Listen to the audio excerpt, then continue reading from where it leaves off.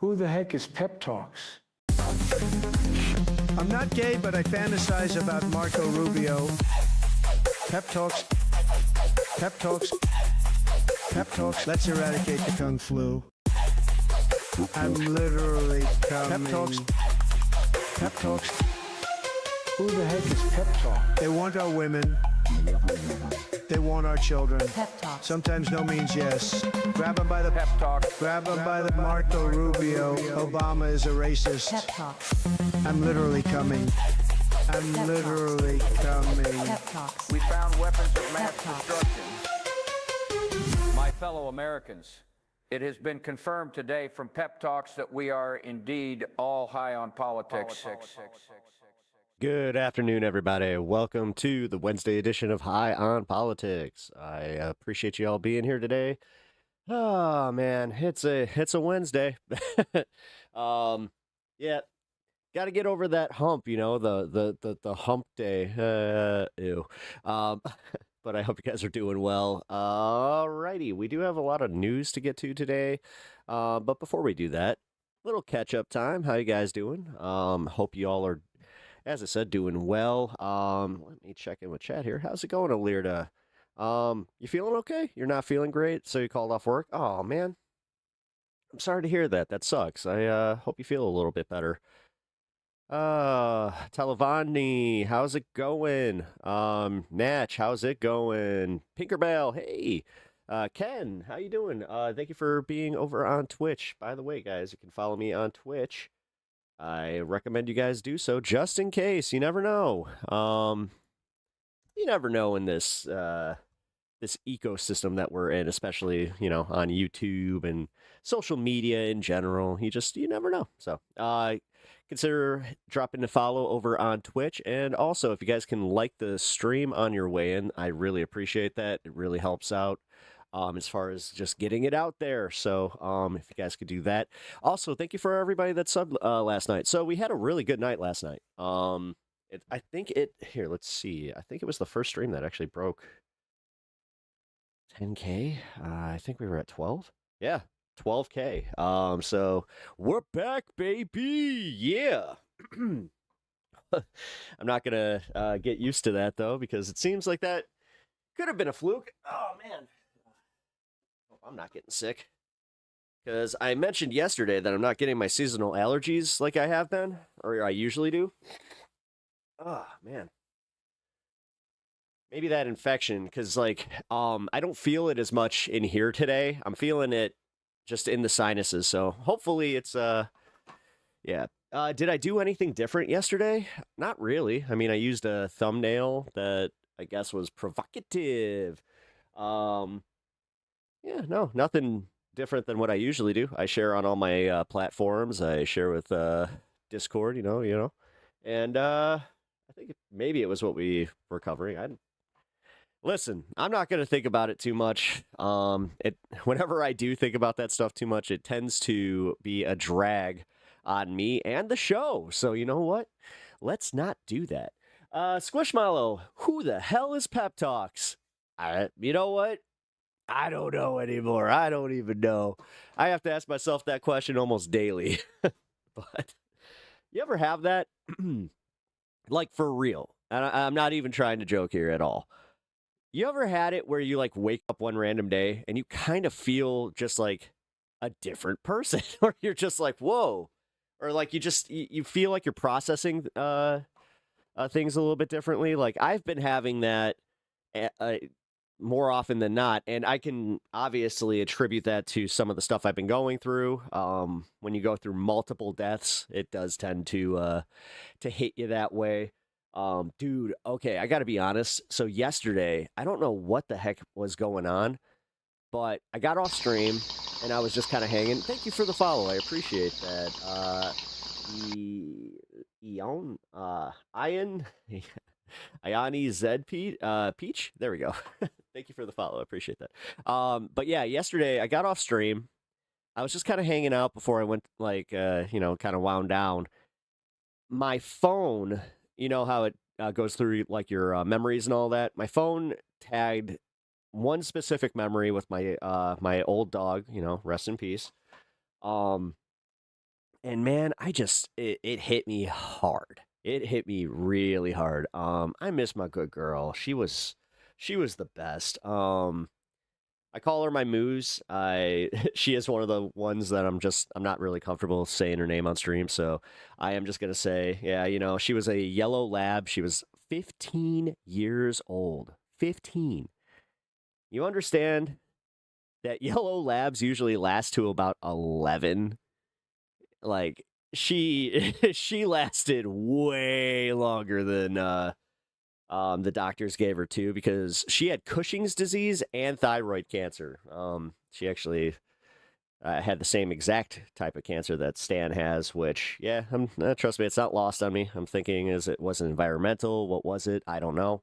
But yeah, my dog has thyroid cancer right now. We're figuring this out because, yeah, treatment, it's untenable. There's just no way, as far as like being able to afford it. So, yeah, trying to figure that one out. But yeah, I had a real, it all hit me, but it felt good because I really needed to get that out of my system. I needed to feel that because I think that I was not able to focus on it because I think that my regulars here got like the full story here. But if you guys didn't know, that same exact day that I had to put my dog down, we found out that my wife has cancer. That was the worst day of my life.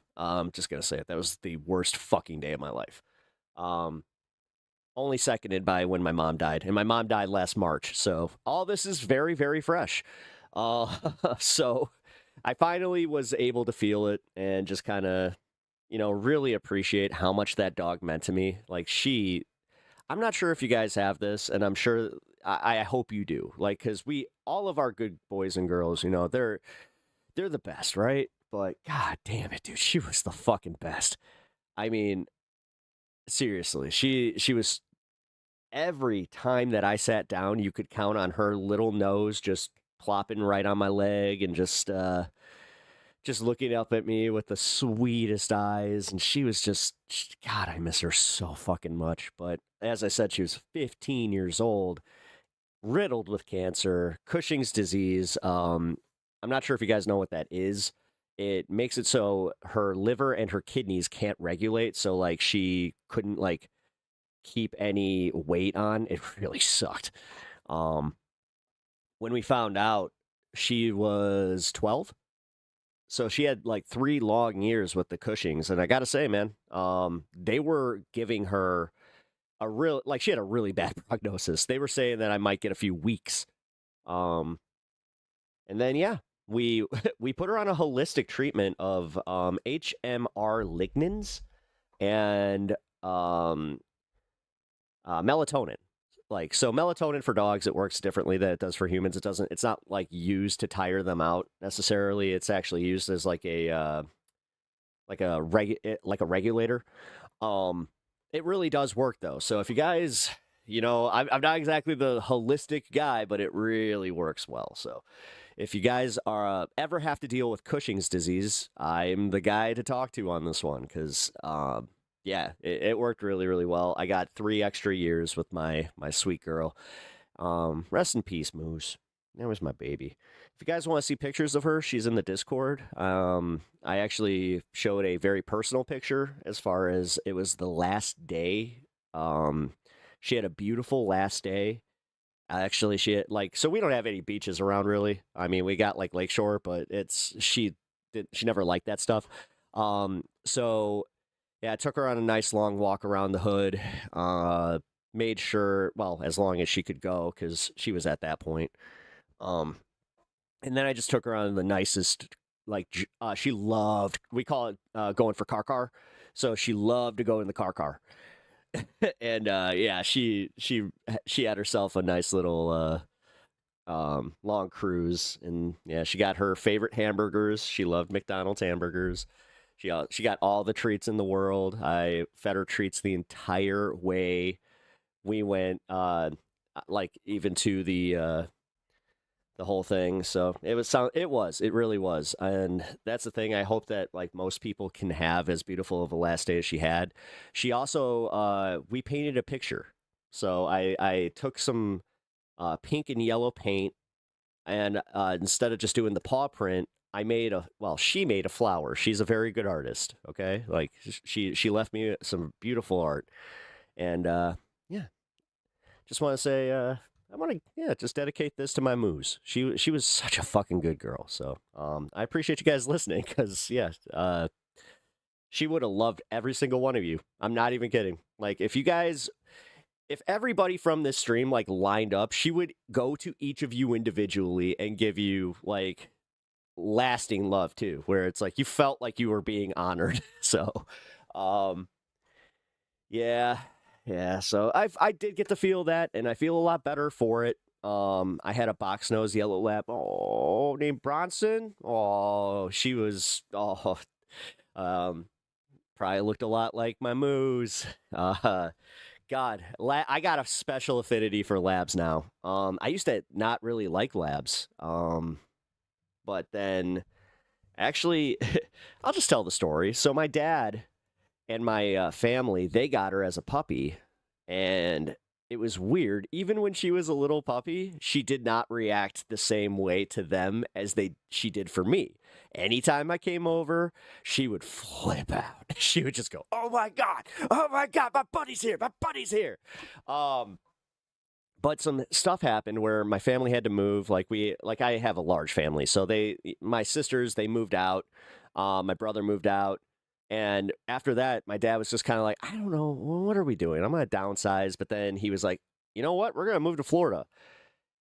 That would have been too much on her, because by that point, excuse me, she was already like really used to the snow. She loved the snow. I have so many videos of like the first snow where she would just freak out. I loved it. So I ended up with her. I just said, you know what? She needs a stable situation. And we agreed. It was kind of nice. So, yeah, I got to hang with my moose. And let's see, because I got her when she was like 6. So, yeah, I had her for a while. Either way, thank you for sharing the stories and memories. Oh, thanks, Pop. I appreciate that. Anytime, because honestly, man, I got to say, she was very, very special. She was very special. So I genuinely, like, I hope you guys can experience a love like I had from that dog. Because, like, that was, you want to talk about true unconditional love. Holy shit. Like, I'm going to post some of the pictures of her when she would come up to me and give me what I call the doe eyes. What's this about Iran getting the Obama deal? Oh, the proposed deal is the exact it's the Obama deal. Plain and simple. So you guys can read up on it and then tell me how it's any different. Also, yeah, Trump's whole Operation Freedom or whatever the hell it was didn't work. So, yeah, it lasted not even 24 hours. All that pomp and circumstance about it, too, where it's like they sent Pete Hegseth out there. Like, dude, they had an entire day of it. And now, here we are. But, yeah, we'll be talking about the politics here in a little bit. I kind of like to take care of some personal stuff before I do that. And I just started the show. But everybody, welcome into the show. I do appreciate you being here today. If you guys are new, I'm Pep. If you haven't figured that out. Also, yeah, this is called High on Politics. I consider this to be like the circle, the special, smoke circle of the internet, or you guys could call it a stoner circle too. I like to think, like, seriously, when I developed this show, there were two main inspirations, well, three. Howard Stern is obvious, Michael Brooks, and then just the fact that I wanted something that was kind of like, I'm not sure if you guys went to community college or if your college had like, a quad, but we used to have a quad, right? And this is how I met some of my best friends in the world. And also, this is how I was able to have conversations with people that were politically different than myself, but we also were like able to maintain a level of decorum because it was like we all understood. You join the circle, pass to the left, and if you want a hacky sack, then just say you want a hacky sack. But yeah, we would would bring up some, political conversations of the day. It was kind of funny because most of the time they would people would think like, oh my God, how could you guys do that and allow that to ruin the moment? What a buzzkill. It was like, no, honestly, it was kind of cool. So yes, consider this like the stoner circle of the internet. And like I said, always pass to the left. I don't care what your affiliation is, but I do welcome all political affiliations. I am genuinely curious how you came to your positions and why you still hold your positions.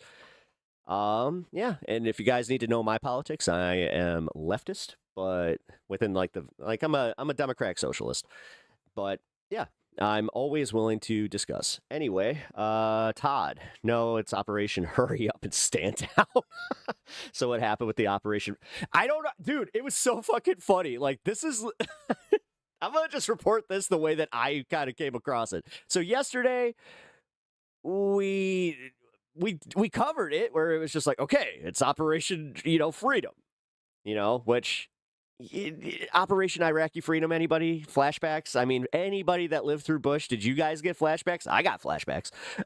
But now it's just, you know what? We're going to open the strait, because the Operation Freedom thing, if you guys don't know, yesterday Trump announced that Operation Freedom would be taking place, and what Operation Freedom essentially was that the Strait of Hormuz was going to be open with U.S. warships guiding other country ships and just, whatever the fuck. So all of a sudden the markets responded and they were all the futures went up oil futures went down. And the market kind of went crazy. So now we're kind of left all hanging again because Operation Freedom done. We're not going to be, guiding any ships out. Then he comes out and he's just like, we're going to make a deal, the best deal. But if they don't want to make a deal, we're going to have to blow them off the face of the earth. And I'm not mincing words. He said that exact fucking phrase. We're going to blow them off the face of the earth. It was like, ooh, what the fuck? Operation Epic Failure. Yes. Dude, I don't know. Dude, that's like low-hanging fruit. And I didn't even... Good one. You know what? Good one. I'm happy that somebody at least picked it. That was good. Credible backstory. I appreciate that. Also, welcome to the stream. As I said, guys, and I'm just gonna do this once. Not pepper this in all throughout the stream. But if you guys can, please consider hitting the like button. Free to do. It's awesome. It does make you a better consumer. And also, subscribe to the channel if you enjoy the content.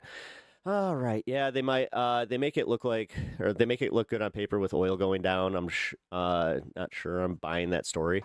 The thing is, I'm not. And on top of it, dude, can I just say, all right, personally, I have a car that has a 13-gallon tank. 13. I fucking spent $68 to fucking fill up my car today. That hurt. That was one of the first real ones where I just went, oh, fuck this guy. I already have that attitude, but now that it is, it's that classic, now that it's actually really affecting my budget and just in general where you're like, oh my God, me filling up my car today means that I'm not going to be able to get, the stuff that I was going to get from the grocery store. It's literally that bad. The budget is just... It's so fucked right now. Our energy bills went up. My fucking insurance premiums went up. Everything is skyrocketing, dude. And then on top of it, my fucking electric bill is just, it's unreal. And it's not like I'm using a lot. I'm my dad now. I've literally turned into my dad as far as okay, the thermostat, make sure that's not on. Open the windows as much as you can. Natural light as much as you can. You got to just adjust. I unplug everything now. And it's insane.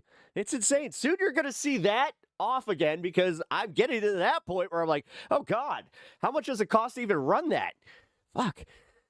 You cringe every time. I cringe just thinking about my gas gauge. Oh yeah, that's the other thing. I pushed my car to like empty.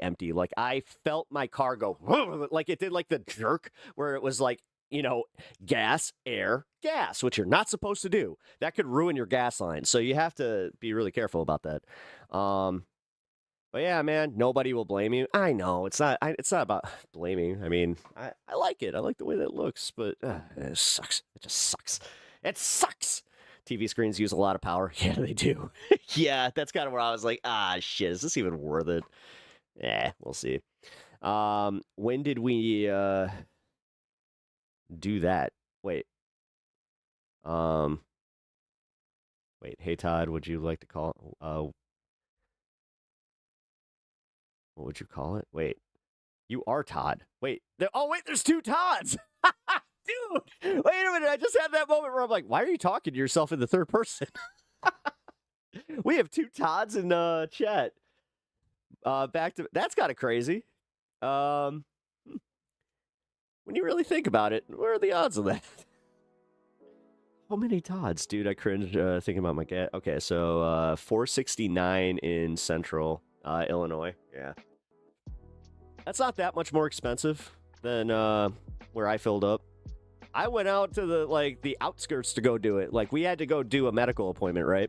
So that was the only thing that I was like, well, at least we get to go and get cheaper gas. Cause yeah, gas where I live is a little bit more expensive than the average in Illinois. Cause yes, when you live in the city, it does tend to do that. Although it is nice, J.B. Pritzker announced that he's going to be suspending the gas tax, which if Gavin Newsom has a modicum of sense, he would do the same thing. I mean, could you imagine if Gavin Newsom took away that 71-cent gas tax? Like I'm kind of shocked that he hasn't already, but anyway, what's the average age here? I'd say 30 to 45, I'd say. That seems about right. Although, let's see. I mean, I know I got some youngins that watch as far as early 20s, which always shocks me where I'm just like, God, that makes me feel old. But yeah, I'd say the average age, 30 to 40. Dominic, why do you ask? Also, welcome to the show, man. Appreciate you being here. I'm 40. I'm about to turn 40, I should say. I'm 39 for a few more months, so I'm gonna ride my 30s. You know what I mean? I did the same thing when I was in my 20s. It was kind of funny. I'll never forget this shit. When I turned 28, I was like, I have 2 more years. And then when I turned 29, I was just like, all right. But it felt like I was counting down each day where I was just like, I don't want to be 30. Whatever. Now I just own it. Cool. Age really is a construct. Once I start, there are days that I feel 60. Let's be real. I think I just skipped some of that 40s pain where it was just like your neck is going to start hurting, your knees, your joints, all that. I'm just like, how about just things quit working on you entirely? So yeah, man. Thank the Lord for eagle eyes. Vote Trump. What the fuck are you talking about? Eagle eyes. And number one, nobody's voting Trump. I mean, if you guys want to vote Trump for 2028, then you guys are just admitting that the Constitution isn't worth the paper that it's written on. And realistically, Trump might want to stop doing that. Just as an aside, yes, I'm a leftist and I do disagree with what he's doing. But realistically, I thought that we kind of held that to a standard that was not as easy just to stomp on. You know what I mean? It's crazy how they just constantly fucking find things in the Constitution, just go, fuck that. I mean, dude, the First Amendment alone, I don't care who you are. If you don't like Jimmy Kimmel, fine. If you think his jokes are crass, fine. But if you are sitting here cheering on Brandon Carr going after Disney and ABC and their license because they have hurt fifis, you might want to just reevaluate where you are politically with that shit. That's insane. You do understand how fucking dangerous that is, right? Because God forbid, the fucking guy starts coming after you. God forbid he does something that affects your life, then you start having a negative opinion about him. Then he's going to come after you. That's how this works. Like, I had to explain this to one of my friends that she admitted that she voted for Trump because she thought she was going to get her IVF paid for. And I told her that she was she was profoundly stupid for believing that. And she was just like, well, it's not like Kamala was making any promises like that. It's like, actually, she kind of was. And they were also, you know, talking about codifying women's rights and like making sure that the Supreme Court can't do any more fuckery with this shit. Yeah, but whatever. Just ignore all that. Again, not the biggest Kamala fan, but I hate when people are just so disingenuous with their politics and also like they put the blinders up for, you know, for Kamala, but they can't do that with Trump. And then now, because that did not come to fruition and because she's paying more, now all of a sudden she's paying attention. Now she has a kid that's going into school. Now she's paying attention. Like, it's fucking stupid. It genuinely does make me angry how selfish Americans tend to be and how short-sighted we are. Just as a collective, it really sucks. And then when you are like a leftist and you actually like have some empathy and you also kind of just you want something for like the greater good, right? I understand, like, I don't have kids, I don't plan on having kids, but I understand that my taxes going to like my school system is for the greater good. If you educate our youth, then it's going to end up producing better results. We're going to have better, you know, I might have better neighbors and they might be less shitheady. We'll see, but also kids be kids, you know, that's one thing. They tend to be shitty anyway sometimes, but all V Democrat liberals are delusional. Like, okay, why? Instead of just going out here with your anecdotes, why, number one, is Kimmel an asshole? What's wrong? What is wrong with him being an asshole? I thought you guys loved Trump and I thought you guys loved humor. You know, make comedy great again, make comedy legal again. Like, I thought you guys wanted that to be a thing, but okay. Happy Mother's Day. Shit. Dude, my mom died last year. I'm not gonna lie. This week has been fucking hard. And then seeing some of the commercials hitting and just yeah, it's not great. There was one specific ad that got me today, but yeah, realistically, what is your fucking problem? Like, what's the problem? And instead of just being a old douchebag about it, why can't you offer like a criticism that might, I don't know, make you rethink your politics or make you think, hey, maybe I would vote for him if they did X, Y, Z. But it's always just this bullshit where you lead with your fucking fifis. It's all down here, man. It's not even up here. You don't lead with the heart. It's the tum-tum. Whatever makes you feel awkward in the tum-tum, you're just like, well, actually, it might be down here, too, because let's be real. Trans rights, that's all down here. Your pee-pee starts moving up, and you're just like, I'm confused. I hate trans people. I mean, I know I'm not wrong on that one. Lost my mom when I was 13. I'm 67, and it's still tough. Yeah. Hell, I'm in my second year, man, and it was just her birthday. Somebody told me that the second year is the hardest. Fuck, were they not wrong. Oh, my God. It's been rough, man. I had a really good relationship with my mom. I was very close to my mom. So, you chill, dude. SIL. What's that? What's SIL? I think the Republican Party and Democratic parties are somewhat, if not all, corrupt because these people... Listen, I'm just gonna do this. It's left versus right. You know, when it's literally top versus bottom. Like, somebody said that yesterday, and that really resonated with me. Because that's what it is, guys. That's what it is. And unfortunately, you have an entire political contingent that has been fooled into thinking that if we tax, these rich fucks, if we go after them in any way, that they're somehow getting affected by it, how they are somehow getting hurt by it, which that's insanity, man. Like, that is genuine insanity. But the Democrats they're not offering anything to these people that makes them feel like they're being taken care of, or like they're even cared about. So I will say that, man, like it's fucking stupid. Pick a side, be a sheep. No. Listen, I understand where I am as far as like a political compass and all that, but no. That's why when people call me a Democrat, I legitimately just go, I'm not a fucking Democrat. If you guys look at how I'm registered, yes, I'm registered as one, but I have to be. I live in a stupid state where I have to do that. It's, virtual insanity. Gonna make me want to start doing this. Always seem to... Wait, I think I have a Jamiroquai hat somewhere.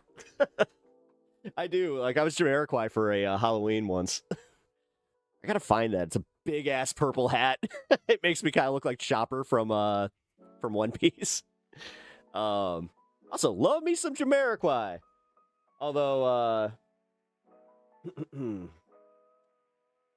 Canned Heat is probably my favorite song. Canned Heat in my ears tonight, baby. Dude, that song is, anytime that jam comes on, I'm just like, oh, it's time to funk out. Let's go. That's one of those ones that, like, if I'm drunk enough, like, and there's a dance floor, I don't care where it is, wedding or not, it's just like, we're going for it. I don't care. Partisan primaries was a mistake. It was, but at the same time, think of like the way that infiltrators can go in, and I don't know, I kind of get it. Oh, geez, thank you for the hype train. Ah, Poggers, thank you for that. Let's see.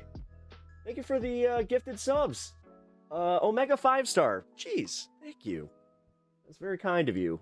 Oh, I'm blushing. Also, like I said, guys, follow me on Twitch. Twitch is, like I said, it's, I like to focus on my YouTube, but I want you guys to make sure that you at least follow me on my alt platforms, just in case. Literally just in case. That was on the Center Stage soundtrack. You know, I'm gonna just say it. That's how I got into that. My sister loved the movie Center Stage. My mom, if you guys didn't know this, I'm not sure if I ever disclosed this. My mom was a professional ballerina. She went to Radcliffe University. She danced with the Joffrey Ballet for a little bit. And then she got pregnant with me. But she was a ballerina for a while. She went past 30, and she used to do her little toe things, her toe exercises. She was very proud of that. The way that she could always, like, I forgot what the hell that's even called. I should know more about, the ballet, but because my mom was so into it, it was one of those things where I always felt like I was getting dragged there. I've seen the Nutcracker so many fucking times that I'm just like, I would rather see anything else. But yeah, so my mom and my sister, like, they loved that movie. And then, of course, like, I was just like, all right, I don't care. This fucking song's a banger. It's just like, oh, God. Dirty really said they wanted to not be welcome here. Whatever, man. Get your kinks elsewhere. Like, listen, I'm not a kink shamer, but if your kink is getting banned, go somewhere else.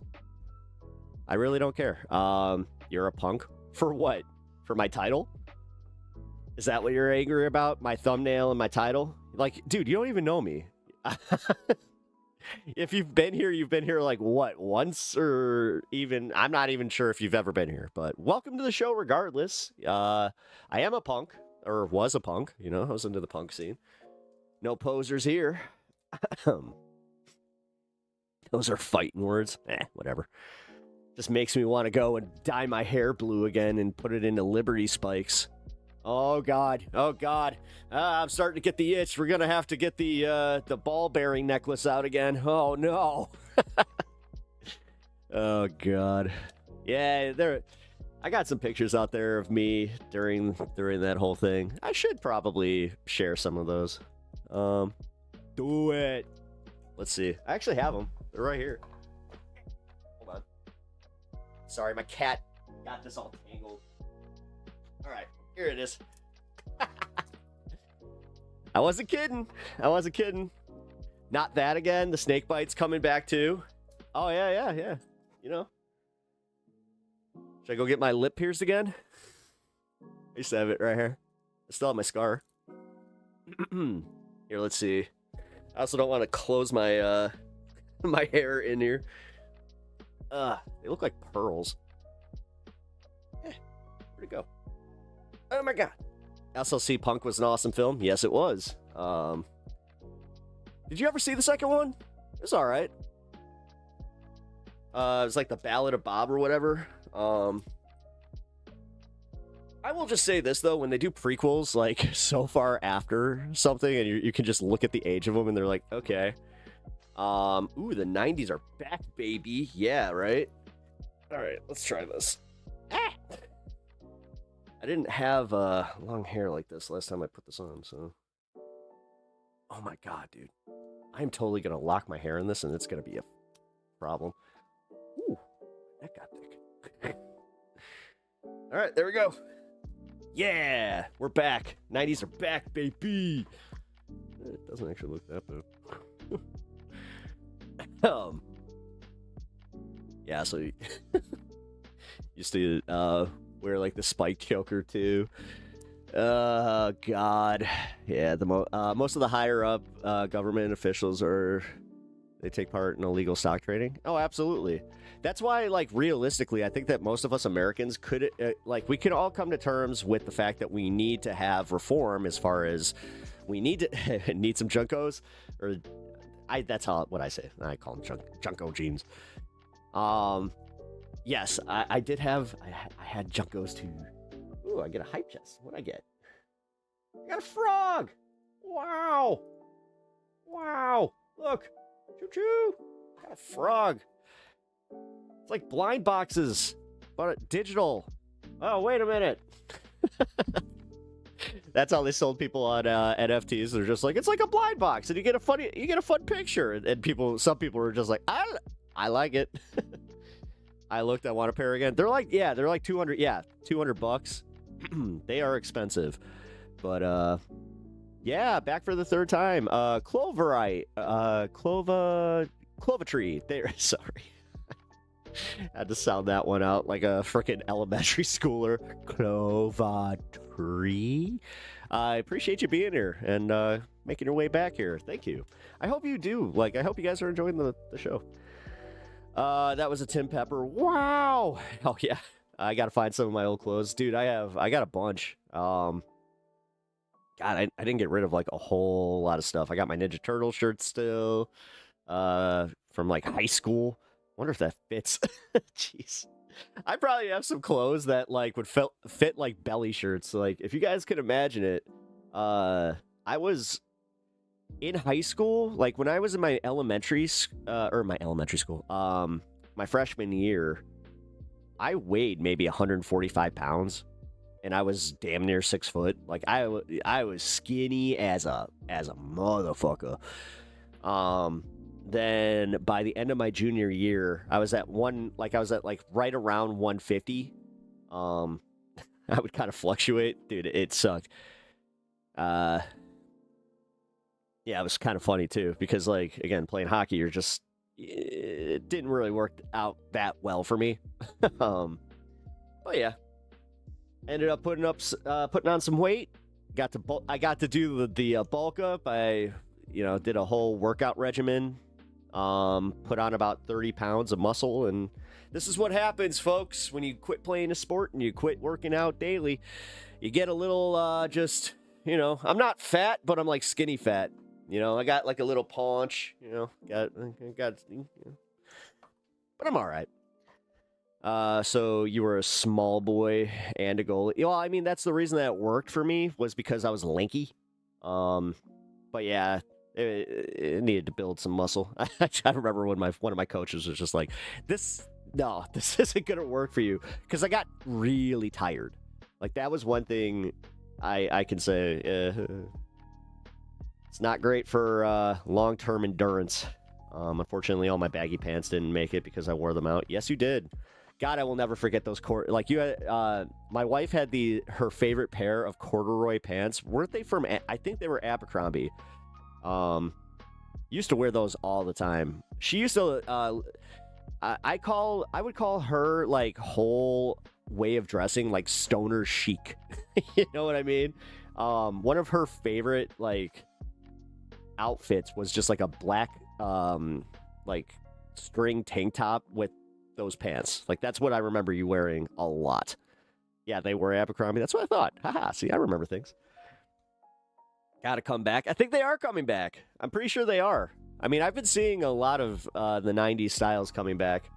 I mean, hey, now we got this. Although, I'm not gonna lie, this is a little uncomfortable, and I'm likely going. I remember getting like a rash from this at one point. I hope that doesn't happen again. But oh wow. Oh, by the way, guys, horizontal is up. But I'm glad that you guys are enjoying the vertical streams. I'm still tiny, and I could, still wear my middle school PE shirt, even though I'm 32. Jeez. Yeah, see, I got a sweater it's a bullhead sweater that when I bought it, I might be allergic to nickel. Oh, shit, that's what it might be. Yeah. Yeah, nickel alloy. I think I might be. Let's see. No, I mean, I think I might be okay.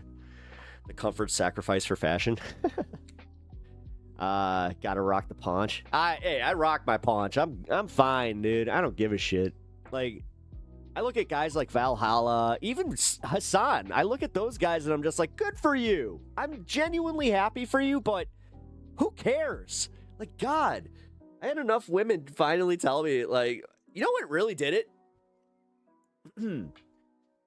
When, God, one of our friends was starting to date again, and she just kind of said that she, like, we got on that conversation about, like, you know, dudes that work out and all that shit, and she just said it, where she was like, nah, I'd rather have, like, a guy that has, like, a little bit, you know, because I mean, her reasoning made a lot of sense to me, where she was just like, because I don't want to have a guy that, like, I have to live by that standard. It was just like, kind of makes sense to me. But she might have been joking. I could have misinterpreted that. Also, what up, Kyle? Good to see you, dude. I stop by now every now and then. Clovertree, I do appreciate that. All right, so Donald, you're a fucking idiot. Why? Why am I an idiot? Like, what happened? What happened? Why am I so stupid? Could have been some of those pucks that I got, you know, rocketed at my head, but same here. I love a guy with a little belly. My boyfriend doesn't believe me. You know, tell him that you watch a guy named Pep Talks. That, and also you can tell him to check out the show. He might enjoy it. But gotta say, because I spent so much time in the gym. I mean, before the cancer. Yeah, I mean, yeah, you spent a lot of time working out. Nah, you just have that freak metabolism. Mike's hair was looking very good today, wasn't it? Who's Mike? I don't know who Mike is. Got to get that self plug in. Yeah. A self plug on my own channel. Yeah. I mean, I guess it works. No, the self plug that I need to do is, how about our Cubs? I'm pretty happy with them. They're looking good. You know? Did the record get broken yet? I haven't been able to watch any games because, yeah, that whole thing. I had to cancel the streaming service that they're on. You realize that the Cubbies were on WGN for free since like the early 60s? And when they did Marquee Network, like, god damn it, dude. Everything sucks. Everything sucks in 2026. I don't care what your politics is. Dude, everything sucks. We gave up on cable, and now we all pay more than cable. Like, what are we fucking doing? You know, this fucking, I'm so sick of it all. And they keep working us for more and milking us like fucking, milking us. Ew. Kiki BB. I appreciate the follow. Thank you for that. Everyone knows Mike. It's Mike, you know, from The Thing. Mike from The Thing? Oh, God, I forgot. I forgot about Mike from The Thing. God damn. I don't know how I did that. I just saw this comment. Wasn't Trump supposed to make gas go down? Shit's like $4 a gallon. Trump. I mean, it is. And honestly, if you're out there and you're just like, damn old Biden. Well, hi from Singapore. Hey, thank you for popping in from Singapore. I think that actually, Squishmallow Dragon, isn't that where you kind of frequent a lot? I know that you are a world traveler, which is cool. But Mike Ock. It's like the Mike Ock and Huge Ass. They were having lunch together. And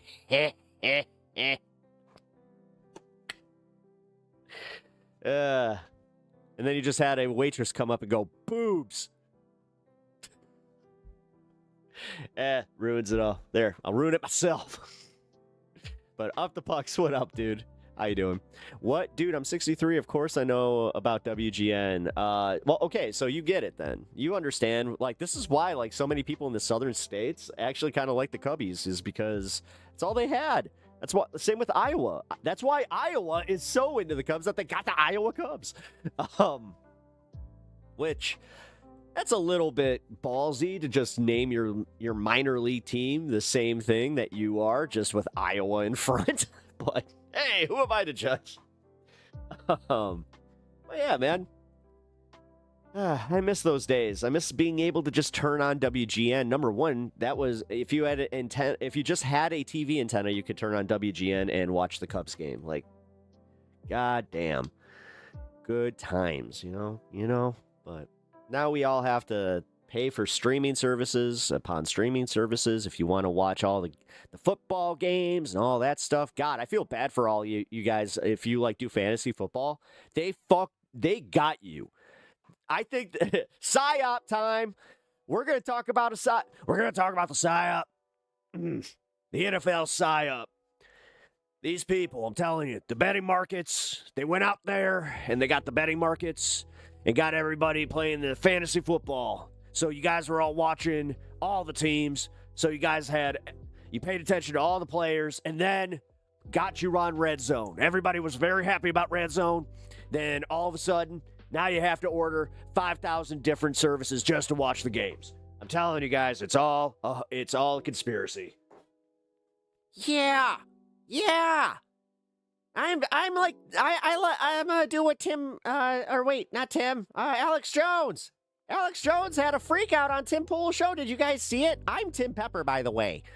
I am Tim Pool's biggest fan. I don't belong here. I have a Pepper shirt and everything. I'm a Pepper. I mean, I'm so ashamed. But then I ended up with this asshole. God damn it. But Tim Pool's the best. We all hail Tim Pool. Kickflip.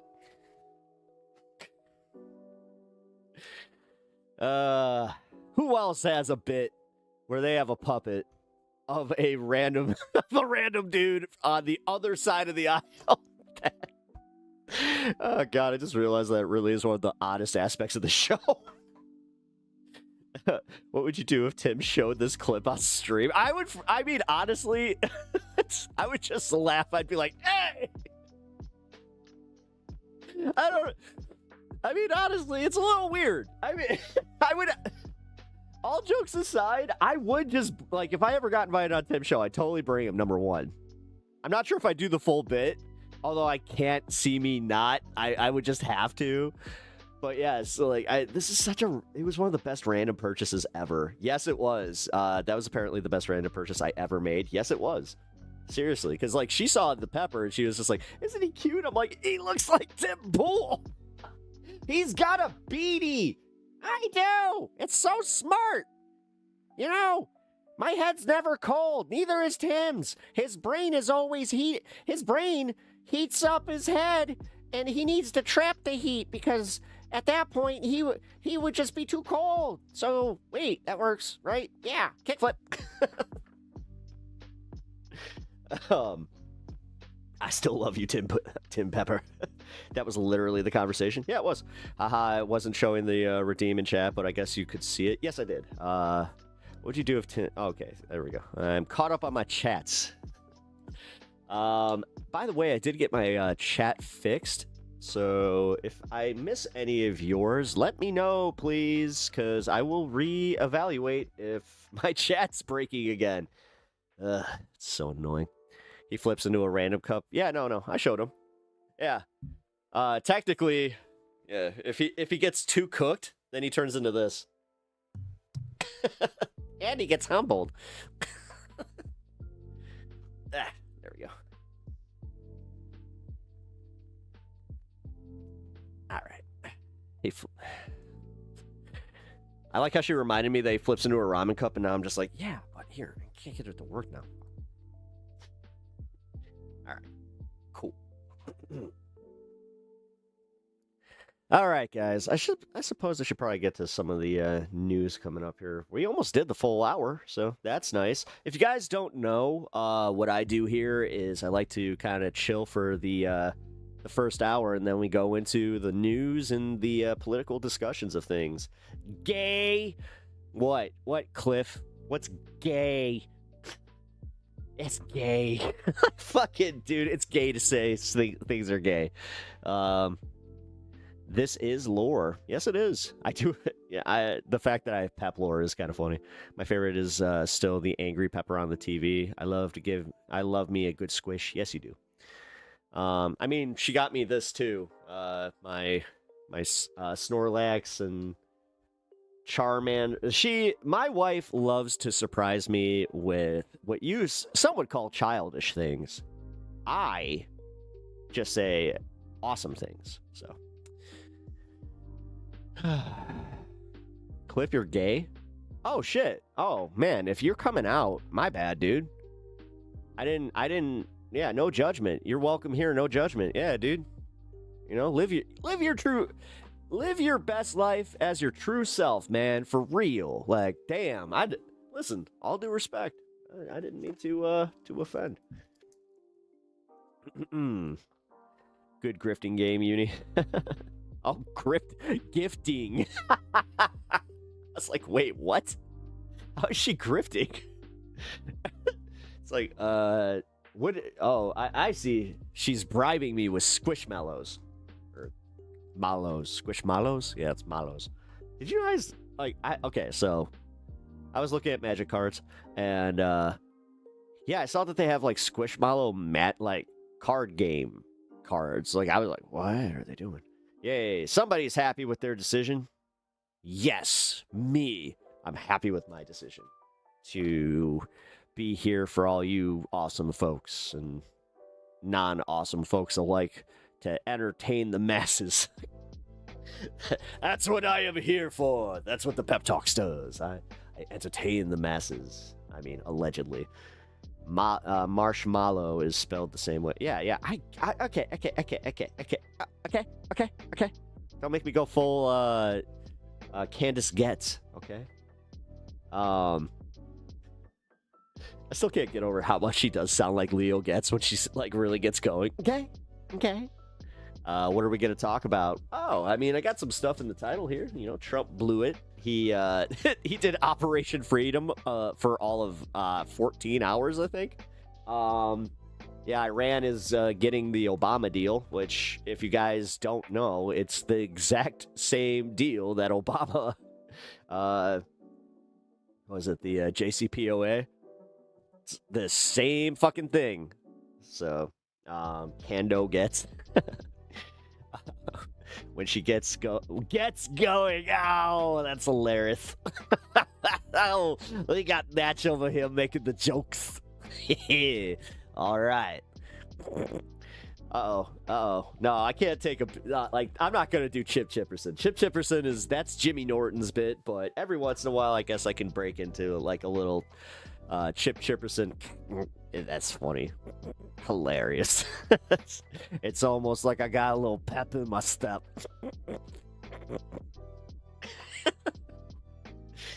Hey, are you pepper in the conversation?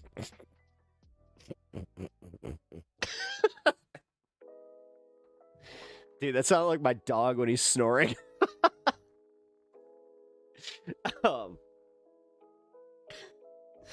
Oh man. Now this guy's probably gonna give a pep talk. I'm on the nose. What can I say? It's almost like I'm a little spicy today. LeMayo, the accent.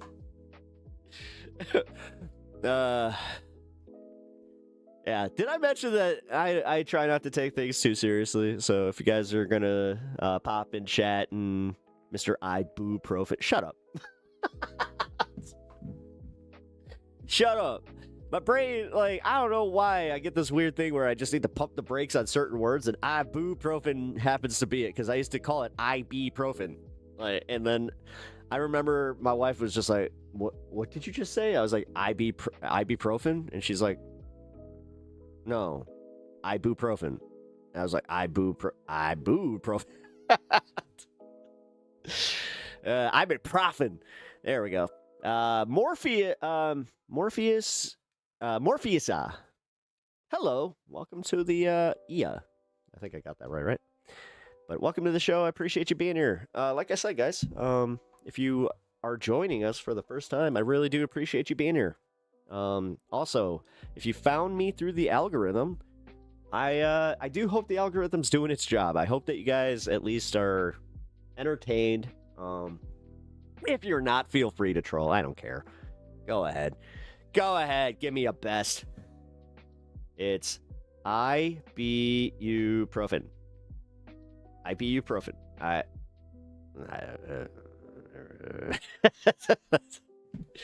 Now chat's fucking with me. All right, guys. I get it. Make fun of the guy that has dyslexia. I get it. You know what? I see how it is. How do you guys feel making fun of somebody that has, an intellectual disability? Is that what it's actually? It's not intellectual disability. It's a. Is it? I don't know. What would you got? It's considered like a. I don't know. It sucks. I hate that I have to. Like, I got used to it where like I can read. Thank God, but it takes that little extra step. Ibuprofen. So I was saying it the right way, like this entire time. What the hell? I'm getting bullied. I'm getting bullied by chat today. Man, my own people. This is what it feels like when they turn on you. God. You were saying it backwards? What? Ibuprofen. Ibuprofen. Yeah, wait. No, I busted you saying origin. No, I didn't say it that. I didn't say origin. What? Now you're just making stuff up. There's a U. It's pronounced E. That's not a thing. Yeah, well, thank you. Like, especially, like, dude, trust me, I hate that shit. I really do. That and I before E except after C and all the other fucking things that the E is in front of, so that rule was bullshit. Fucking A. Just gonna say that wasn't very cool to go through my schooling. You were saying ibuprofen. It's ibuprofen. So I'm still saying it wrong. Ibuprofen is not right. No. It's ibuprofen. Wow, she got that mad that she needed to come down and correct me, folks. It's also acetaminophen, not acetaminophen. Hey, the president did that one. All right? Acetaminophen.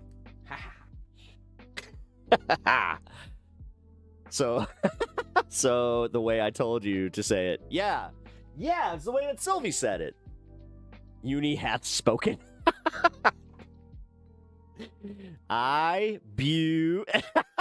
Stop it! You're not helping! You guys are making this so much worse. Got anything else to say while you're down here?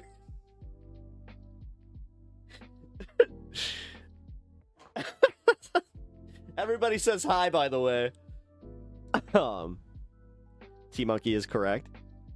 All right, where? Let's see. There's a U. It isn't pronounced E. That's not a. That's a, yeah. Ibuprofen. Huh? Ibuprofen? That is not right. There's no way. Anyway, I will come back over and over again to listen to you. Oh, I love it. Hey, thanks. I appreciate that.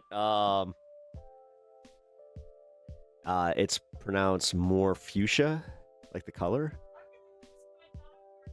Wait, more fuchsia. Thank you for that. Cool. She's gonna ask her doctor. That's actually, dude, this just became a thing that she's going to her cancer doctor, and she's legit going to ask. And you know what? Her doctor is a funny guy, so he's going to have a one of these moments where he's just like, "How are you saying it?" Oh, I have a feeling that he's going to, yeah, he's going to roast me for that. He's a good guy. We were just talking about that. He has a really good team. This is a legendary segment. I mean, it ain't going nowhere. I have a feeling that this one's gonna come back. It's gonna come back to haunt me. It's like, hey, Pep's got a headache. You gonna take some ibuprofen? Or are you gonna do some acetaminophen? Pep Talks, Google the pronunciation. All right, that's it. How to pronounce ibuprofen. All right, here we go. Ibuprofen. Oh my God! It's ibuprofen. Ibuprofen. Ibuprofen. Ibuprofen. Ibuprofen.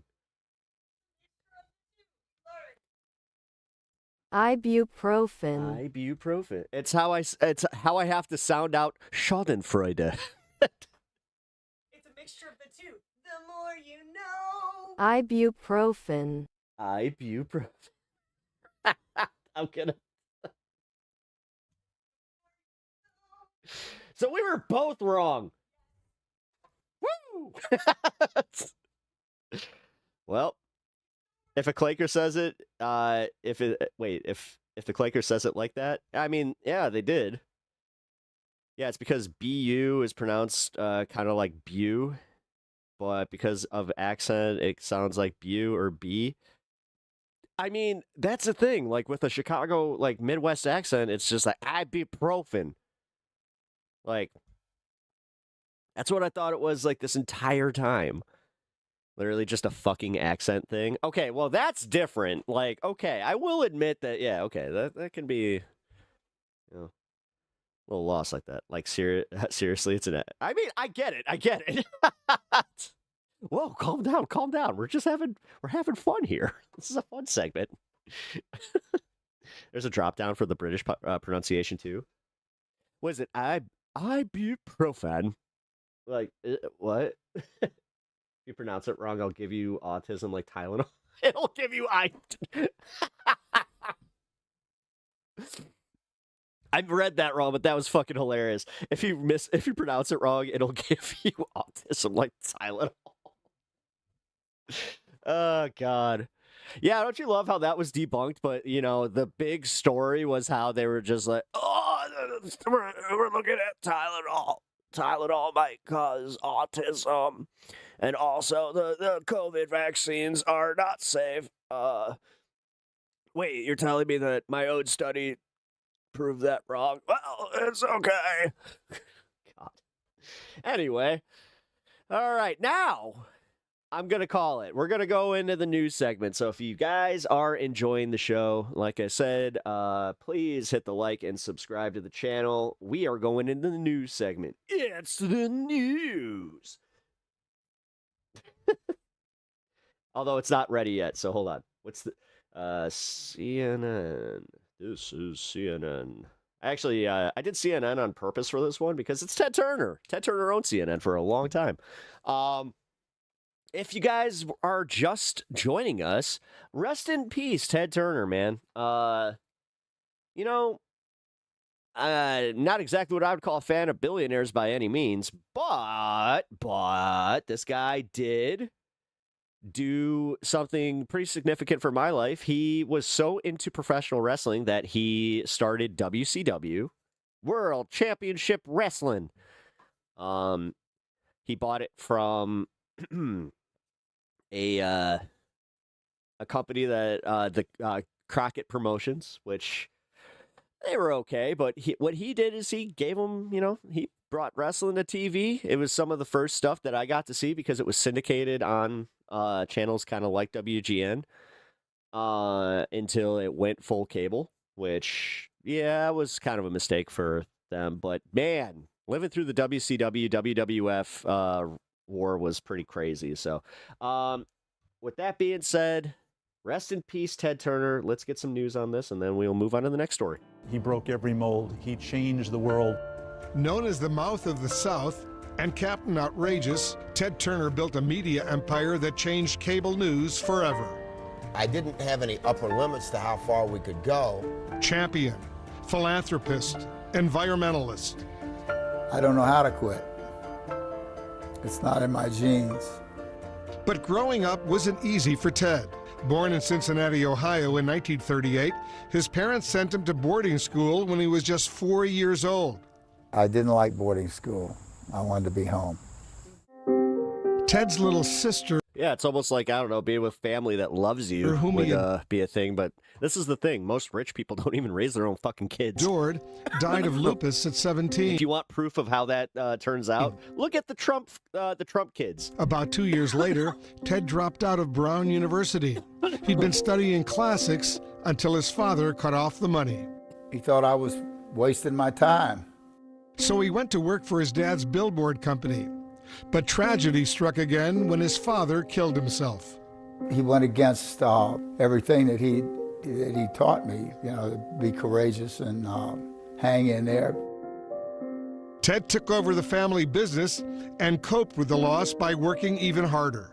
He said, set your goals so high that you can't achieve them in your lifetime. When Ted wasn't working, he turned to the sport he loved, sailing, We gotta go fast as we can here. and won the sport's top race, the America's Cup. I had worked very hard. It took me a number of years to become a champion. He put that same drive into expanding the business. In 1970, Ted bought a struggling TV station. Yep. It was a WTCG. broken down UHF television station in Atlanta. He was going to transform I UHF learned about this in broadcasting school. television into this new world of satellite television. Ted renamed the station Superstation, WTBS, yep. and it became the country's first superstation. The What Superstation. Ted made happen was just as important as the internet revolution of the 90s and 2000s. But starting out, Ted needed content. He bought the Atlanta Braves and broadcast their games nationwide. The Atlanta Braves. The Smart. Braves became America's team. When we bought them in 1976, they were terrible. By 1995, Ted and his team were World Series champs. As he built the superstation, he set his sights even higher on a 24-hour news channel. I worked till 7 o'clock, and when I got home, This is the part that does suck, where it's like, I don't think that you had good intentions, but the road to hell and all that. news was over. So I missed television news completely, and I figured there were lots of people like me. People did look upon that as a foolish idea that was destined for failure, but they underestimated Ted Turner. Most of the leaders of the world thought Ted was nuts. We signed on June As there's somebody in chat that's just like, Ted Turner was a wacko. 1, and barring satellite problems in the future, we won't be signing off until the world ends. We'll be on, we will cover it live. I dedicate the news channel for America, the cable news network. Take 11, Mike Keelan. CNN aired its first broadcast on June 1st, 1980. Good evening, I'm David Walker. And I'm Lois Hart. Now here's the news. It took 5 years to turn a profit. I lived for 20 years in my office. He was one of us. I mean, he would be in his house coat down having breakfast in the Hard News Cafe. And we'll get better by the end of the week. Critics called it chicken noodle news. But the Gulf War would give CNN the respect My dad used to fly him. He was a wacky deserved. guy. That doesn't surprise me. Now they are hitting the center of this city. It was the first time a war was broadcast live on television, and it was only on CNN. I still believe that that was the greatest scoop in the history of journalism. You can see her there. Ted didn't care as much about ratings as he did about being the most trusted name in news. Ted also cared about the world. Over a 10-year period, he donated $1 billion to the United Nations. I'm no poorer than I was 9 months ago, and the world is a lot better off. Oh, we need more people like that. And he expanded his If they're gonna do this, we need more people like that. empire, launching networks like TNT and Turner Classic Movies. In his personal life, Ted was married and divorced twice with 5 children before he finally met his match, Jane Fonda. She agreed to have dinner with me. For me, it was love at first sight. I can't ever forget the reasons that made me fall in love with him. I've never met any human being that thinks the way Ted does. Ted was a visionary, a titan, even Time Magazine's Man of the Year. But in 1996, he sold his networks to Time Warner. He got almost $8 billion. I said, Ted, if you sell, you will no longer be captain of your own ship. Ted Turner. Ted. 5 years later, Time Warner merged with AOL, and Ted was out. Ted used the description, I've been fired. Ted got shafted, and it hurt. It was more than just a company to me. It was a way of life. He lost. All right, we're doing this. You stupid fuck. All right.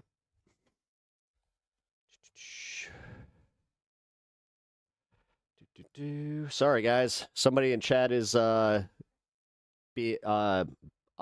blatantly breaking TOS here, so fuck you.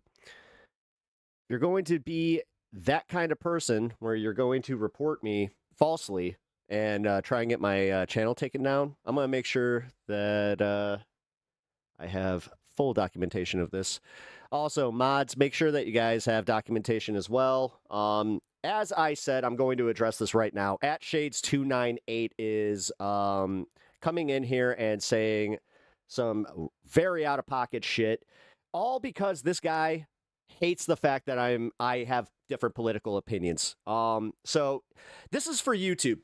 You guys need to do something about this shit right here. This is the problem that most people have with the platform in general, is you have people that are blatantly bad faith, and somehow, some way, these are the people that get this, like they get their reports through, and then it does cause like some problems. But realistically, man, I hope you understand this, that although you're probably like one of these like bot factories, you have multiple IPs, but if you guys do shit like that, you guys will get like hard banned on your accounts. Like, trust me, we make them money, so they are going to review it, even though they have like a batshit crazy AI system. That shit right there gets your fucking account hard banned, and we're talking like hard IP bans. So you know what, man? Number one, fuck you for even doing that shit, because you're actual scum. You're such a fucking little bitch boy that you can't allow people to have, like, you want to talk about real censorship? That's the shit that fucking is real censorship. You bad faith asshole. And you know what? If you guys truly feel that way, you need to fucking just do, like, you need to go get some fucking therapy. You need to figure out why you're so miserable that you need to go and attack people's livelihoods. Just gonna say. You reporting him? I'm not even a mod. Good. Thank you, guys. His empire and the love of his life. After 10 years of marriage, he and Jane parted ways. But you love her still? Yeah. To this very day? To this very day. But Ted never gave up. His final act, saving the planet. He created the UN Foundation and the Nuclear Threat Initiative. On his Montana ranch, The he dead made it his billionaire? mission to save the bison. Yeah, but like I said, he's one of the billionaires that was actually kind of one of the good ones. Like, if there is a good billionaire, this guy actually did care. Well, you never go home. He's not like that one And he guy that's opened- like, yeah, I never have introspection. restaurants to ensure their survival. Ted's love of the outdoors has made him perhaps the number one environmentalist that I've ever known. Before his 80th birthday, Ted revealed he had Lewy body dementia, a progressive disease. He spent his final years Imagine saying that with a whole straight face. treasuring private moments, his ranch, and his family. He wants to know that when he goes out, it will be with the love of his children and grandchildren. You can never take away what he created and what he did. We have It's kind of like the good king. I get it. I've never- No, trust me. That Seth, I think you're just joining us, right? I already covered that. seen a man quite like Ted Turner before on this planet. That was a justified crash out, eat shit clown. Like, honestly, man. It's assholes that are like that are ruining all of this kind of shit because you guys are you're such little bitches that you cannot take that there's people out there that think differently than you, which genuinely is fucked up. And I don't think we'll ever see another one like him But again. okay, man. There's the amazing American success story, the businessman, the visionary, the revolutionary who created really a media revolution. And you know, every single thing that followed him, anything in the 24/7 genre started with Ted Turner. Everything was a copy, if I dare say so myself, and not the best copies. He was the original. And he made us all proud, and he made us all hopeful, and he made us all strive Fox News for was his literally based vision on his of a better platform, world, whether so. it was in news or whether it Conservatives get triggered so easily. Yes, they do. But the thing is, they're not just triggered. This is different. This is literally different. This guy's coming after my livelihood and lying. Like, he blatantly is lying. was in the I didn't say anything like that in the slightest. Coming on here trying to make it like seem like it is that. Also, hey, retard. They can fucking they go through all the transcripts. So when you posted that, it's a obvious fucking like blatant lie. The philanthropy, he was the first of the modern day philanthropists after the Carnegies and the Mellons and the Rockefellers of their generation. As Wolf just pointed out, when he gave $1 billion to the UN Foundation, and then Bill Gates, and then Warren Buffett, and then Michael Bloomberg, and all the others joined in to follow in that incredibly noble pursuit.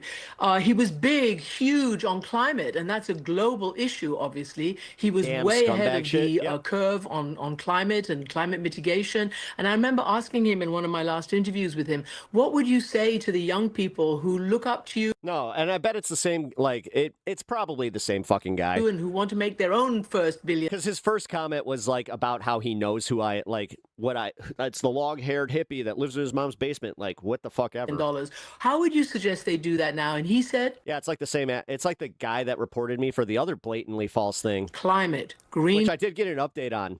technology, the green economy. He was so You sure know how I know about the actual IP ban? when he was always so absolutely right. And as Wolf was saying, you know, he was somebody who believed in breaking down the barriers between peoples and between nations. I remember when I was still, you know, in 1980s in New York, and I was climbing up the ranks. I started in September 1983 in Atlanta. And I remember when he banned the word foreign, and I was absolutely devastated. I wanted to be a foreign correspondent like Edward R. Murrow and all those people. And he brought the word international.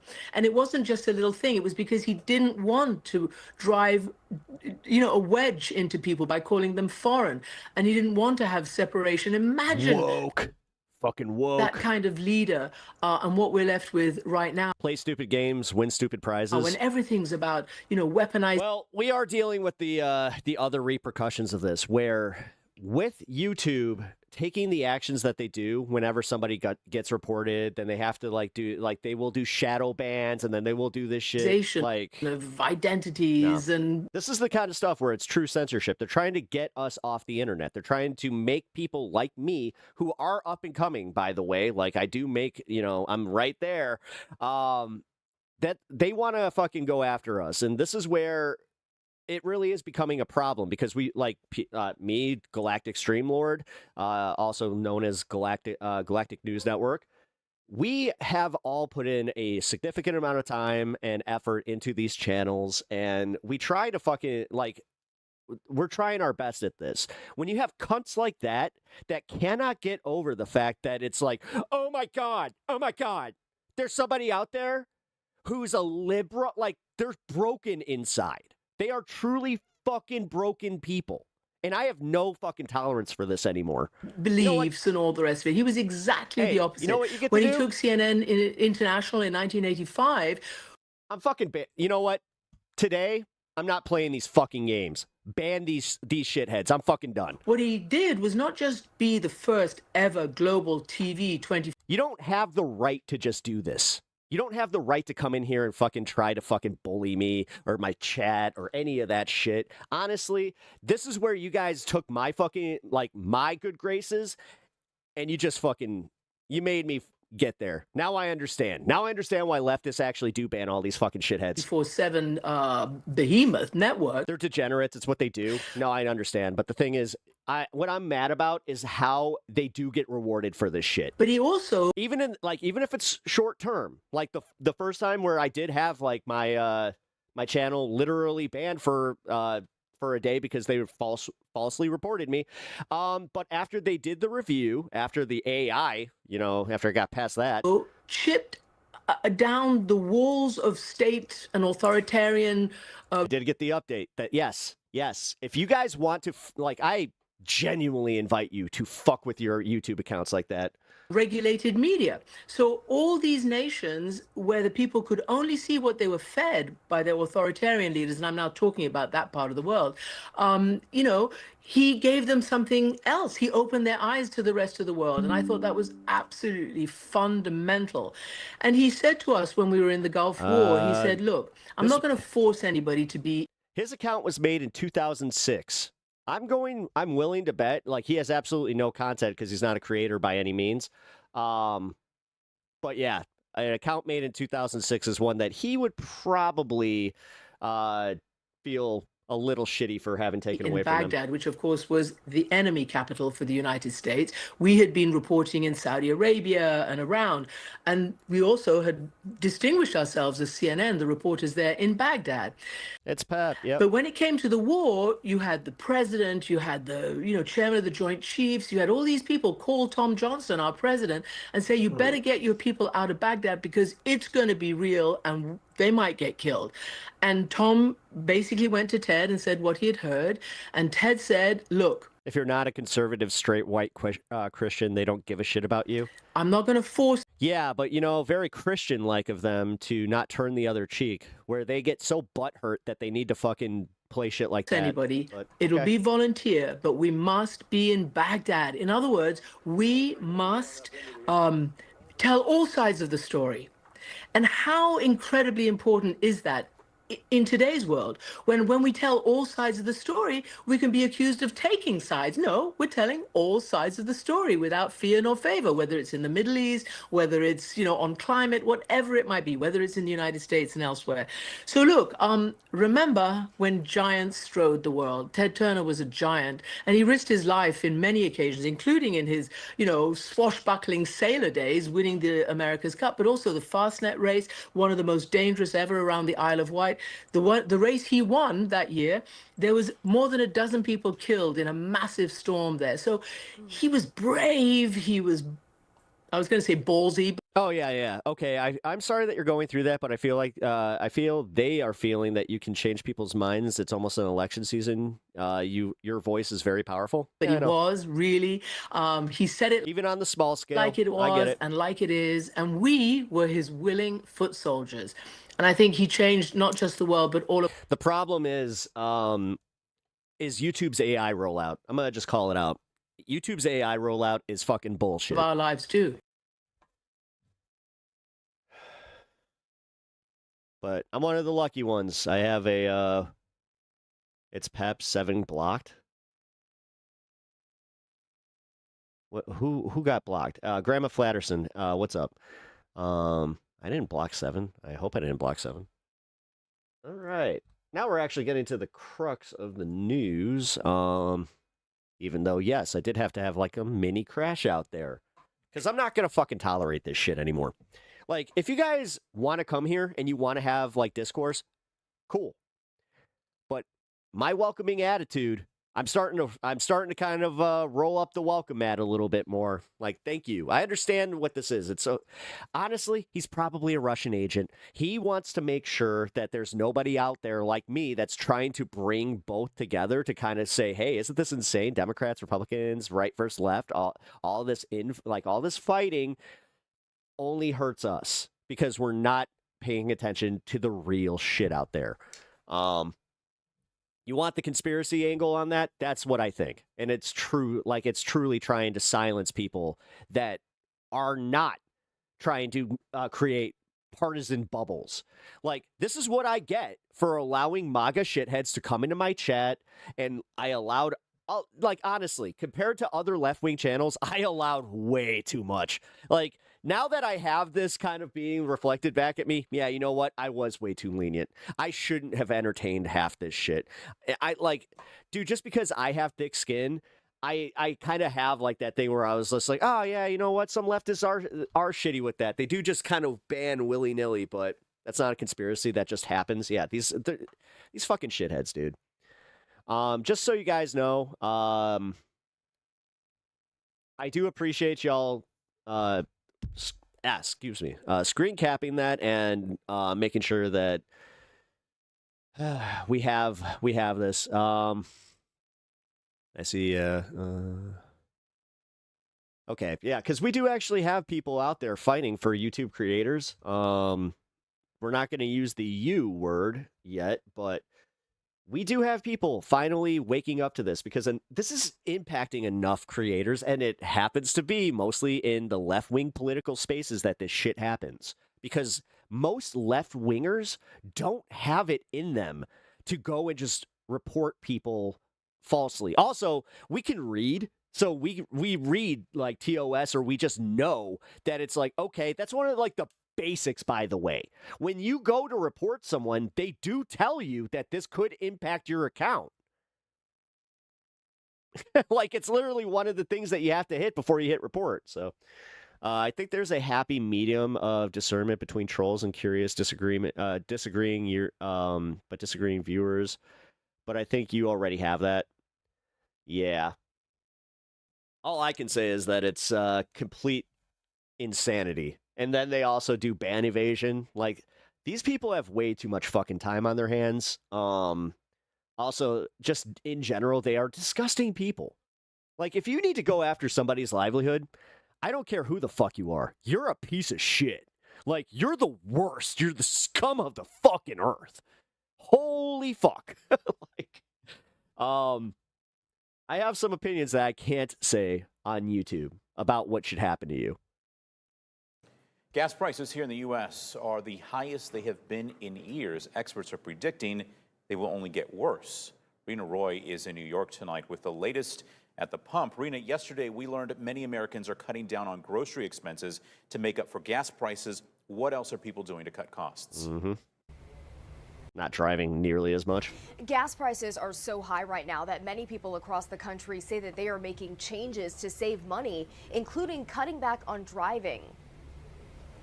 Gas prices soaring across the country. The national average per gallon is now But like this news story will trigger them. $4.48, Lies. up $1.54 since Because the they're war also with Iran. dumbasses that just can't listen to anything that fucking breaks their fucking fragile worldview. Began an increase of more than 50%. I am working to make ends meet and just survive. Chicago area Uber driver Lisa McGee says she's now paying double what she paid just a month ago for gas. I'm working a whole extra day to make up for the gas prices.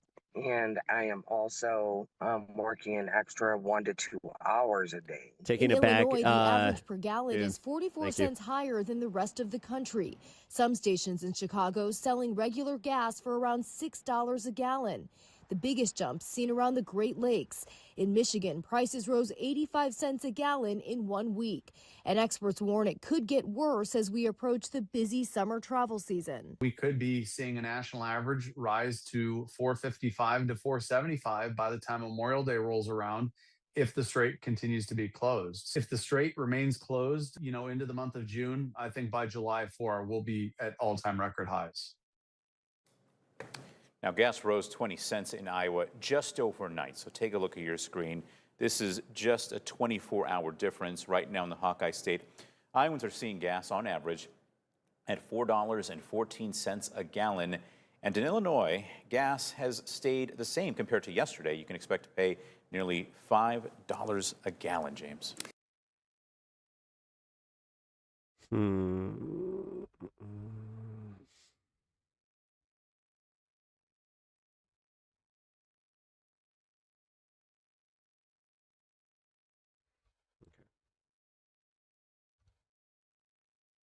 All right, yeah, this shit's crazy.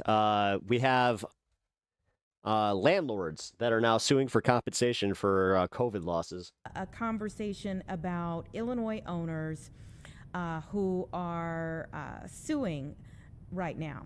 Just months into the pandemic, many of them, of course, felt the blow of rent being frozen for so many of these property owners who were renting out their properties to others. And we have Paul Arena, who is the Director of Legislative Affairs for the Illinois Rental Properties Owners Association, here to speak a little bit more about what's happening now. Thank you so much for your time. Thank you. Thank you for having me. Give me the latest and where we are with this. I mean, when we talk about suing, who's being sued and what is the backstory there? So what's happening now is more at a national level where there are What truly mad world we live in? Yeah. landlords suing the federal government looking for compensation. No, honestly, this is the stuff that makes me think about this where if YouTube, and this is why I keep saying, guys, you got to follow me on Twitch. This is the bullshit. Because if I get my channel hit for this shit, this is where you guys will have to follow me. And also follow me on Twitch and all that, because you guys will then know where to go. But I'm going to just say it, man. This is the stuff that gets a lot of creators to just quit. I'm not going to say who, because I'll let them say it if they want to talk about it. But you guys could probably guess, if you guys watch this space, some of the creators that are not dealing with this shit anymore. And I mean, legitimately, they saw that it wasn't worth it. And so that in that vein, the trolls won. These assholes won. And it's because YouTube decided to institute a new system of, instead of having a real person looking at some of these reports, they have AI do it. Wow, here's the real, the kicker. When you go and you say, hey, when you appeal, they will send you a almost immediate reply that's copy pasted from the terms of service page. It's a fucking joke. It's a absolute fucking joke. And like I said, this could happen to pretty much any creator. So when you think about the way that they could exploit this, because think of it this way. I make YouTube a bunch of money. They get ad revenue off my channel and all that fun stuff. But they don't have the capacity to do a fucking review on some of this bullshit unless they get called out publicly, by the way. That's what did it the first time. I had to go and literally call them out on fucking Twitter. And I'm not the only one that did that. I learned that from other creators. Now, again, if you're a right-winger and this is happening to your guys, which I highly fucking doubt, like I said, most leftists, they know how to just be like, oh, this guy sucks, and they just leave, and then they say, do not recommend channel. But these cunts, they don't know how to do that. Sorry, I'm using really hard language today because I cannot fucking stand these people. Thank you for the sub, Pop Jake, dude. Thank you so much for following over on Twitch as well.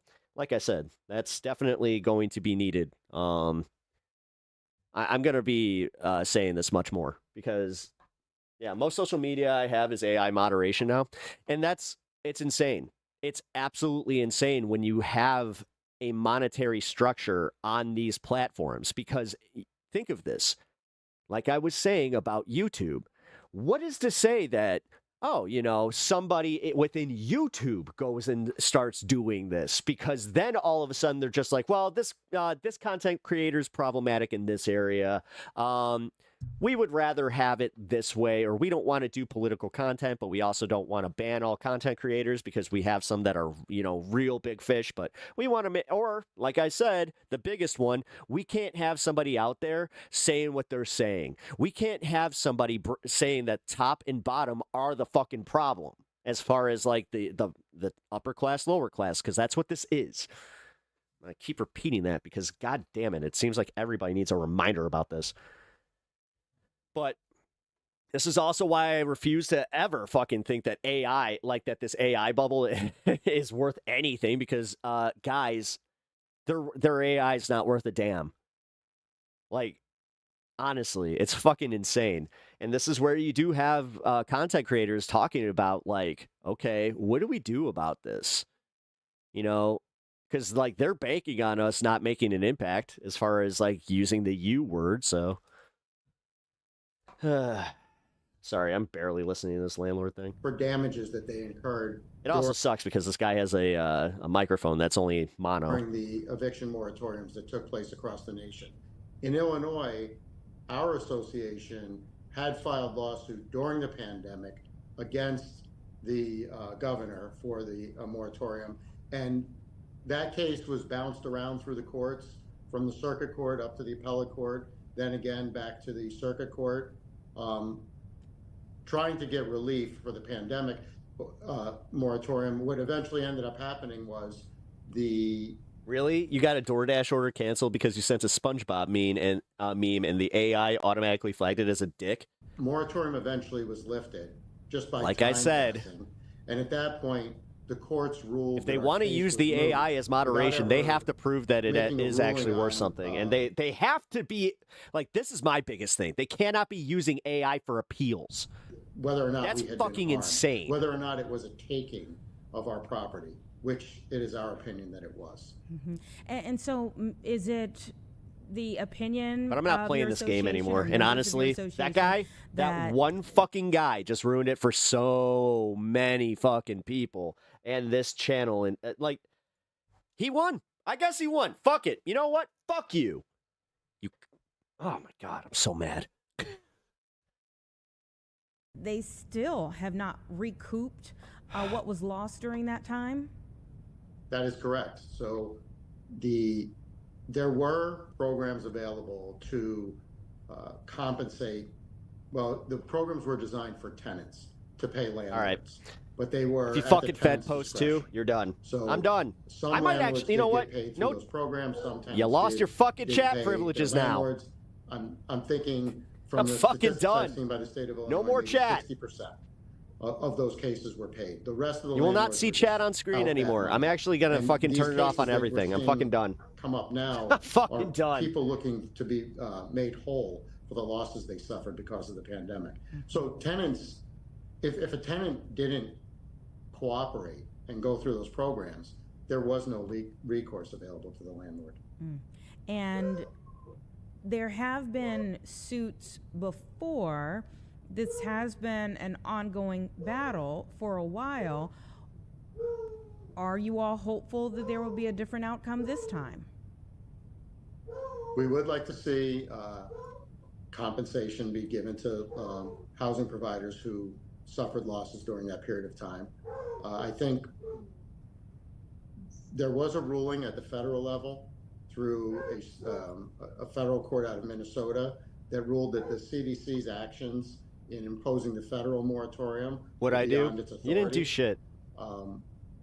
We have people that don't know how to fucking behave like normal human beings, that they're fucking children, so they have to go and they have to, like, they get off on fucking trying to ruin things for other people. Like, they're the worst. They are literally scum. They're the fucking worst of all of us. And like I said, I have opinions on what should happen to them. We have talked about, as an association, whether or not we want to pursue further action. We have already invested a lot of money in legal fees to get us to the point where we are now. And there's been hesitancy to pay more to lawyers without some level of certainty that we would actually succeed. So we've been watching these other cases to try to determine what our chances of success would be. That being said, the government could acknowledge what has happened and the harm that was done to some of these, especially smaller landlords, mom and pop landlords. Cyril Figgis. Make it. I'm going to say it right now. Cyril Figgis made a Fed post. It's CYRILFIGUS. I'm not fucking going down for these shitheads.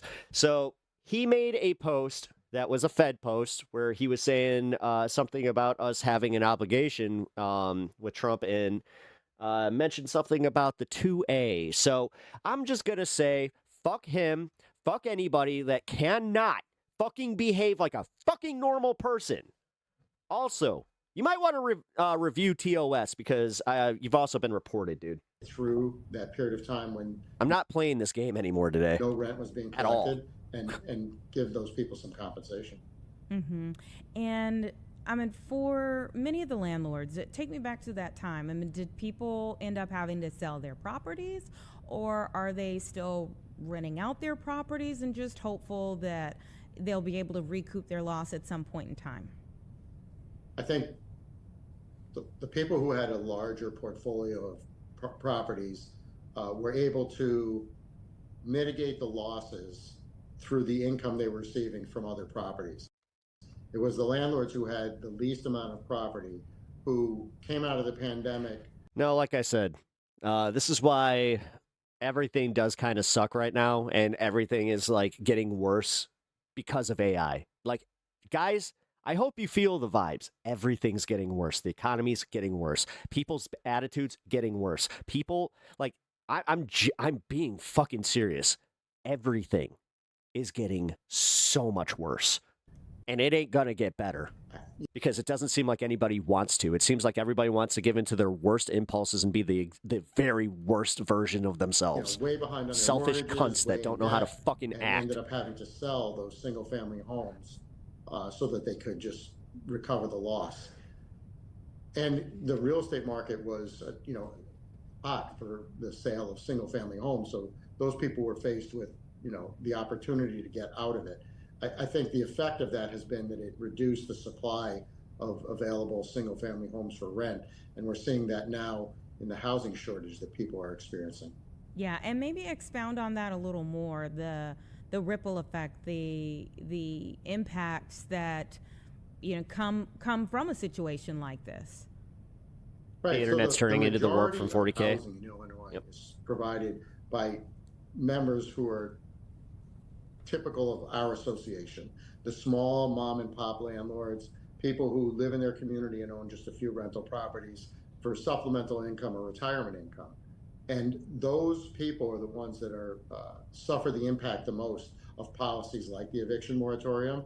So they're the least stable in terms of being able to weather those storms. And as they leave the market, you find that there's less people providing housing, and the ripple effect is that tenants have more difficulty obtaining housing. Tenants who have cry harder about censorship problems in their background suffer more because I don't care anymore. They have there's fewer. You don't deserve a voice on my channel if you're just gonna be assholes. I'm fucking done. Options for them. Not today. So they can't find housing, and rents rise because with less demand or less supply, the prices go up.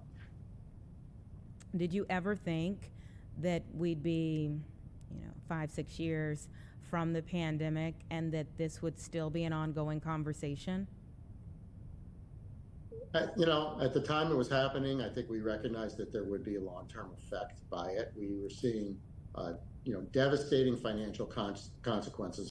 Oh, these poor landlords that couldn't kick out their tenants. For a lot of, small landlords who didn't do anything wrong. And the problem with that moratorium. Yeah, people of bad faith can only win if you entertain them, but that's their mendacious one and only play. Yep. It wasn't a prohibition on people moving.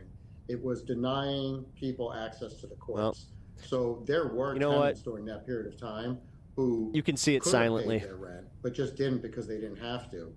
And I realized that is the minority, right? Those bad actors didn't make up the majority of the people that were not paying their rent during that time, but they were enough that they had a negative impact on the market in general. So you have that, and the problem is compounded by just the environment in Illinois that we operate in. There's an underlying hostility towards people who provide housing. This assumption that they're trying to take advantage. I'm of sorry, people, man. I enjoy your they're stream. Sucks that looking you out, have to conform just to for anything. themselves, and that's not true. So start looking into ways to protect your favorite creators, because honestly, this is the stuff that's gonna fucking kill the it's gonna kill voices on the internet, and that's the point. Like I said, this is psyop bullshit. This is why I think, this is either a bot, this is some kind of plant, because of what I'm doing here, and because there's an obvious fucking lean on who they're going after. You don't dude. Galactic News Network got fucking demonetized again. Or again. I mean, he had his channel banned and then reinstated, then he got demonetized. Like, these people are literally going after our fucking, our way, our ability to earn money from this and to have a platform, which it seems like I'm gonna bitch about this pretty much the entire stream, if you guys need to know. Because, yeah, for fucking real, it's insane. It's insane how YouTube is just they are more than willing to acclimate to these bad faith actors. you have the effect of the pandemic and the moratorium, coupled with the effects that happened. The fact that your first assumption is that I would fake something as serious as my wife's cancer. Not everybody is as sick of a fucking human being as you. Year in, year out of more aggressive legislation towards people who provide housing discourages people from being in the market doing that. What's next in this? Wonder Bread. Nice. What happens next? Give me kind of a time frame here. Well, I don't know that I have a fixed time frame. We watch these cases, and I love how it's literally on the title of my thing. Trump blows it. Iran getting Obama deal. Rest in peace, Ted Turner. It's literally, dude. They're so emotional and just. They have absolutely nothing in their brain that stops them. Lawsuits take a long time to These fucking work their way airheaded through the idiots. system. So we're monitoring what's happening, trying to see where cases are ruling They're going after your content, and it's been really bad last month or so. Yep. in the favor of housing providers getting compensation, and then from that, we would either follow with litigation or maybe approach it from a legislative perspective, where you go to the general. I mean, if YouTube really wants to lose that bad to kick, keep going. and say, hey, Seriously, keep going. here's the circumstances and what the courts have said. I hate Kick. I genuinely hate Kick, and I hate most of the people that go on Kick, because honestly, there is something there where you're just you're taking a moral hit there. About what has happened. Except for Adrian Vixen, she's cool. What can be done to compensate She had people really who no suffer other those choice, but that's honestly where I'm just going to say it. Like, Sylvie, I know that you said you wouldn't follow me if I had to go to Kick, but honestly, that's sad, because this is the shit that happens. Well, definitely, as you said, you're dealing with some federal So- issues. SCH Hathaway. Thanks for the $5, man. Appreciate that. Thank you so I much hope for your joining wife us gets today better. to talk Sending us love through to you it. both. And please circle back when Thanks, you I know more. appreciate that. I will. Thank you very much for talking with us. Yeah, fuck you, dude. And honestly, fuck all of the landlords that are trying to even fucking get in on that.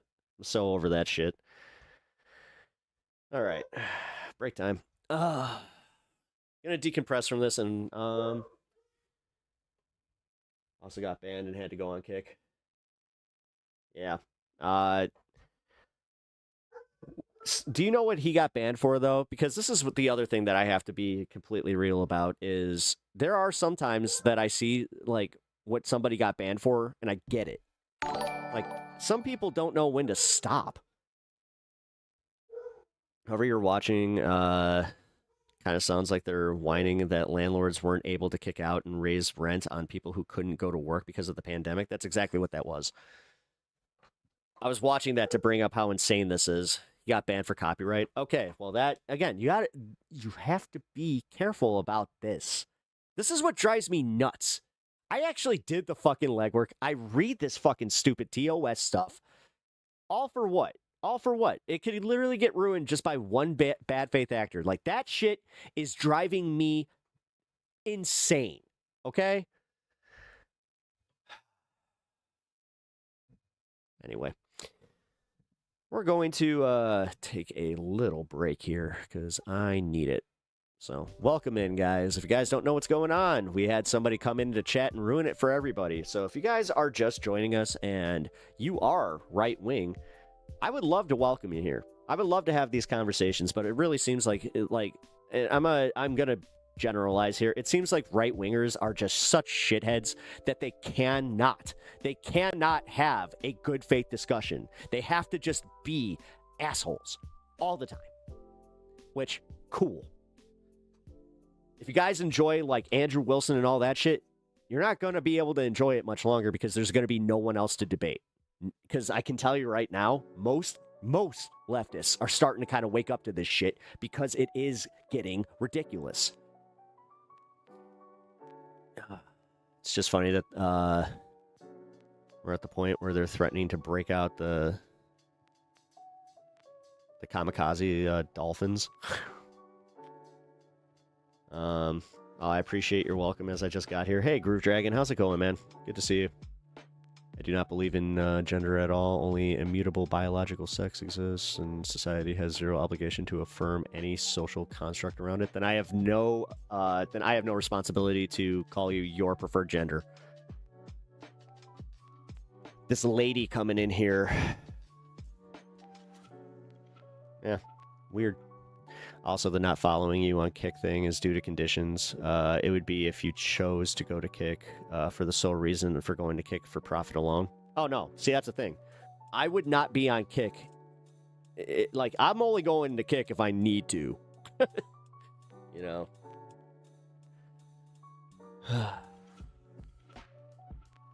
Genders exist throughout pretty much all of human history, so this person's stupid. Yeah, I know.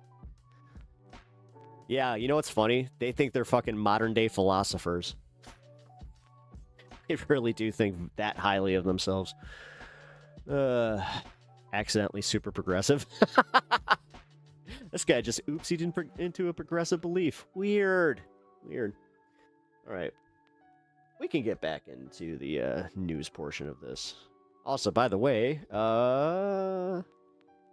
27 minutes until the 420 on the show, or actually my local. Sorry, I'm so used to saying that. I follow Kick, but if I had to, but I really only go there for Adrian and Spilled Bag. Yeah, and that's what. Yeah, thank you for saying that, Squishmallow. No, and that, like I said, this is why I'm not trying to be too generalistic, because I made a comment about that, and I think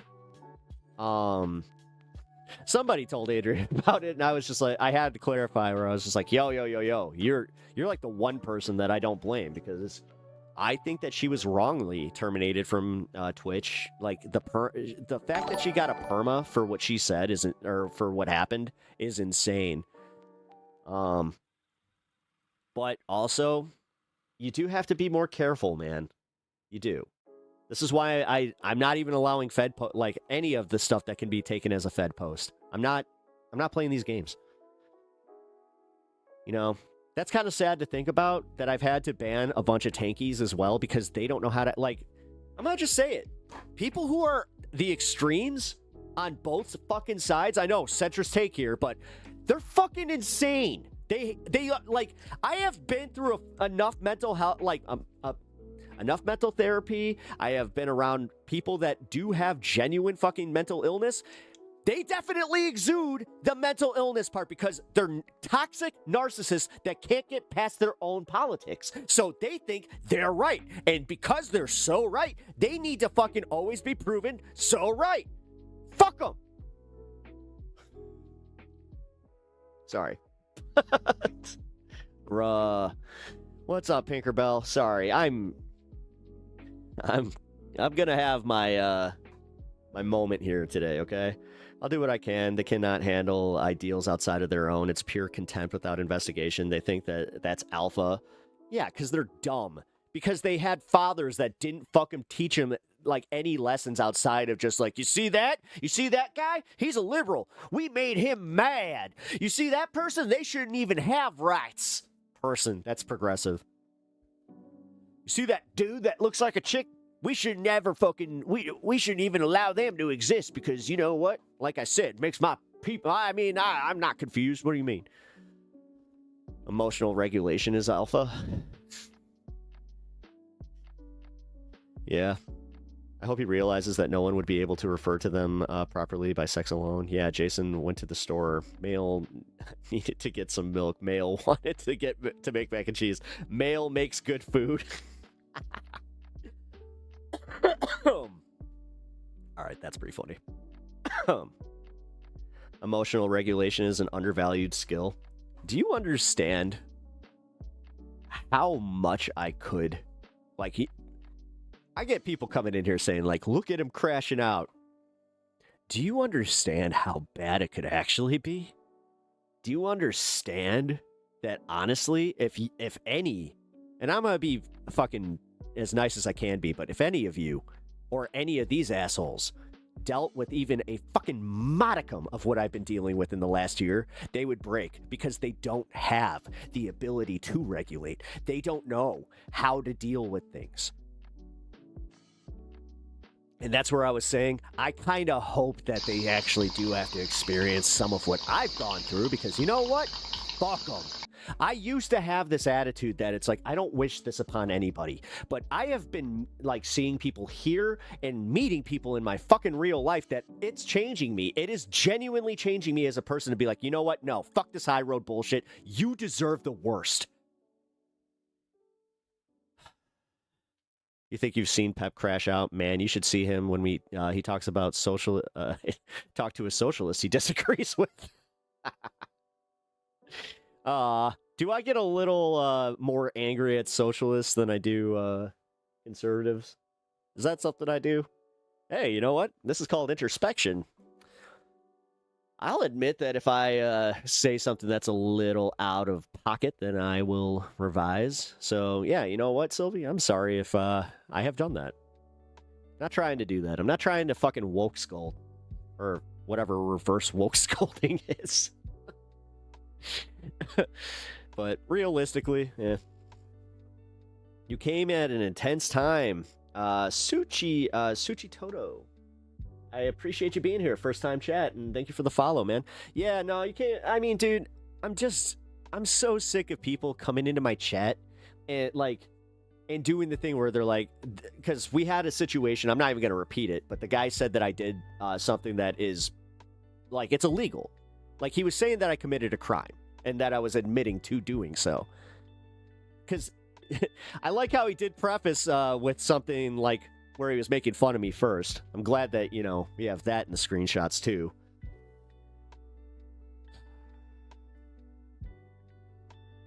But yeah, he came at a little bit of an intense time because, yeah, I'm not dealing with this, dude.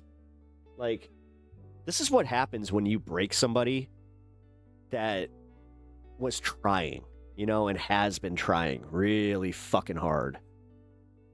So yeah.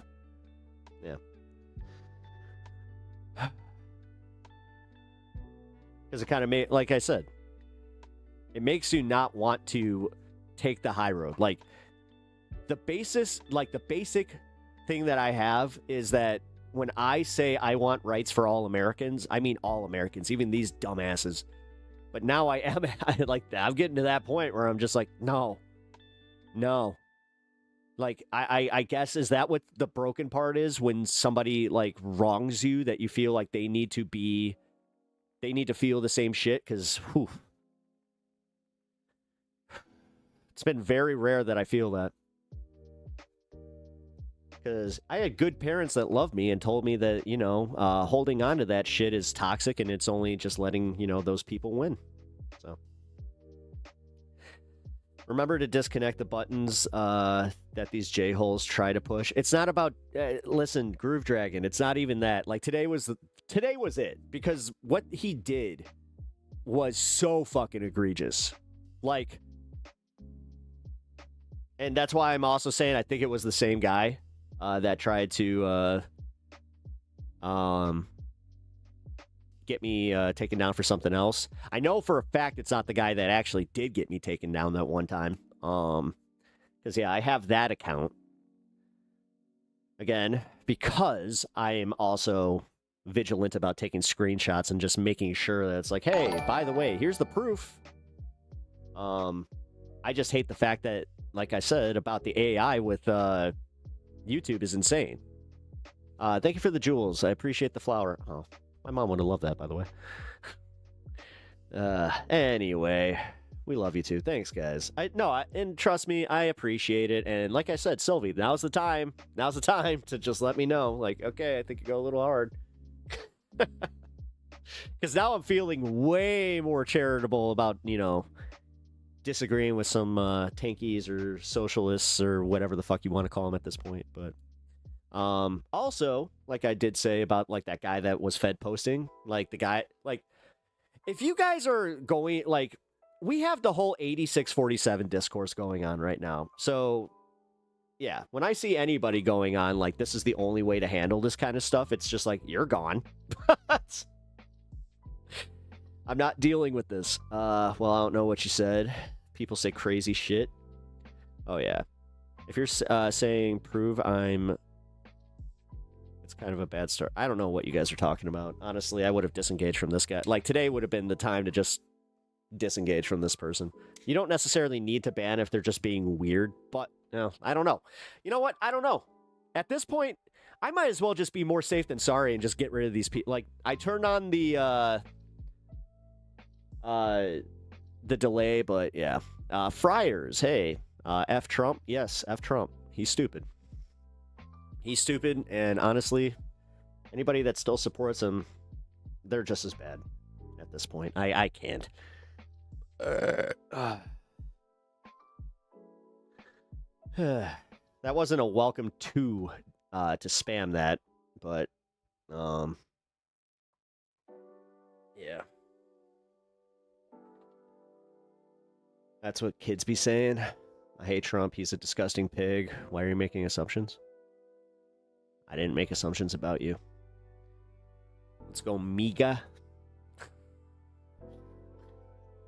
Wow.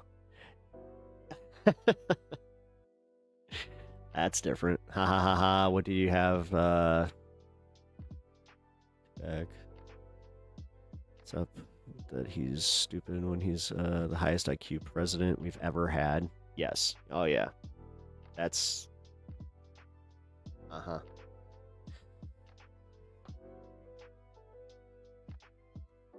He just got mad because when he saw the 8647, he was just like, wait a minute, how did they know that those were the two numbers on my IQ test? I thought they were saying I had an 86 IQ, and they were like, nuh-uh, sir, you have a 47. I have the highest IQ of all. Ugh. Alright, guys. You know what?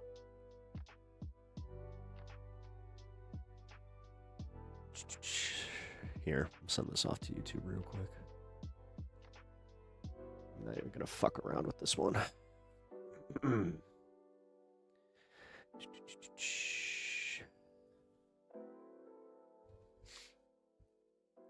Send this. Everything else may be worse, but we're getting... Who? One good thing? Yeah, well, I mean, if you're getting med and you didn't have it before, yes, that is good for you. But one good thing for you does not mean, or that doesn't mean that this fucking year is any better. Honestly, I wouldn't be surprised if they do try to do a federal ban overall. He walks everything else back. Sorry, guys, I'm trying to multitask here. Even his donors and sycophants don't like Trump. Yep. Yeah, they're just kissing his ass because he's in power. That's not how that works. Just because it gets rescheduled doesn't mean that it's open for medical research, you idiot. Ryan? Don't test my patience today. If you want to get banned, all right, I'll give in to your kink today. Because that you're actually certifiably stupid on that one. I'm in a really bad mood, like really bad mood. So do not, don't test me today. But like I also said, just go do that little bit of research before you speak with certainty on a subject, okay? Like this guy. This guy might want to do his research, but no, you're not. No, you're not.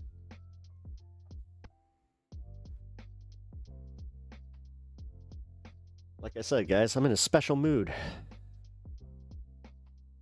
Okay, Smarty Pants. What do you want running our country? You're stupid. You're fucking stupid. Most Americans would prefer fucking camel toe or fucking, half-dead Biden at this point because, yeah, right now, Trump is not doing well and you know it. Everybody hates him. Everything's more expensive. Everything's getting worse. You're only here because you're that insecure that you need to go and prove this to yourself by typing it out in my chat, so.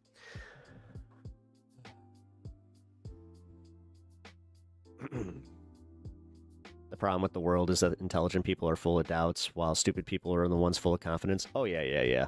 I actually have a video about the psychology behind Trump supporters. Here, you know what? Fuck it. This plays into it. Let's really piss off these... Yeah, you know what? Screw it. This is AI, by the way. This is an AI... This is one of those, AI videos, they're popping up everywhere, and I don't know why it's always the psych videos that are using AI, but, doesn't mean that this is wrong. So, yeah, let's go for it. Why do Trump supporters look at the exact same evidence you do, yet see a completely different reality? You can present them with court documents, direct quotes, and verifiable video footage of undeniable controversies. And instead of changing their minds, they dig their heels in deeper. They get angry, they deflect, they tell you the sources are lying. Are they simply ignoring the truth on purpose, or is their brain fundamentally processing reality in a completely different way than yours?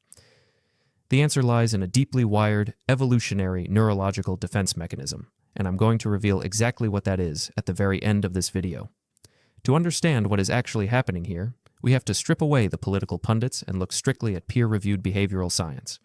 When social psychologists began analyzing the intense, unwavering loyalty surrounding modern political figures, they found it wasn't born out of simple policy agreements like tax cuts or trade tariffs.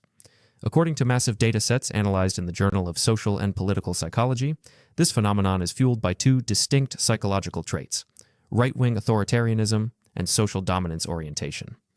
In studies spanning from the 2016 election through recent national surveys, researchers analyzed thousands of voters and discovered that the most fervent supporters scored uniquely What do I think about Walgreens stores shutting down in Chicago? high in Honestly, no love lost. authoritarian aggression and group-based dominance.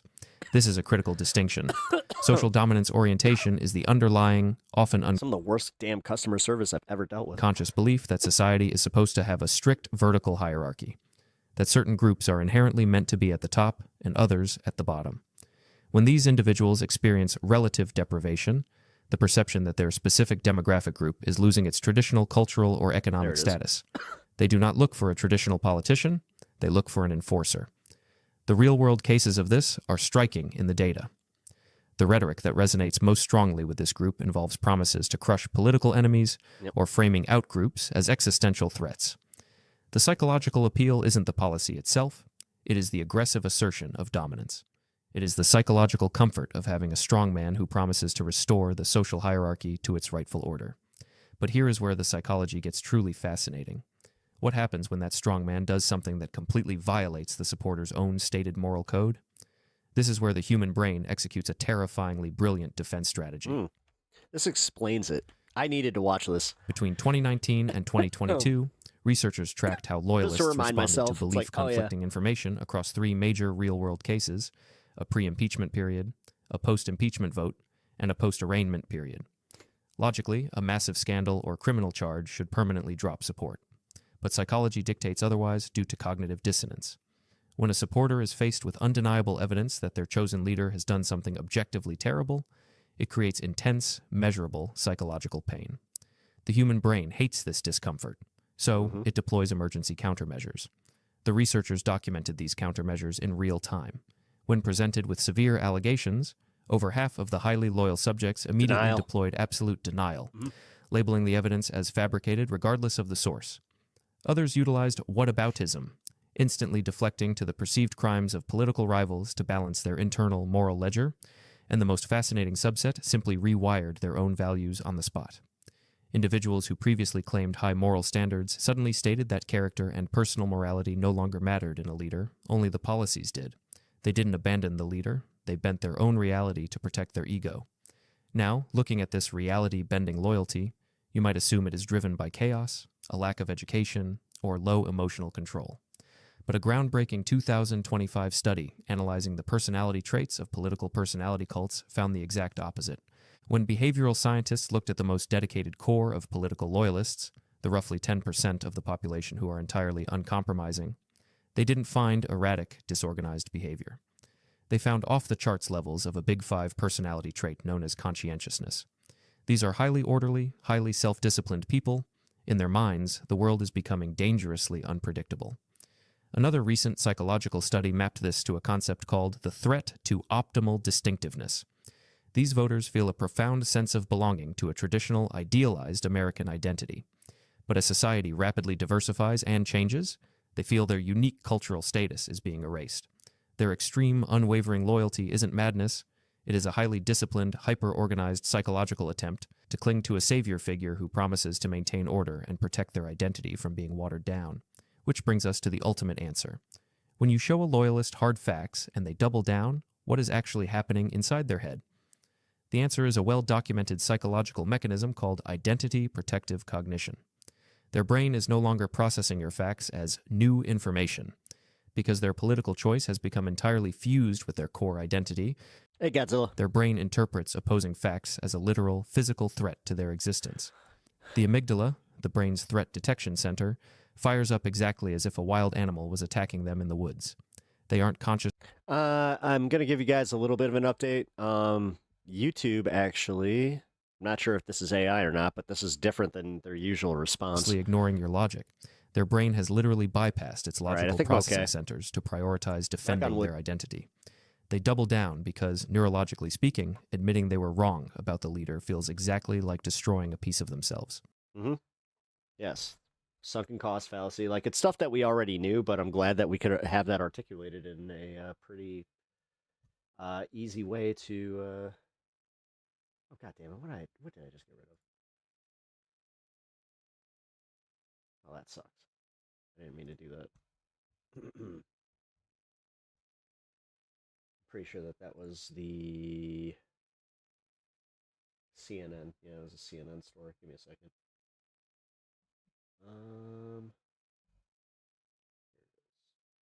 President Trump making it clear. There we go. President Trump making it clear in Indiana, it is still his Republican Party. The president vowed revenge against. Yeah, this is why we need to, as Illinoisans, we need to stop subsidizing Indiana. I'm fucking done. If my tax dollars continue to go to these red states that are just blatantly ruining our fucking democracy, and then crying about it, where they're like, gerrymandering, the scary gerrymander. You know how we solve that? By making it literally just be like, okay, no more districts, just red state, blue state. Republican state senators who defied his demands last year to redraw Indiana's congressional maps. Tuesday, he got that revenge. 5 of those 7 incumbents were defeated in their primaries by Trump-backed challengers. Just one Trump-endorsed candidate lost. Another race still remains too close to call. The president's allies flooded Indiana with $13 million in advertising this year in the state's Senate primaries. Compare that to the $280,000 spent in 2024 on state Senate primary ads in Indiana, in all races combined. The sweeping victories for the president are a major boost to his sinking poll numbers nationally and a warning signal to Republican lawmakers about what could happen if they defy him. CNN's Arlette Saenz joins me now. It was a big night for the president and those people who he backed. What are you hearing this morning? You know what? Since somebody said this guy's laughing about trans men being able to get pregnant. Is this a guy Is that a man? Is this or is this somebody that you would want going to the women's bathroom? This is going to break your brain because I don't think that you understand what you're talking about. I don't think that you've ever actually engaged with anybody who is trans at all. So this is why it's so easy for you to dehumanize. Look at that person right there. That's Buck Angel. Tell me right now that because Buck Angel here has a vagina, you're going to tell me that you want Buck Angel to go into the women's bathroom, right?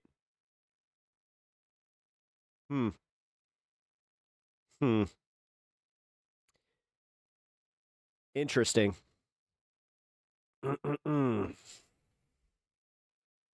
LOL, Buck Angel. Yep. Well, Sarah, President Donald Trump got the political revenge he was looking for in Indiana last night. Knowing who he is? Yeah, dude, I listen to Opie and Anthony. I also know who... legislative races typically fly Did you ever listen to any Jimmy Norton comedy at all? under the radar, but the president's allies poured millions of dollars into the state. See, the difference is I'm more like a Bailey J type of guy. Because, Bailey J, you know, hot chick. Make good on his wishes to defeat those state Senate Republicans who had defeated his redistricting effort. Although she's a moron. In the state. At will least say that much. 5 of the 7 state Republican senators who voted against redistricting were defeated by Trump-backed candidates. Only one has survived so far. That's State Senator Greg Good of Terre Haute, Indiana. And there's one race that is still too close to call between State Senator Spencer Deary and Paula Copenhaver. Deary last night defended his votes against redistricting. Take a listen.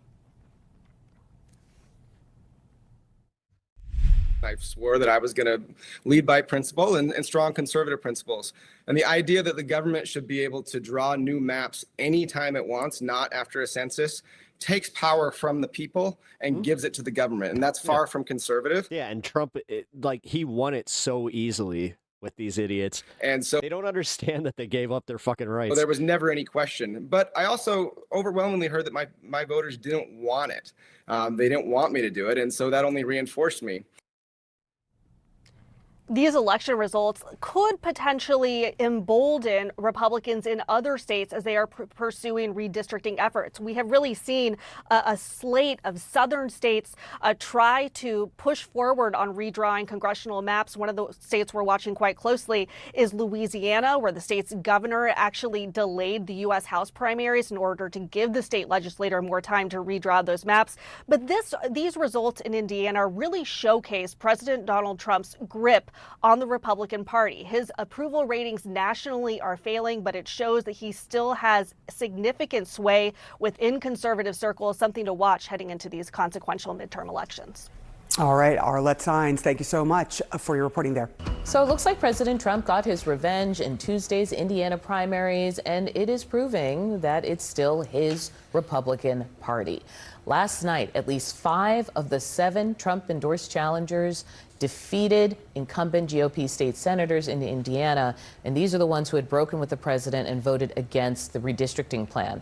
Indiana Senator Jim Banks wrote on Twitter, "Big night for MAGA in Indiana, proud to have helped elect more conservative Republicans to the Indiana State Senate." I wanted to follow up on this. It's a coda to a story because back in December when Indiana was looking at its redistricting maps, and I want to put up the map for you. This is the map that Trump wanted, that Republicans wanted in this redistricting battle, okay? Like the goal was to get rid of those little blue spots there. And a couple of people pushed back. In the end, the Republicans didn't go for it, and there was a lot of political writing that was like, cracks in the coalition? This is people writing. That people really thought, look at this, it means something. And I don't know if it did. Well, no, I think it meant something, but the blowback also means something, right? Yeah.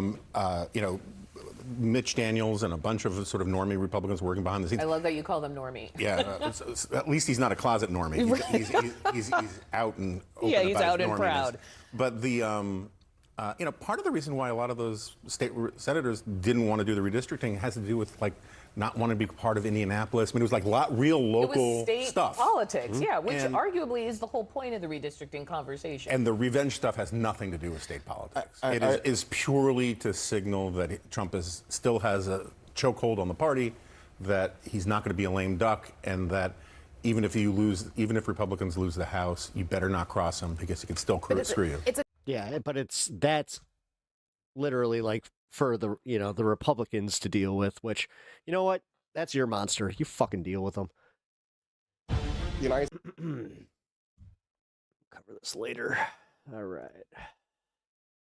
Voting members at the Michigan Democratic Convention are supposed to vote on candidates to support on location at Huntington Place, but it appears some could be voting off-site. Yeah, that has some of them concerned. El Myers explains. Actually, let's be real.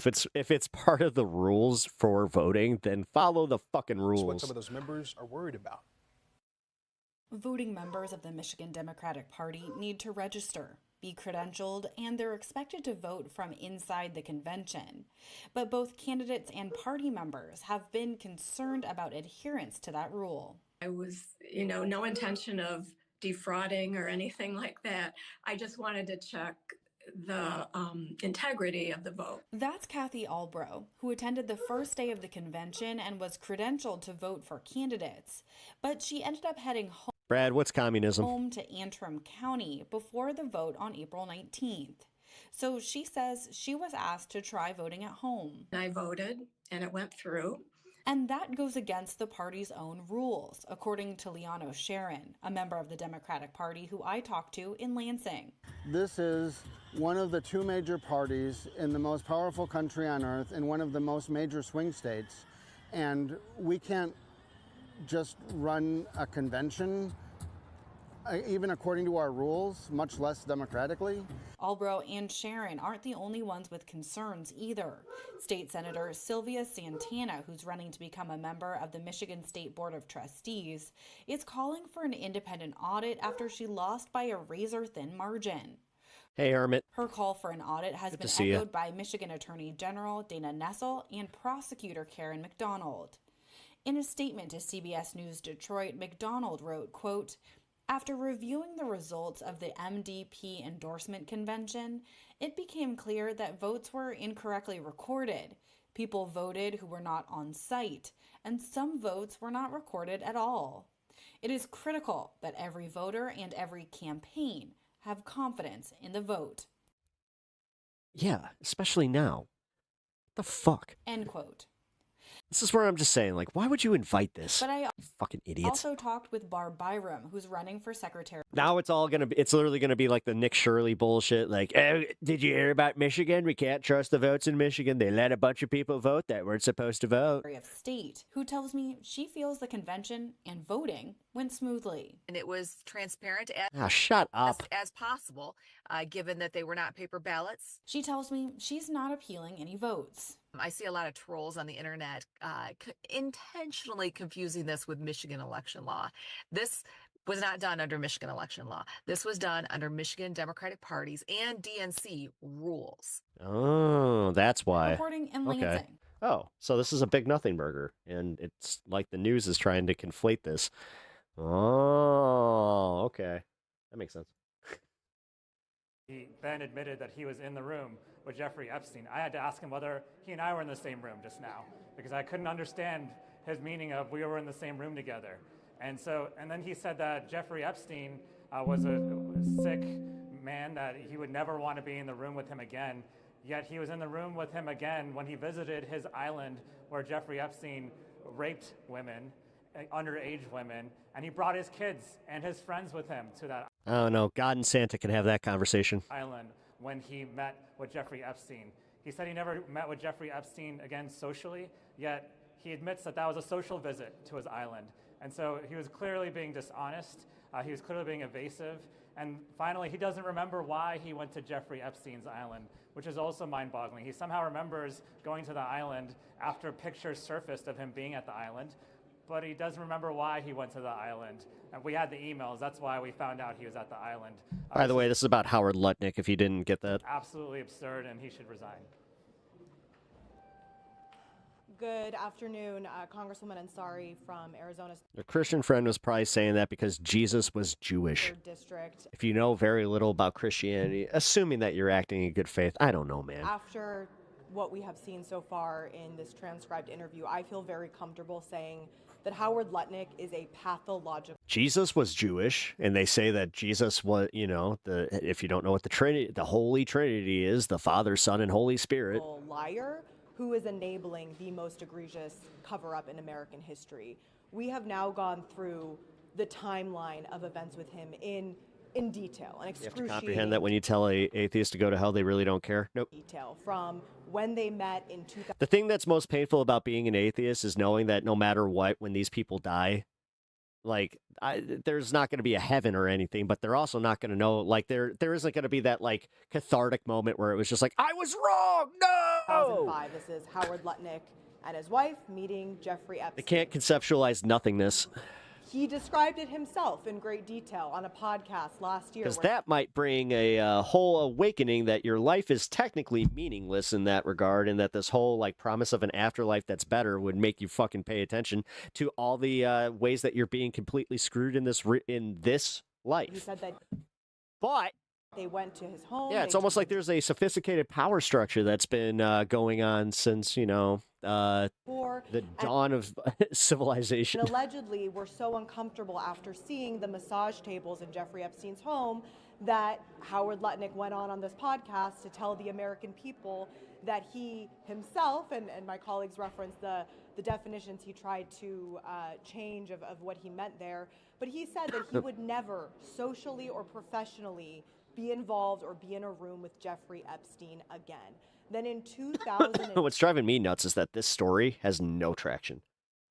he took his family and Like, Lutnick should not be in the fucking administration anymore. Like, he's one of the guys that it's like easily provable that he not only knew Epstein, but he went to the island too.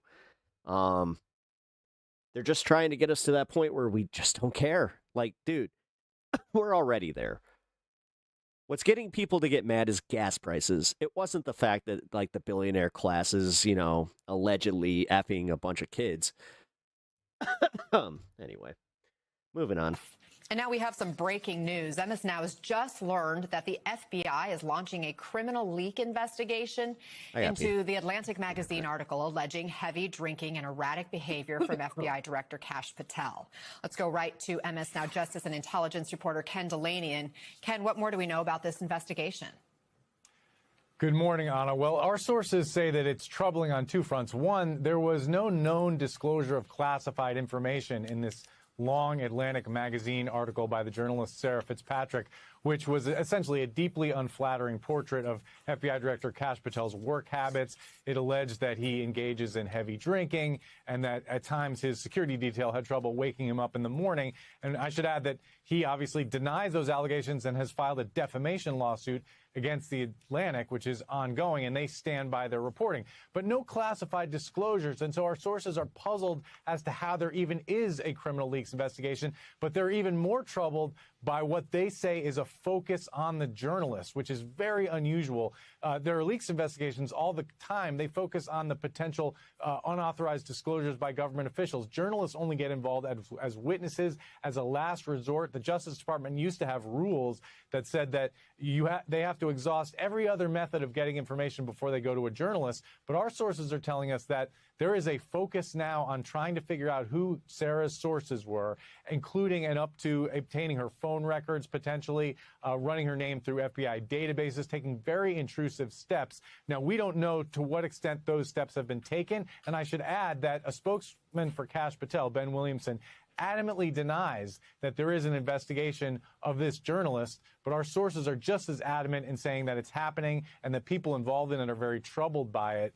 And again, this is a new frontier here for the FBI. They have historically been very, very reluctant to take any steps that appear to be investigating journalists because they fear that it could chill the First Amendment, it could chill news gathering. But under this administration, we've seen other instances.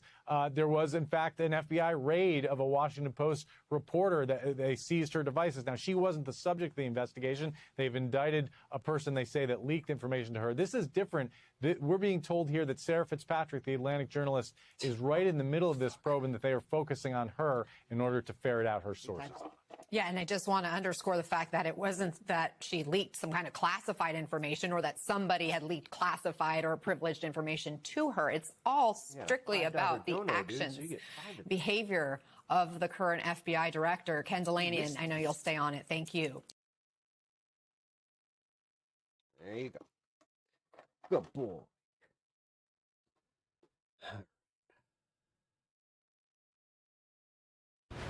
Now to the latest on the war with Iran. President Trump says he's pausing Project Freedom roughly 48 hours after it went into effect. The U.S. military operation was meant to help guide commercial ships through the Strait of Hormuz, but now Iran is threatening to escalate attacks. ABC's Christian Cordero reports now from Washington. Despite saying the U.S. military's efforts to help get commercial ships through the Strait of Hormuz are on pause, President Trump today is again trying to up the pressure on negotiations with Iran by writing on social media, if they don't agree to a peace deal, the bombing starts. Iran's foreign ministry spokesperson told its state TV the U.S. proposal is under review, but that the issue of future nuclear weapons is not currently under discussion. In a social media post today, Trump threatens Operation Epic Fury will only end after an agreement, contradicting what Secretary of State Marco Rubio said just yesterday, that the military operation that launched February 28th is over. The president notified Congress, we're done with that stage of it. The ceasefire between Iran and the U.S. went into effect 1 month ago, though has been tested repeatedly, specifically around the Strait of Hormuz. Iran insists it has control over the strait. In challenging that, the U.S. says it issued a naval blockade to stop ships to and from Iranian ports, and more recently to help guide vessels around potential. Sorry, if I apologize if I was rude or abrasive at all. I have not been getting much sleep, and I am tired of arguing for my existence. Sea mines.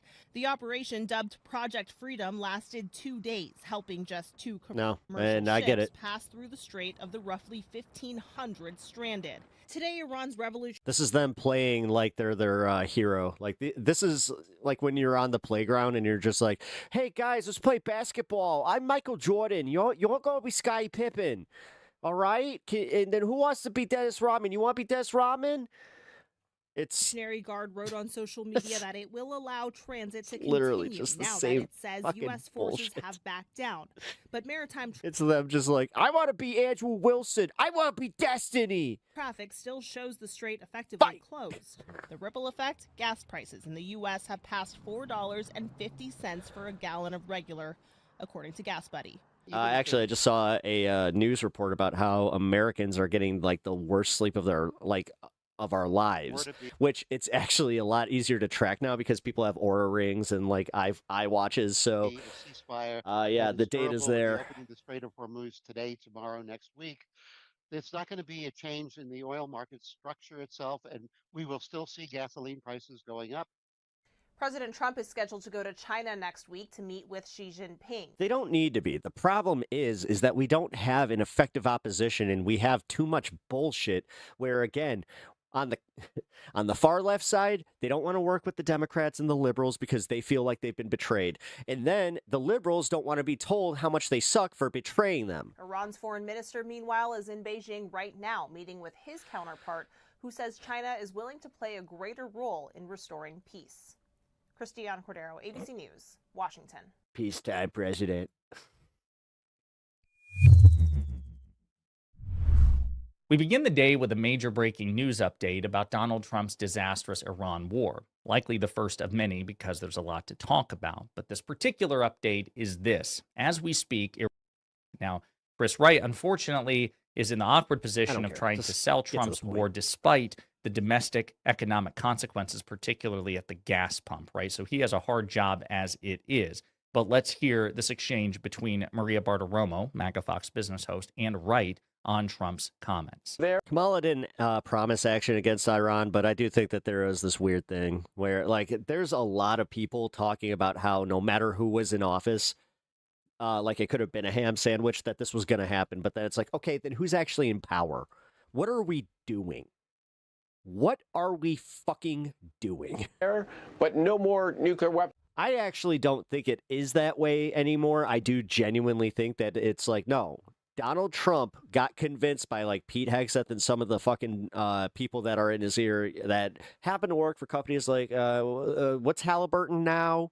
and all that, like the people that make all the fucking, the fun toys. Program in Iran and free flow of goods through the Strait of Hormuz. Both of those are coming. God, look at this walking harpy. So, I mean, what is the timing on this, Secretary? Because, it's interesting. We started this morning with a huge rally in stock, 600 points earlier, and the price of oil was down sharply. At its best, it was down like 14% or 13%. And then the president put out this post a few minutes ago. It says, assuming Iran agrees to give what has been agreed to, which is perhaps a big assumption. So yeah, it's almost like he needed somebody came to him last night and said, hey, I need this to happen so I can make a lot of money. He's like, all right, got you, bud. As a result of that post, I think it did take some of the gains off. Now the Dow's up 437, and oil is down this morning. I mean, the Dow Industrials are up 437, and the price of oil is down about 8 or 9%. So I'm just wondering how much credibility you give this memo of understanding. So let's take a look here at the post. Assuming Iran agrees to give what has been agreed to, which is perhaps a big assumption, the already hot ham and Swiss, the legendary epic fear. Actually, I got the inspiration to try something. It's a sandwich from 1975 that apparently is really popular at Katz's Deli in New York. The hot bologna sandwich, where obviously it's exactly like it sounds. You put some hot bologna, you put some mayo and then mustard on each side of like an Italian loaf, and then you use 2 different types of onions. You got to use cooked white onions and then raw red onions, and apparently you just add some Swiss cheese. Will be at an. It sounds good to me, but I like onions. And in the highly effective blockade will allow the Hormuz Strait to be open to all, including Iran. If they don't agree, the bombing starts, and it will be, sadly, at a much higher level and intensity than it was before. Thank you for your attention to this matter. So again, you see Maria Bartiromo was frustrated there. She's stammering and stuttering on live TV because she's like, why would Trump say this when it is undermining the market performance? The market, which, by the way, is entirely too credulous for Trump and grades him on a curve. They are so desperate to believe. I'm so sick of that, too. Like, oh, grades Trump on a curve. Piers grades Trump on a curve. But I'm still going to have faith in the market because I'm a centrist. I'm still going to buy the Meta glasses, even though I know that they're an evil company. But you know what? They're trendy. And now I make enough YouTube money that I can do that. Believe that he's not stupid and or crazy, that they just cling to end. If I start making enough money and start buying, like if I show up with a bunch of stupid shit like that, please call me out. Any potential ghost or a whisper of good news. And she's like, he's just squandering that goodwill in real time. So let's take a look here. Iran war live updates. Tehran says it is reviewing U.S. proposal as Trump makes. I could go for a good Cuban. New threats. An Iranian, like a good Cuban sandwich. Oh, man. An official said his government was looking at an American plan to end the war. Yeah, I'm hungry. For hours after Trump threatened to resume gotta figure strikes. that out. Earlier Wednesday, another Iranian official dismissed a reported proposal as a, quote, wish list of American wishes. Bonjour. Iran's Bonjour, Mickey Blue. Foreign Ministry spokesperson said Wednesday that his government... Be kind and be happy.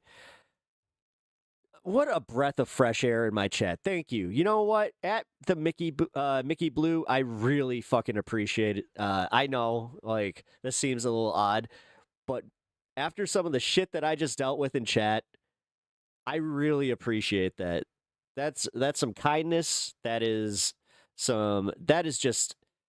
was reviewing an American... That's so wholesome. Thank you for that. ...plan to end the war.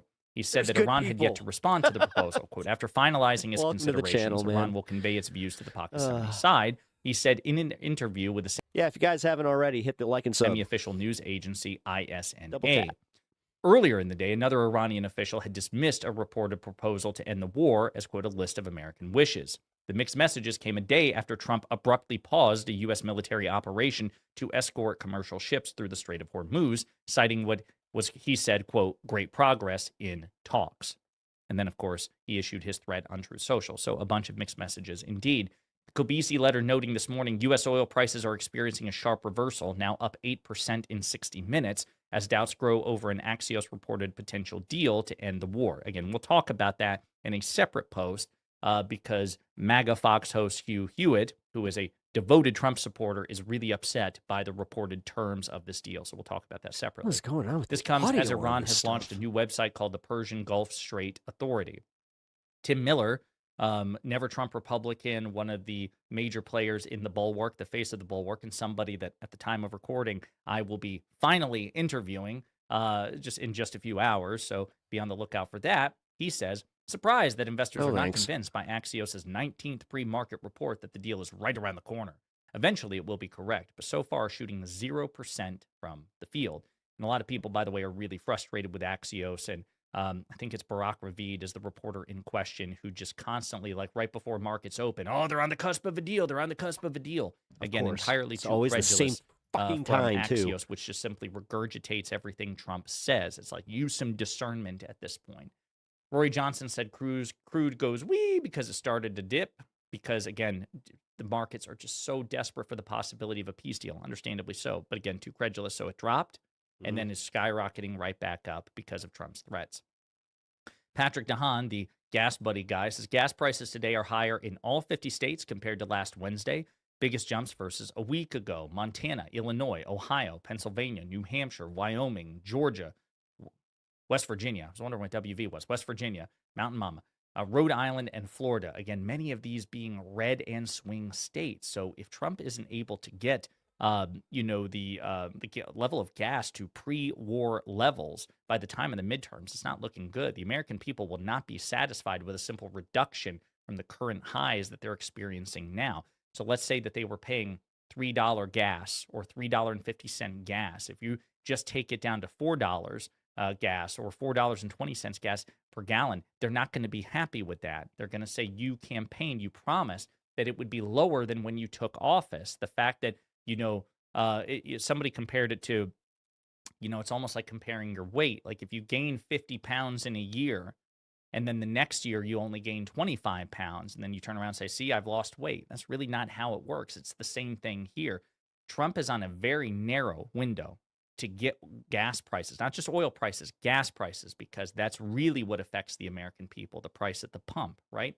If he can't get gas prices back to pre-Iran war levels by the time of the midterms, there's no way for him to even plausibly salvage Ryan, thank you for the kind $2 donation. Economy. And quite frankly, even if hope this helps your day feel better. Thanks, man. I appreciate it. Well, it definitely makes my dog feel better. He's about to get this to get it back to pre-war levels so thank by you for that. the time of the November. You know what? No, and it makes me feel better because when my dog feels good and he's in a good mood, then I'm in a good mood. In terms, I think it's entirely possible that he still wouldn't be able to salvage the narrative on this and his economic approval rating, because the American people might think, okay, well, you got us back to pre-war levels, but you inflicted 2 or 3 months of just skyrocketing gas prices on us for no damn reason. The fact that you're not hurting us anymore doesn't change the fact that you actively did hurt us for several months. And no, Arl Quinn, literally define communism right now. You have you have zero time to type this into Wikipedia. Type it into chat right now. Otherwise, you're just going to get banned for being an idiot. We're not going to reward you for that.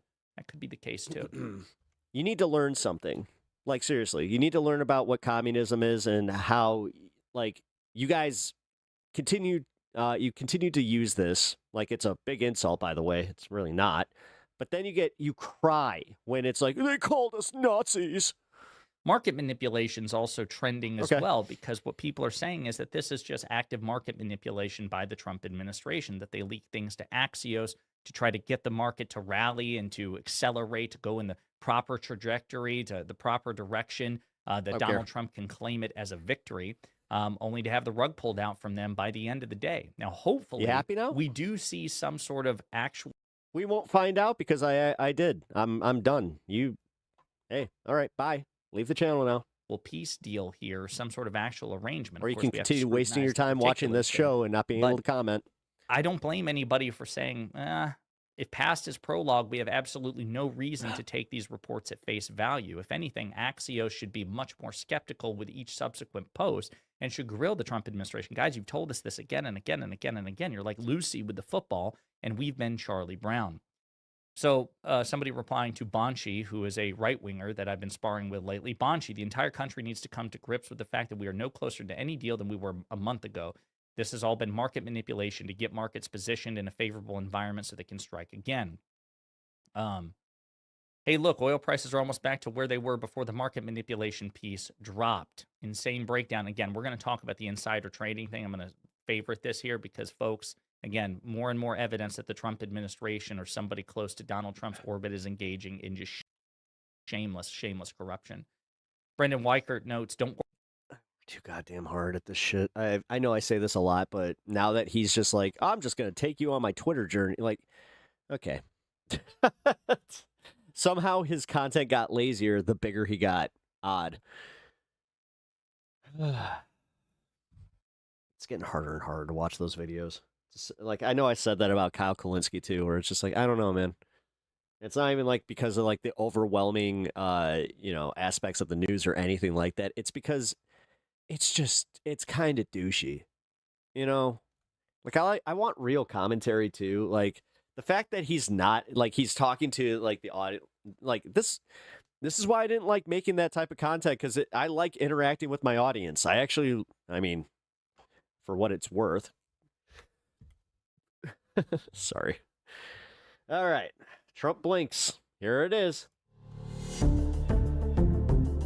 Nope. This one. Good morning and welcome to Breaking Points. The offers are being tossed back and forth between the United States and Iran. Trump seems to have tried everything else. Now maybe he'll try to end this thing. Hey, Dix, what up? It's hard to say. It is hard to say. It always is hard to say, but we have... Not hard for Axios to say. They're reporting everything's great. Markets are popping, so... Per usual. Sure, that'll be fine. Yes, we have lots of breaking news to get to. Buy. Or if you have oil, sell. Yes, lots of breaking news to get to on Iran. It does look like, as we are talking to you right now, negotiations are ongoing, and we have some funny reactions just already that we're going to bring in. Jesse Waters last night on Fox News. You're not going to want to miss this. We're also going to be talking about a major move from some Democrats who are Good night, Carl. Thank you for being here, man. I didn't even know you were in chat. demanding. Thanks for they've already hanging. broken the taboo, basically, that you don't talk about Israel having nuclear weapons, but are demanding transparency from the United States on that question. We have some good video on that too. We have a good throwback video in that block. Pep, it looks like you're really getting stressed out, homie. I feel bad for you having to go through whatever is currently crapping on your day. If you weren't here for it, we had a shithead in chat that was an idiot.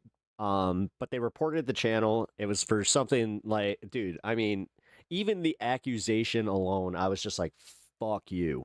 And this is what pisses me off. I had to even think about the AI and like just getting the AI response and just like, essentially I was getting ahead of myself because of what I've already dealt with. And also because I am having just overall issues with the way that we as content creators aren't really protected. People are going to want to pay attention to. Like when they started instituting the AI fucking reviews, it's literally the worst thing they have ever done.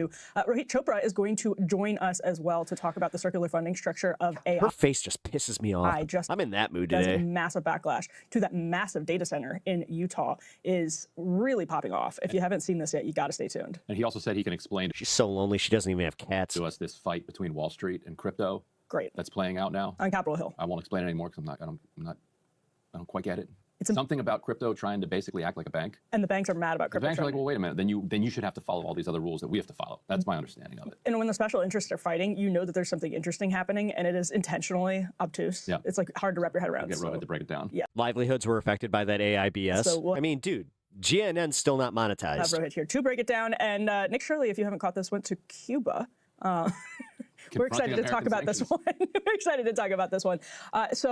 Nick Shirley went to Cuba. Marco Rubio briefed the press yesterday on he touched on potentially what could happen to Cuba next. Big elections last night. No, it's just so odd to know exactly how she was in all of her school. Like, she was the teacher's pet, always front row, fucking... She was like in all the dork clubs, and then every girl hated her and like made fun of her. Indiana. She eventually was asked to be on the softball team because look at her. Republican. No offense. Lost primaries. My wife played softball, but I mean, just look at this catcher right here. State Senate primaries because they didn't want to go along with a Trump redistricting plot. That is going to set the tone going forward, of course, for any more map redrawings that are to happen. But she was also so uncomfortable in her sexuality that she had to also, like, no, she probably didn't play softball because she didn't want people thinking she was a lesbian. Between now and November, and really actually just in perpetuity, probably into the future, Ryan. Also, what we have in that block, some interesting races in Ohio and Michigan. Big wins for Dems. Goodbye, y'all. Hope good chats. Hope you all have a good day. Thanks, Ryan. Appreciate it. Yes, and we'll do a roundup of what's going on. The emote wall that I will allow. Thanks, Groove Dragon. Thank you. You know, electorally, as to the extent that we can. We don't really cover I appreciate the warning. Elections enough here because they're kind of local. Ephemeral. Each one is localized, but as a result, we're missing kind of the national picture. So try to get into some of that. Yes, and we have Timmy McAllister joining us, who is graduating. He's a 2026 graduate. You know that we've been, for months now, sounding the alarm, paying close attention to those headlines, suggesting that this class of graduating college seniors is going. No, somebody already made this joke. I can't claim this, but somebody said that her idea of an exciting evening is putting her M&Ms in the popcorn. That face one of the most dismal job markets in recent memory. Looks like that's turning out. Ooh, Emily's being naughty. She's going to put the M&Ms in the popcorn. What if it melts a little bit? Oh. To be true, Timmy has naughty girl. A video about his own experience graduating this spring that's gone viral. So we're going to break down some of the numbers with him and just ask about his experience. His experience actually reminds me a lot of what we heard from people who had the misfortune of graduating smack in the middle of the Great Recession. Yes, although at least with the Great Recession, there was the assumption that, okay, this is going to be a bad couple of years, but we're going to recover. Right. I'm not sure people share that assumption now. It's much less. The future feels much less stable. Yes. All right, well, let's get in. Yeah, you voted for that. High five. To it. We can start with this Jesus Christ, from Emily. Barack Ravid. Obviously, He'll never steer you wrong. He always seems to know something. We don't always know what the big picture is, but he always seems to know something. There's a great clip, actually, of Volodymyr Zelensky confronting Barack Ravid and being like, why is it that you know so much about my conversations? Anyway, that's a tangent. But last night, Trump posted on Truth Social, based on the request of Pakistan and other countries, the tremendous military success that we have had during the campaign against the country of Iran, and additionally, the fact that great progress has been made toward a complete and final agreement with representatives of Iran. We have mutually agreed that while the blockade will remain in full force and effect, Project Freedom, parentheses, the movement of ships through the Strait of Hormuz, will be paused for a short period of time to see whether or not the agreement can be finalized and signed. As of right now, Reuters reporting this morning that negotiators are apparently close to a deal. What seems to be on the table is a moratorium.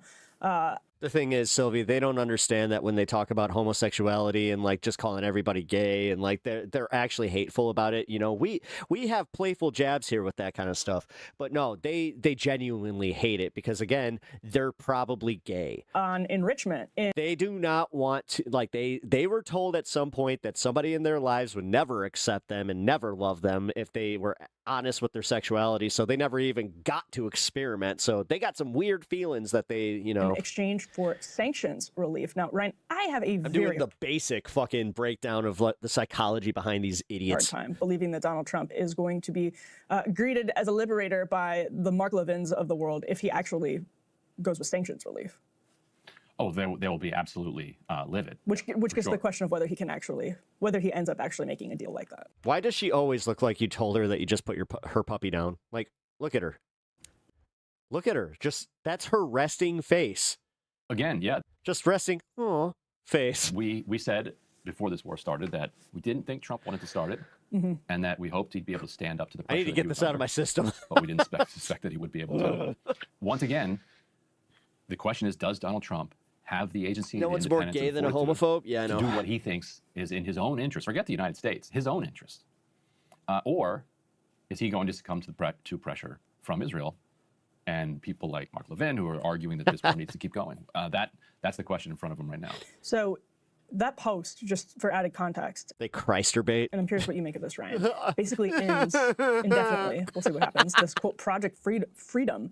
That why do I hate myself? Is that, by the way, to see an American president say Project Freedom is paused? It's been paused. We are now in Project Capture? Tyranny? Yeah. Project Tyranny. So anyway, that was on pause after the splashy rollout over the course of Sunday and Monday. That's what that random True Social post around, I think it was around like 6:30 p.m. last night, did. Why, Ryan? From if you're putting yourself in, so break this down. What we saw over the course of yesterday. Break down why. Right. Trump said he was going to assure that ships were able to transit. The ships that had nothing to do with this, and there is a genuine humanitarian crisis going on inside the Persian Gulf because you have 20,000 plus people who were not planning on being on boats in this area for this long, and so they are running low on food, potable water. Did you hear about the Secret Service agent that got caught spanking the monkey in public? Yep. People who have pre-existing medical conditions and weren't planning on being there that long.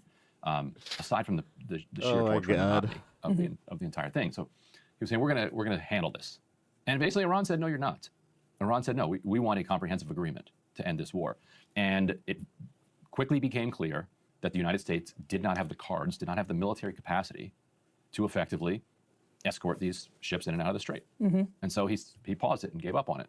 And we should mention, actually, just as we are talking, just in, another Truth Social post from President Trump who says, assuming Iran agrees to give what has been agreed to, which is perhaps a big assumption, the already legendary Epic Fury will be at an end, and the highly effective blockade will allow the Hormuz Strait to be open to all, including Iran. If they don't agree, the bombing starts, and it will be, sadly, at a much higher level and intensity than it was before. Thank you for your attention to this matter, President Donald J. Trump. So, Ryan, if anything, some confirmation that we're still not off the hamster wheel. Yeah, so if you read the very top of that again, it sounds like Trump is accepting the Iranian response. Read that very top line. Assuming Iran agrees to give what has been agreed to.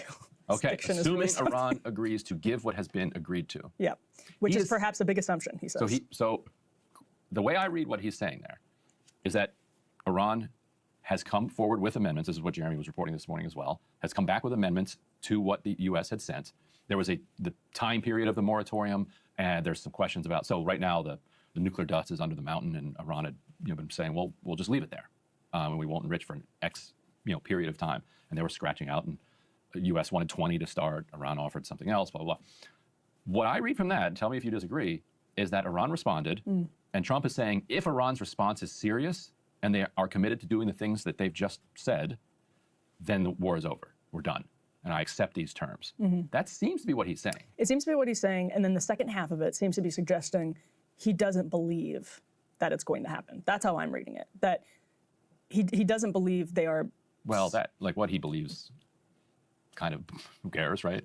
Well, he's the one Truth Socialing. But it's up to Iran at that point. Like if Iran follows through on what it's saying it's going to do. Now, Iran has its own deep suspicions. Like they're expecting another attack. Which he's basically telegraphing in that post. Well, he's telegraphing that if they don't follow through on what they've agreed to here. This sounds like he's trying to be a tough guy and accept Iran's offer. To me, I feel like I've seen that a couple of times. I'm actually curious what you make of this, because I feel like that's been on the table for Trump, and then the rug gets pulled out from under us again because somebody gets in his ear and says, no, this is unacceptable. Trump doing rug pulls, what? This is not. It's almost like there's so much evidence of him doing that none of us should be surprised. Acceptable, sufficient, and we should also, I don't know, never trust a word he says, but his words literally move the fucking markets daily, even though they know that he's full of shit. Everything resumes again. But I don't know. I mean, it feels like it's a cycle. Yeah, I don't know. We'll see. Yeah, I think there's a chance that the cycle is coming to an end because Trump has tried everything. I agree with that. Like, what else is left? Like sending more and more troops. Iran, by firing at some ships, sending some fast boats out. There's real questions about whether or not they hit the Emiratis. They're denying it. A lot of Emiratis are accusing Saudi Arabia of hitting the port. Setting all that aside, there's been a lot of back and forth, and the U.S. did not. You hear that Kyle Rittenhouse almost got by a brown spider, like a brown recluse? Hey, this is how you know that I'm I'm an actual alpha male. I got bit by a brown recluse, and I not only survived, I didn't need surgery or anything. It was below the threshold to relaunch hostilities, which suggested, I think, to the Iranians and to the rest of the world that the U.S. doesn't want that smoke. It could have probably been worse if we didn't have a certain Alirda in chat to tell me, hey, get your ass to a hospital. This time. That they listened to Iran, which was saying, we're going to cut your undersea cables. I hate that that's true. A little pep blower for you. Furiously demolish the Gulf oil infrastructure if you attack us again. And finally, someone in the Pentagon was like, hey, they're saying these things, and they did it last time. And they might do it again. So we better be really sure we want to do this. Yeah, brown recluses are, Trump is blinking. You don't fuck with those, man. To make the deal, he'll have to, of course, I think, stand up to a lot of people in his own orbit who have pushed for the war. And this is where the escalation trap has kind of been predicated on the idea what are friends for? You know, shit. Of Trump acting as a standard issue. I just like how you broke it to me. You're like, you should probably, I don't know, go to the hospital. Republican cutout type commander-in-chief who operates, not even just Republican, actually, I should say. Yeah, Pinkerbell. I was just like, I think I got bit by a tick or something. Like it's got a big, because it looked like a target, and Alirda was just a sort of neoliberal, she checked to the me on extent that word means anything, but a standard issue establishment politician president. and that he has been, in some ways, like in some fundamental basic sense, acting like that over the course of the war, just in the way that he's approached what he wants out of all of this, what his end goal is, which has obviously been publicly murky, but seems to have been basically guided by Lindsey Graham and Mark Levin. And where the escalation trap, I think, can fall apart is just in Trump deciding what's in his... Calling Trump an honest politician is so fucking stupid, Chris. Rational interest, rather than what he thinks is in like the rational interest of the blob. Right, because he has repeatedly said that he doesn't care about the Strait of Hormuz. It's not his problem. This is everybody else's problem. And so if Iranians are saying we're going to open it, and they've now created this, what do they call it? The Iranian Persian Gulf Strait Authority. They've said it's open. Just work with the Iranian Persian Gulf Strait Authority, coordinate your entry and exit, pay your fee, and it's open. Like Trump can look at that and be like, okay, fine, whatever. Also, because Americans care about what the price of gas is at the pump. We're not really looking under the hood and seeing, well, how much of that went to insurance for the carriers? How much went to bribes? How much of that went to the production? How much of that went to the tanker costs? How much of that went to a fee you paid to, transit through the Strait of Hormuz? We don't care. People just want the gas to flow at a reasonable price. So after Trump posted that Truth Social last night, Nothing to see here. Thank you for the sub. Jesse Waters broke the news live on Fox News. Here's a taste of what the kind of pro-Trump reaction to the post was. A2. The president says, based on the request of Pakistan and other countries, we have mutually agreed that while the blockade will remain in full force and effect, Project Freedom will be paused for a short period of time to see whether or not the agreement can be finalized and signed. We suspect the president is letting the Iranians save face. The enemy just yesterday said they controlled the strait. That was obviously a lie. And watching the Americans escort ship after ship out of the Gulf and them not being able to do anything about that was going to be humiliating. Not only were they going to lose whatever military prestige they had left in the region, their negotiators weren't going to be able to fight for their position after they lost their last bargaining chip. The commander-in-chief must believe that the Iranians are serious about surrendering if he's going to pause Project Freedom for the sake of a deal. Because you could also continue Project Freedom during the negotiations. You do want to get these foreign ships moving. The president must know what he's doing. And we're about to find out how insane in the brain the regime really is. Okay, so Ryan, in all seriousness, that actually is Trump was almost certainly watching that. That's actually kind of an interesting flavor of the reaction Trump is getting from people inside his circle who he cares about the public relations spin. And to the point we were just making about the likelihood of what's on the table sticking, if Trump feels like he can sufficiently convince the Jesse Waters of the world that it wasn't him who blinked, it was Iran, then does this make it more likely we have a peace deal? I guess if that's the best that Jesse Waters can come up with, that's kind of comical. Trump is losing on purpose because he wants to make the enemy feel good about itself. Okay, Jesse. Let's go with that one. If you're listening to this, Ryan just had a very gifable reaction. He said, okay, Jesse. What? I mean, incredible. Yeah. So here's because if you have too much success, then the Iranians, they lose face. You can't have that. You can't have too many haters in this world. You have to be better guests when you're attacking another country. Here's how Trump was discussing Jesse Waters, the war in the Oval Office just hours before he posted that Truth Social on Tuesday evening, A3. I call it a skirmish. I like it. Because Iran has no chance. I call it a skirmish. They know it. They express it to me when I talk to them. Then they get on television. They say how well they're doing. And they have no Navy, totally wiped out. They have no Air Force, totally wiped out. They have no anti-aircraft capability, totally wiped out, no radar. They have no leaders. The leaders are wiped out, the whole thing.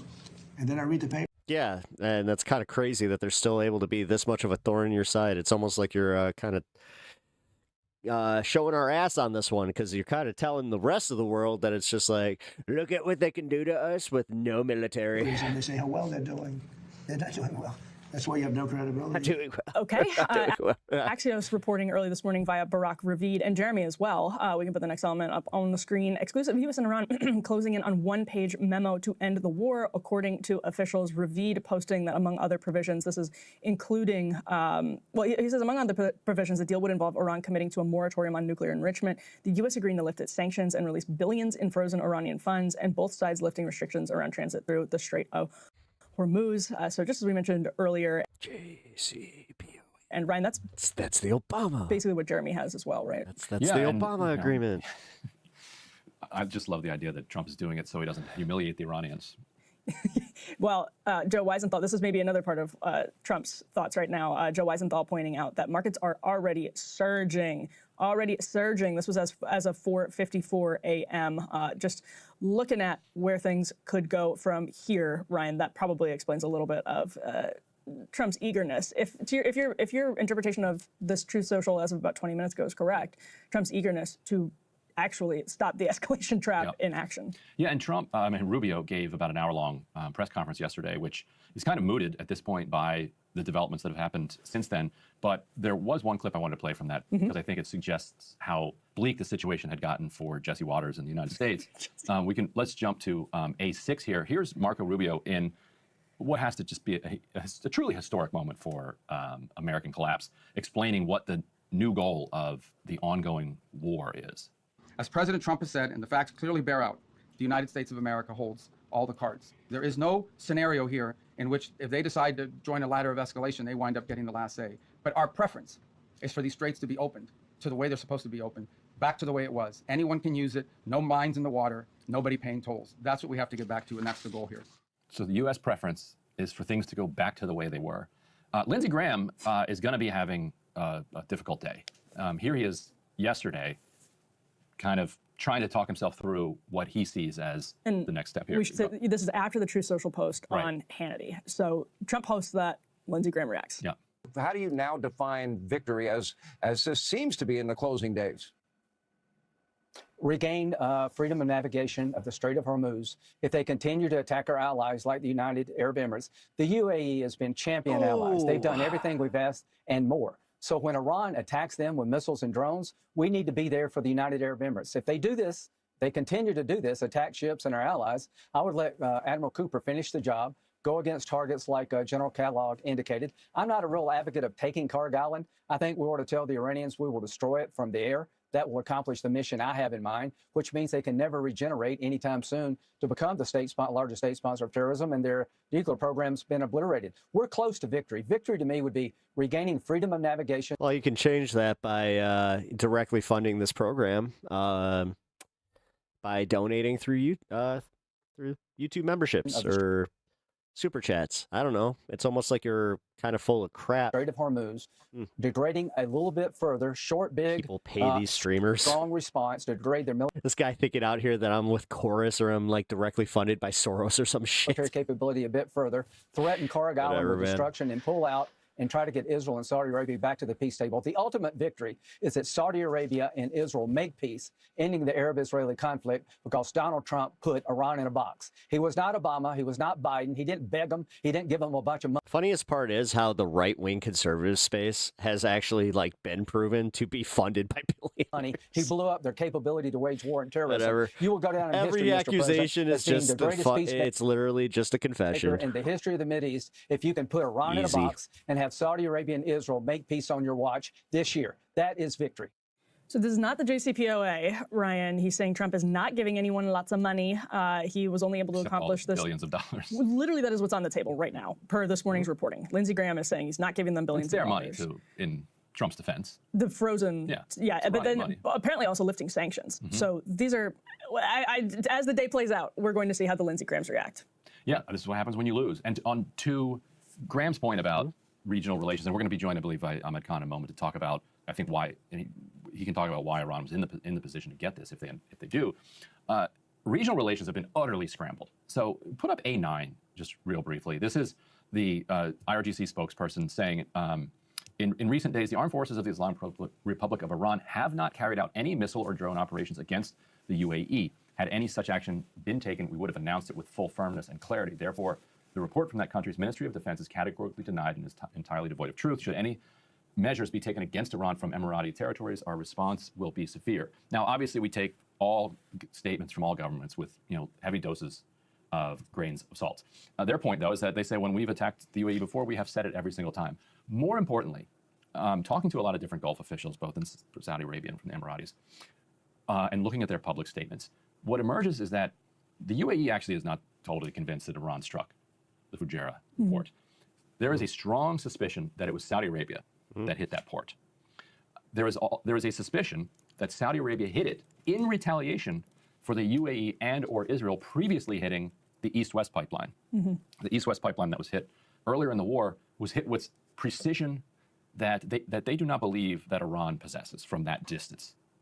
And Saudi Arabia has, so So you're telling me it's a false flag from the nation that was on record saying that they wanted this war to continue, and the second that it starts looking like it might wrap up and Iran might make some concessions.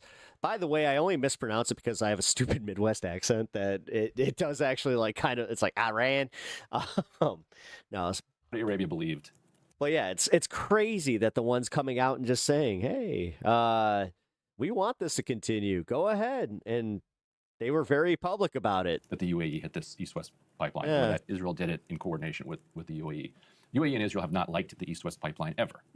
It cuts both of them out. Israel would prefer a pipeline that cuts up their direction. Yep. UAE doesn't want Saudi Arabia to be the kind of hegemonic power there. And so the suspicion, whether it's true or not, the very strong suspicion among very powerful Gulf figures is that the UAE and Saudi Arabia are blowing up each other's fossil fuel industrial capacity right now, which is wild. Yeah, absolutely wild. Well, let's actually get to Ahmed Khan then. Hey, if you like. All right. Here's the triple Trump voter. This one was what I was most interested in watching with you guys. I already did see the beginning of this, though, so I'm going to run upstairs real quick because I need to get me some tea. Joining us now is American philanthropist and humanitarian activist Ahmed Khan, who has been who's been traveling to Iran frequently over the years, has a lot of contacts in Iran, and several years ago was engaged in a fascinating kind of interplay in which he helped to get some refugees, and I think people might have missed this news at the time. We can put up A10. Refugees from Afghanistan, who had worked with the United States while there, into Iran because they were having such a difficult time getting them all out in time as the kind of American occupation was collapsing and the Taliban was taking over. The Washington Post reported, this is back in 2021, that you kind of had the idea, wait a minute, I'm looking at a map here, Iran is a country that might actually be willing to help here. And as a result of that, you've developed contacts in the kind of humanitarian space in Iran, which will be relevant to our conversation today. But give us the thumbnail version of that story. Were you surprised that the Iranians were willing to be helpful? Because you can imagine Iran, like I think most Americans would say, well, why would Iran help? This is an American occupation. They're our enemies. I presume they would just tell us to get bent. Yeah, I mean, that's the corporate media, story that they tell us, and it's just not true. Which is, I mean, obviously, most of those reporters have no idea what they're talking about. They don't know anything about Iran. They've never been there. They don't know any Iranian people except for maybe some, lunatics in shisha joints in LA or Vancouver or something. So what that was actually after the American withdrawal. And as you remember, it was a complete fiasco and disaster. And the reality is the Biden administration left behind many people who actually worked for the United States and risked their lives for the United States mission in Afghanistan. They wound up taking some people who didn't do anything for the United States. So I had been over there and, had committed to get these people out. And I wasn't going to give up, even though the United States had already pulled out. So this is actually after the United States had pulled out. And sort of we went to Iran and they said, sure. And we actually did it in the Iranian consulate in Herat, Afghanistan, toward the west of Afghanistan near the Iranian border. And chartered a plane from Mashhad, Iran. And, they gave the visas. We flew them, and now they're all either in the United States or Canada and doing really, really well. And, it wasn't surprising to me because that's what sort of diplomacy is. And unfortunately, right now, we don't really have any professional diplomats doing this kind of work. We have, sort of people who develop mixed-use commercial properties, and that's not really relevant to being peaceful and getting along with people. I think the Iranian government is always anxious to find common ground. I mean, who wants to be in war? Like nobody literally wants to be in Is there anything better than a good cup of tea? war. Among people. Wow. I mean, certainly governments and the weapons industry, and then people with real other agendas have their issues. But for me, it wasn't surprising, and it was great. So you've been in war zones for the last 20 plus years, everywhere from Gaza to Rwanda. Again, the poll to options. Ukraine and beyond. You're Based welcome. on the information that you have from your sources and travels, what is the situation in Iran, and how would you compare it to the effort that the U.S. has made to annihilate the country, smash the economy, and bring it to its knees to bring about a capitulation? Well, I mean, the reality is most of the work I've done, I think 90% of it has been in countries that the United States has invaded in wars of choice. And I just sort of, as an American, go there and try and do what any individual could possibly do, whether it's bring humanitarian aid or reconstruct. I've done everything you can imagine. In the Christian provinces of Nineveh in Iraq, I rebuilt churches and rebuilt homes of Christians that have been displaced by ISIS, which happened as a result of the U.S. invasion of Iraq. I did the same things in Afghanistan. In Syria, I actually evacuated Syrians who worked for U.S. Special Forces, whose lives were in danger when U.S. Special Forces came out of Syria. So I've done, sort of everything you can imagine in all these wars of choice, but this literally is the worst one. I mean, we were given absolutely no reason to do this. We were told that they're 2 weeks away, and apparently, U.S. intelligence had figured out that after the June bombings, they were 9 to 12 months away if they so chose, and there was a fatwa, as you know, against pursuing a nuclear weapon, and apparently now they're still 9 to 12 months away. So what was achieved, we dropped over 30,000 bombs between Operation Epic Fury and It's Roaring almost like we Lion, didn't the do Israelis. anything. I mean, these are giant bombs and missiles. We killed children. We destroyed hospitals. We destroyed schools. So essentially, we've done an incredible job of uniting the Iranian people behind their government and behind their country, before their government, I would say, but behind, sort of they're united now. And this is something that's completely different than we've seen before. Perhaps the Israelis' goal was regime change. That was never going to happen. Perhaps it was complete chaos. That was never going to happen either. And I think apparently we've got good news today. According to Trump, that he Epic already Fury's did the over. regime So change. I think it's maybe cause for celebration. But in terms of thinking this through and doing this, I mean, this is what happens when you have people who have no idea about the country they're dealing with. I mean, whoever or the decision makers are, I mean, I'm sure none of them knows what a Shia is. None of them knows that there are tens of millions of Iranians, for better or worse, who are religious Shia and support their government. None of them know that actually, from the protesters in January, many of them now are out protesting in support of the government, or, they say in support of the country. And so the protesters in January were economic, and they've understood now that that was a result of sanctions, of years and years of sanctions. We've had sanctions on Iran since 1986. We had them in 79 and 80 as a result of the hostage crisis.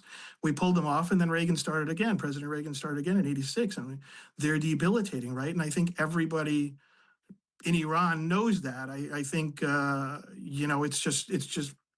it's basically we've achieved the opposite of, I think, what we wanted to achieve. Yeah, so I was going to ask about that question, because this is the rationale behind our Cuba policy too.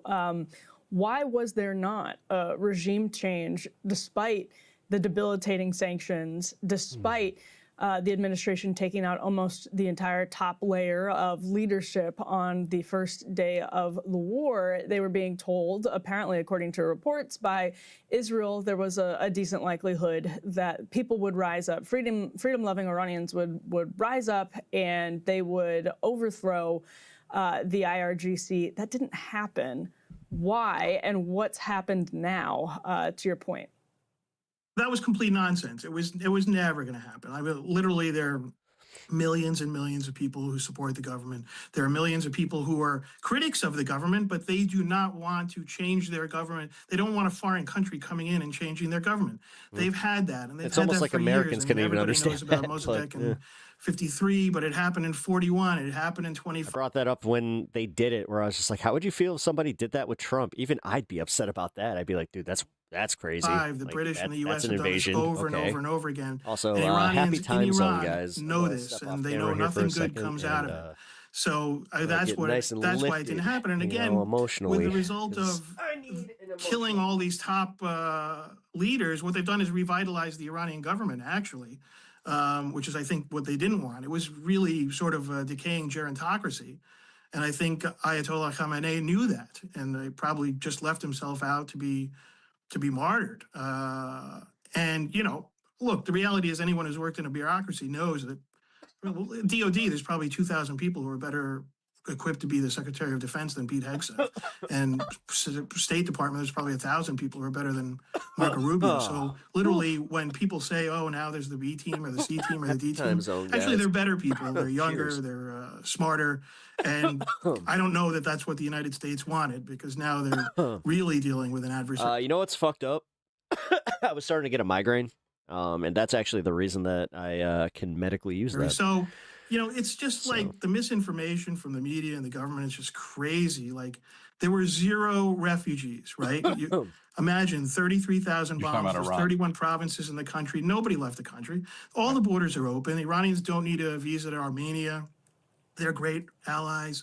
Turkey, no visa. You could cross anytime. All the borders remained, basically during the bombing, they remained normal. You know, there's truck traffic and then people going on vacation. And I talked to plenty of them. I was on all the borders. And there was nobody who said, you know, there's some giant revolution about to occur in Iran.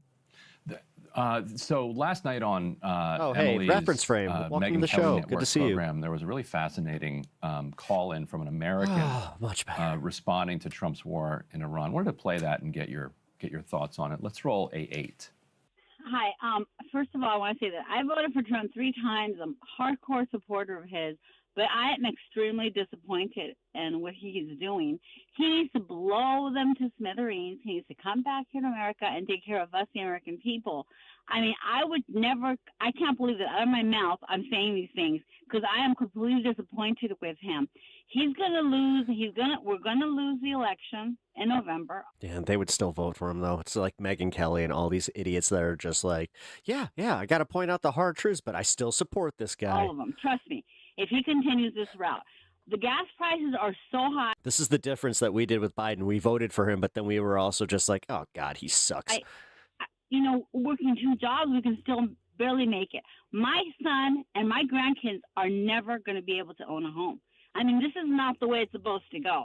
You know, I don't understand what's going on. I have a friend who has a business, and the tariffs killed my friend's business. They've been in business for 40 years.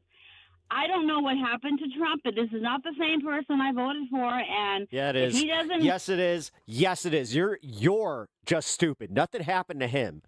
Something happened to you. That's the problem. It finally hit you. him personally till the end of May. Bunch of selfish assholes. If we're still in this mess and gas prices have not come down, and he hasn't blown the Iranian people to, I mean, he needs to get in there and just destroy them. And simple as that. If he doesn't do that, I will never vote for him again, and I will never believe a Republican. I mean, he's really damaging. I can't believe I'm saying this. That was Connie in Las Vegas, said you can't make it work in 2 jobs, that her sons will never be able to afford a home. She also went on in the call, this is on Sirius XM, to say that I fly the American flag. she I'm a fucking true patriot, man. was supposed to I can be critical of my country and not all of a sudden be a loyalist to another one. retire in 2 years. That's how this works. I'm not sure if you actually sat down and read the Constitution, but I have. I have actually come to appreciate our freedoms and just how much the Constitution means. Meanwhile, you have a president that uses it as toilet paper. Years, doesn't think she's ever going to retire. Apparently you guys she said she was do giving as Trump, well. you heard I this mean, at the end of the fuck. call, until the end of May. Her perspective was you either have to, I think she said something like just blow the Iranians. It was like another 4 or 5 minute call, but something about how blow the Iranians and get out of there, blow them up and get out of there. But in the rest of the call, it sounded like she was talking about the government, the IRGC specifically. And Ryan, I don't know if you had anything to add on the question for Ahmed. No. Yeah. I guess the other question would be for Ahmed Khan. Related to this, you've done this relief work all around the world. You said that there were no, there's no refugee crisis in Iran. What about humanitarian aid? Like, how are they doing? Did you offer any kind of aid? What's been the reaction there? Yeah, I checked out what the situation was, and of course it's tough, but my contacts through the Turkish Red Crescent who are working in Iran said basically the stuff that you're sending to Lebanon and Gaza, just keep sending it to Lebanon and Gaza. We're getting by, and that's kind of again the opposite story of what you're being told. Your people on the media that show up from these fake think tanks that are like, people are collapsing and the place is collapsing and it's falling apart. And that's just not the case. I mean, we did hit thousands of hospitals and schools and civilian infrastructure, but somehow they're... No, the thing is they want it to be like Gaza. They're just like, yeah. It's like what Israel did to Gaza. And then it's like, wait, you mean like that? You mean you got to repeat that? They're piecing it back together and there's no urgent appeal. The reality is 5 million people exactly popular were internally displaced. So, the difference between internally displaced and the All refugees. Right, you guys see what he's doing? He's this is my favorite. He'll lay on my lap. He leans against the desk and then he puts his head on the keyboard. She's the one that leaves their country. These people lost their homes, but they didn't want to leave the country. I mean, they're voting, people often vote with their feet. And he's chilling too, because he's got his arm like his sort of paw like this, or he's just like, things are, they're not okay, but people want to stay, right? And so, yeah, I've been told multiple times, I'll look into it, and no one's really said we have an urgent appeal. Like, for example, with Lebanon, I have an urgent appeal from the Catholic Church. And even up to the Vatican, where they're... If people held him accountable instead of taking a knee, we'd have a better place. Honestly, most of MAGA should be freaking out that it's not like Trump won. This is the thing. I have admitted this in the past, and I'll admit it again. Had Trump won wasn't as bad, nowhere near as bad, and honestly. I look back and think of the checks and balances that were there. Like, yes, it was bad. Like, you had Ajit Pai in the FCC, but now we have Brandon Carr that's literally doing what Ajit Pai was threatening to do, but he knew he couldn't because of the Constitution. All these other fuckers, they don't care. Clinics and hospitals are overwhelmed. If they had it their way, we would revise the Constitution to Trump's will. But in Iran... And then you'd put his stupid EKG signature on there. No such thing, which is wild considering the amount, the tonnage from land, sea, and air, the bombs and missiles that landed on Iran. And to Connie's point, look, I mean, the DoD budget, they want to do 1.5 trillion now. It was 1 trillion. And the reality is, if you ask any sober-minded, long-time DoD employee, what should the DoD budget be really to keep Americans safe? The answer is 500 maximum is what you'll get. So now they want to. It's already double that, and now it'll be triple that. The things we could do with that money, we could actually have a real education system or hospitals and schools, and our airports can not look like we're a developing world country. I mean, this is obviously the healthcare, so obviously. Oh, by the way, Ravi, what's the update on the Denims thing? Did she get the same attorney that the other two streamers did? She's got a point on that. Casey Tron. It's a misallocation of resources that's just brutal. Frogan. Like you said earlier, Ahmed, you go around the world, people don't want war. People don't want war. Yeah, no normal citizen wants to be in war. No, it was almost like Trump spent a lot of time on his campaign trail saying, no new wars, no new wars. You don't meet anyone. So I met a truck driver who just exited Iran in Armenia, and he was crying. I said, are you okay? And he says, why are they bombing us? What did we do to them? And I really had no answer for him, because he's like, can you tell me what did we do to them? Why are they doing this? And you just feel like normal people just don't want any part of this. And there's got to be a better way than just 24/7 airstrikes. For example, I know someone at US Transcom, and they told me we've done over 4,000 airlifts to Israel. I think the Israeli government has said we've done 403 full of weapons since February 28th. I mean, 4,000 is just a crazy number. To 100 planes a day, like what a waste of resources, and which leads to people dead. Like, what is that? Well, hopefully this is it. Hey, Peach Creek, thank you for the stars. For the foreseeable For the jewels. future. I'm Ed Kahn. Thank you so much for being here. Really appreciate it. Thanks, Emily. Thanks, Ryan. Take care. Be Oh, well. I try not to crack my too. neck. Yeah, we have good news, I think. I hope so. Hey, if you Yeah, hope so. Because we're not getting out of this. This thing's not going to go. This thing's not going our way. And you know that. You can feel it. You can feel that it's not going our way. You can Hey, feel reference Ryan, thank you for the jewels. that it's not working. You can feel that Trump wants out of it. You can feel it. This is not what he does. He's not a real fighter. He's like a shit talker. He's a casino kingpin. He's a reality star. And if you like reality stars, we're selling actually pretty well there at the Wiltern Theater. But that's what he Nice does. plug. This is not Patton. He's not a general. He's a reality star. He's a shit talker. He's very comfortable in that game. Late night, firing off tweets at Elizabeth Warren, that's his game. Talking shit with Mika and Joe, Morning Joe, he's comfortable doing that all day long. No, a rally? Forget it. Standing there for 3 hours talking extemporaneously off the cuff, he's all in. And that's what he does. This is not where he shines. And he feels uncomfortable. You can tell he's not happy about this because this is not what he does. This is also further reason you can feel that he was really pushed into this. He felt like he had to do it for whatever reason. But there's no way that he wanted to do this. Who cares whatever reason he did it? This is not where he lives. God. This is not what he's good at. It's not what he's good at. Trump's the guy who was like walked around a military base, I believe Walter Reed, or was an army hospital, and he was basically like, yeah, why do they do this? Like, because he doesn't get it. He's like, why would you go sacrifice for the country? He's like, don't you want to be rich? You get pussy? Like, he didn't get it. He doesn't get it. Like, that's who he is. So this is not a place where he feels comfortable. This is not what he does. So the idea that he wanted to do this, I think he was sold on it. He was sold on it, but he didn't know what it was because he'd never done it. Everything was like kidnapping Maduro or, we're going to kill Soleimani, this Iranian general. We're in, light touch, boom. I destroyed ISIS, whatever. Did he? One of them's running Syria. It doesn't matter. Doesn't matter. Light touch, no one cares. It's akin to reality TV. Oh, my God. Because that's what he's the master of. He's the master of creating a reality that's true enough. That's what reality TV does. If you watch it, you know it's not real, but it's real enough. Yes, they're actually cunts on the Real Housewives show. Are they put in these situations and plied with alcohol? That is also true.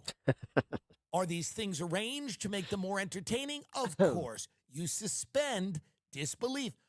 No, yeah, but Tim, this is what this is why I hate what he does, because bit or not mentioning like, hey, they kind of told us this with Project 2025. Hey, like, but it's true. Whatever. I have no expectations of him. Enough. The divorces are real. People don't like each other. These things are true enough. And Trump lived in that world for a very long time. So basically, he's a master at creating a reality that has elements of truth, but the things that are glaringly untrue, you don't care because it's entertaining. Because it's entertaining. Yeah, that's not good. Politics shouldn't be entertaining, dare I say. So it doesn't matter. The components of the things. I mean, unless I'm commentating on it, then that's a different story. Come on now. That are provably untrue, like indisputably. He's ignorant and arrogant, but he's not dumb. Yep. Lies. He doesn't care. And neither do you, because you're laughing, you're smiling. I can't believe he said that. It's entertaining. This is not a good show. That's the biggest problem here for DT. No, he's not, because this is a character. This is Tim Dillon doing his character. This is not. This is what I can't stand. So, like, I don't like. I've never liked the Andy Kaufman bits where, like, it's like, oh, this is funny. I'm actually this like horrible. It's like, oh God. A good show, and he knows it. He knows this is not a good show. Trump is well aware of why he is the president. He knows this country better than most. At least Dave Smith can put the comedy away. Most people, maybe anyone. And it's not a nice thing. And I'm always for going for the laugh first, but bits run their course. Like this is, it's boring, dude. We get it. You're the Stephen Colbert of the right. It's the line from the end of Succession when Brian Cox looks at Jeremy Strong and goes, they're having dinner, and he goes, I know things, not nice things, and that's why I turn a buck. I know things, not nice things, and that's why I turn a buck. Trump knows that when Zelensky was in the Oval Office and Vance and Trump were berating him, that was great TV. Trump knows when he said to Hillary, because you'd be in jail. That's great TV. This is the opposite of great TV. It isn't exciting. It's not nearly as engaging as it needs to be. So what you have is a bunch of people that are checking out, which he doesn't like. They're tuning out. They're turning it off. Yeah, that's actually it. He doesn't care if they like turn away from MAGA. He cares that some people are just done with it, man. And you know what? To that point, I know a lot of people in my private life that they do not follow the news at all anymore because it's depressing. So when they turn it off, you got to remember. Which then they're also shit shocked where it's like, why is the gas so high? They go out into the world, the gas prices are high. The food prices are high. Why? This fucking war. But they're not watching his show anymore. So he cannot tell them exactly why things are the way they are. Because people are turning this shit off. They don't understand why it happened. It's embarrassing. Our military bases have been blown to smithereens. It's embarrassing. The limits of our military power have been exposed. It's embarrassing. People don't want to watch that show. That's not a feel-good show. That's a terribly embarrassing and depressing show. Oh, gas prices always spike during the summer, but this is, dude, shut up. This is a little different. So people go, I'm out. And Trump knows that. So he's doing these little things to try to get them back in. There's aliens now. Are you back watching? Can you come and watch Stop again? chewing on the There's keyboard. aliens, and they're under the water. No Catzilla. Or even this, we're moving Dark Eagle hypersonic missiles towards our end. It's the final blow. He keeps using words like that, the final blow. Yeah, we'll blow him off the face of the earth. But there is no final blow. Yeah. So eventually people just turn it off. It's like a soap opera. You never see Jay, I'm not even entertaining it.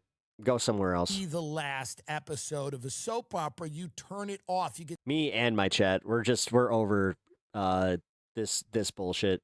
You have Google. You can look it up. sick of it. You grow up. You get a job. You get a boyfriend, whatever. What this has become for Trump is a total unending nightmare. And he's in this weird stalemate where no one's really doing anything. And he keeps like threatening. Now, hopefully he just keeps threatening and we never go back in there. Hopefully nothing even happens. Hopefully the Strait opens up. Things normalize. Hermoose. Everybody apologizes, whatever. Seems unlikely, but that's kind of what needs to happen. I mean, he just keeps. God damn it. I just got to let it go.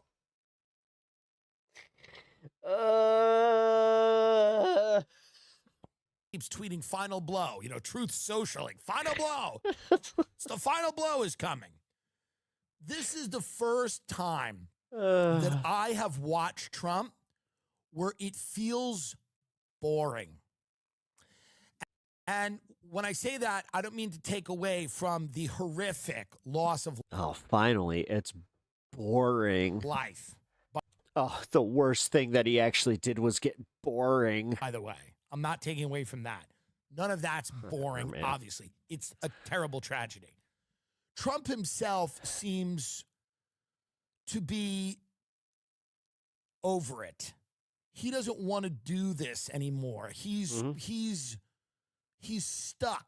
Yes, and he's trying his best to be like, look, technically I won. I got what I wanted. In a web. And that, do you understand that one of the secret provisions of this deal is that they're going to have to go on Iranian media and say how great Donald Trump is? And I have a feeling that's where some of them are just like, oh, fuck you. If we pull out now, it's an admission to the world that America's military might is, I believe, is, a lot of people look at that and say it's been greatly overstated. And that we're not going to make commitments to our allies. We're not going to make commitments to the things we say are important, right? So he doesn't feel like he can do that. But also this final blow, a world war, dropping a nuke, all of this isn't possible. The generals have told him, we can't do the things you want to do. Now, Trump, no one told him this at The Apprentice. Everyone was pretty much like, yeah, what do you want to do? Yeah, we can do that. We'll find a way to do that. We'll find a version of that will be okay. It'll be true enough. It'll be true enough. And that can't happen here. So they have to start with the... Yeah, China's the one that actually got Iran to agree to a ceasefire. Iran would be rather blowing... aliens. They have to start with the aliens. There's nothing they can really do now. He's stuck, and it sucks. And more than that, he knows he's losing eyeballs. They're leaving him. They're going elsewhere. They don't care. They've given up. This is a bad thing. Well, actually, I'd argue it's a good thing. Because the less people watching his bullshit, the more he will fucking just kind of give up. All right. This Adam Mockler thing really did take on a life of its own. We're going to watch this full video because he went on another podcast and he gave the backstage details on why Scott Jennings was such an ass to him and why Geraldo Rivera is such an ass to him. Hey everybody, Adam Mockler here. I just had a great conversation with friend of the show, V, from Under the Desk News. We talked about CNN, we talked about debate, my generation, the Iran war, and even a little bit of my backstory and how I got here. You guys are going to want to watch until the end. Make sure you drop a like to help boost the video. Shout out to V, and check this out. Thank you for having me. I'm excited for this. We're going to have a great conversation. Yeah, I'm excited for this. So tell folks just a little bit about you because we see you on TV, but like, how did you get to That's this an place at just awesome 23 years painting old? behind her. Let me run you through the story that I generally tell. So I run a YouTube channel with a few million followers, and I created this YouTube channel when I was 9 years old. Sorry. When I was 9. Yeah, when I was 9 years old, I You created this YouTube channel when you were 9? created this channel. When I Oh, that's right. You used to do gaming created first. it, I used to make like Minecraft Yeah. videos or Call of Duty videos after school, but I would sit there and just edit for hours and hours and hours. I really enjoyed the editing creative process of it and the video You statistically have used a same-sex bathroom. creation and being on camera and everything. Obviously, I never really went anywhere. I got like a few hundred views per video, if that. I remember in 6th grade, I got kicked out of class for debating my teacher on gay marriage. It was like 5th or 6th grade. I got in big trouble because the Supreme Court was going to, federally legalize gay marriage.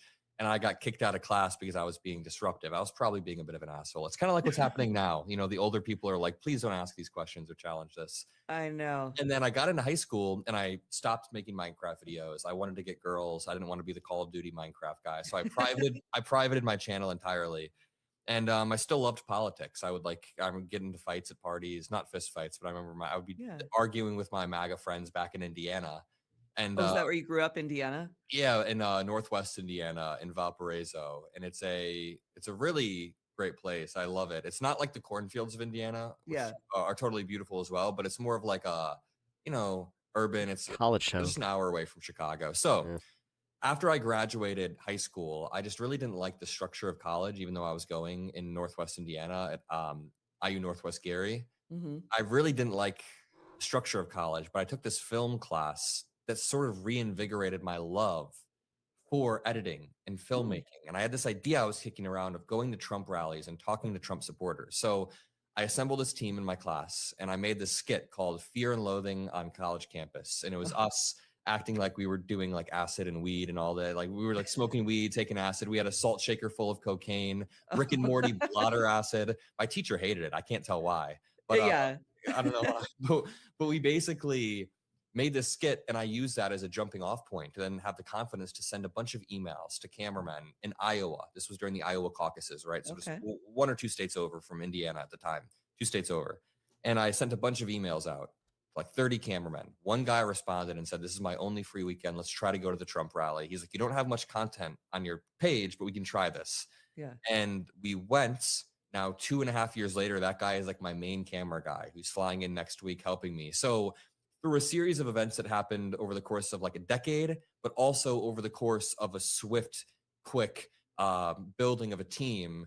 I don't need his backstory. Bigotry. I don't lace it in conspiracy theories about Jewish Sorry, people guys. I'm looking for the Scott Jennings bit. or about I black thought people. they just I don't went right lace it in for that. it. I lace it in the idea that Would have done me well to pre-watch this one.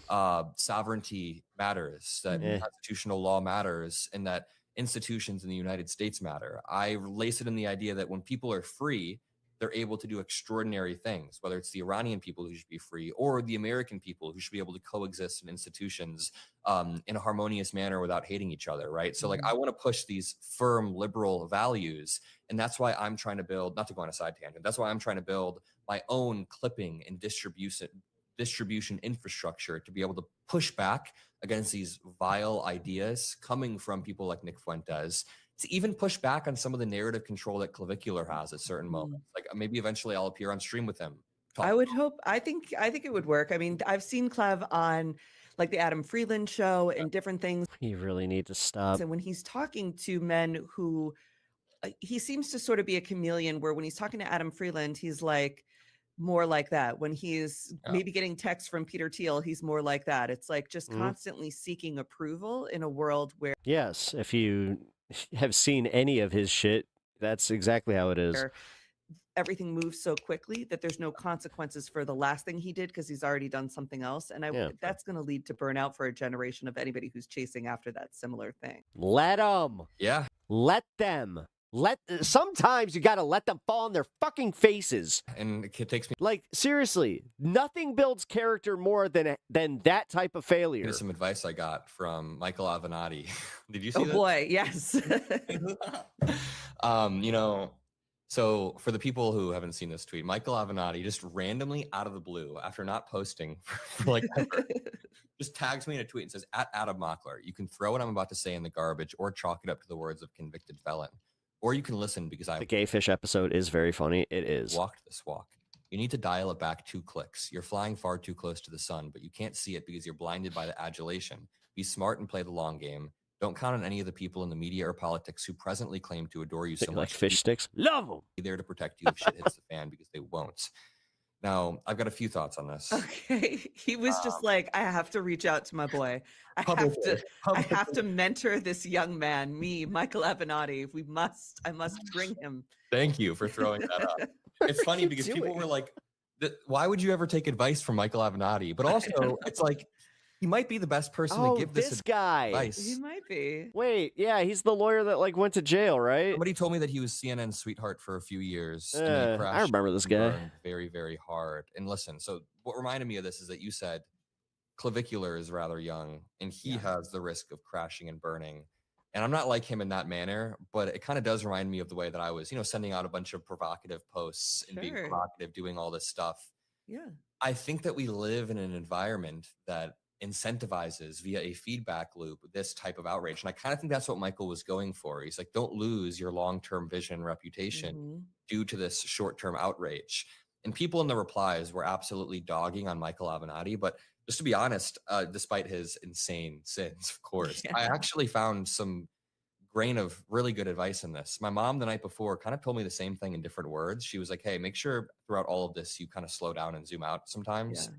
So to then see Michael Avenatti tweet that at me, at first I was like, dude, what the hell? But then I was like, wait a minute.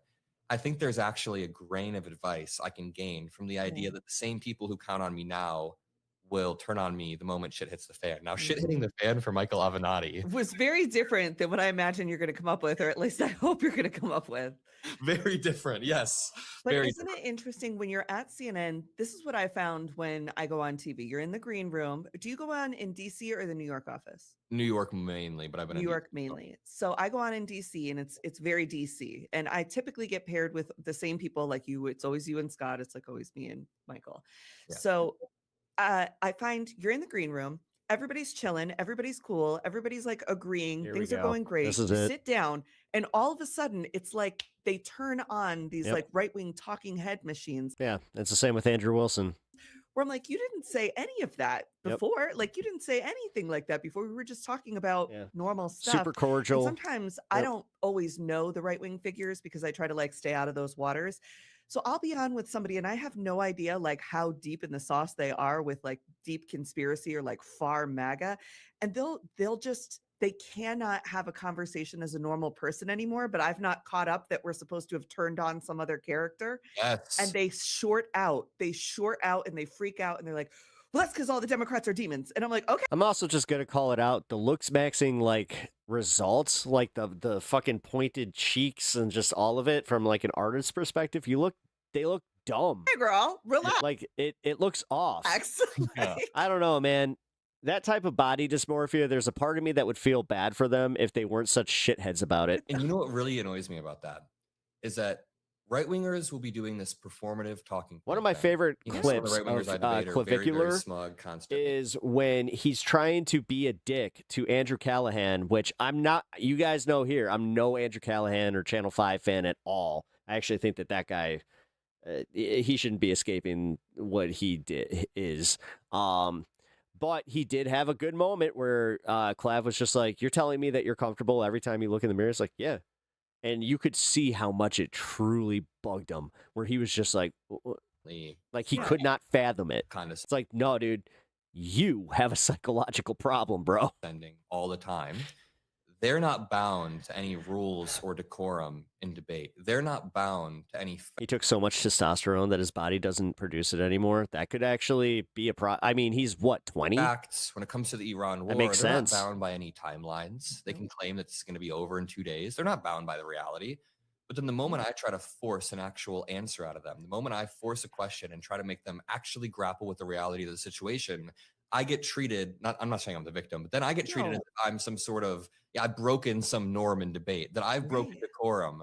And it feels like I'm the one that gets treated as if I should tone it down and chill, that I should dial it back 2 clicks, as Michael Avenatti said, just for trying to force an answer to somebody who's being disingenuous. I'm sick of the game, honestly. Yeah, they're like, we're trying to make a TV show here and we all have our roles to play. And I'm like, I didn't get the media training you people got because Exactly. you're on a whole other level of weird. Let me play Baited just you on TV 4 to 6 weeks ago and you said we were weeks away from it. Now you're making condescending remarks because you can't defend the fact that this war is not going your way. Wait, one more time. Not going name your way. one political Get your concession. out of my Name face one political first. concession.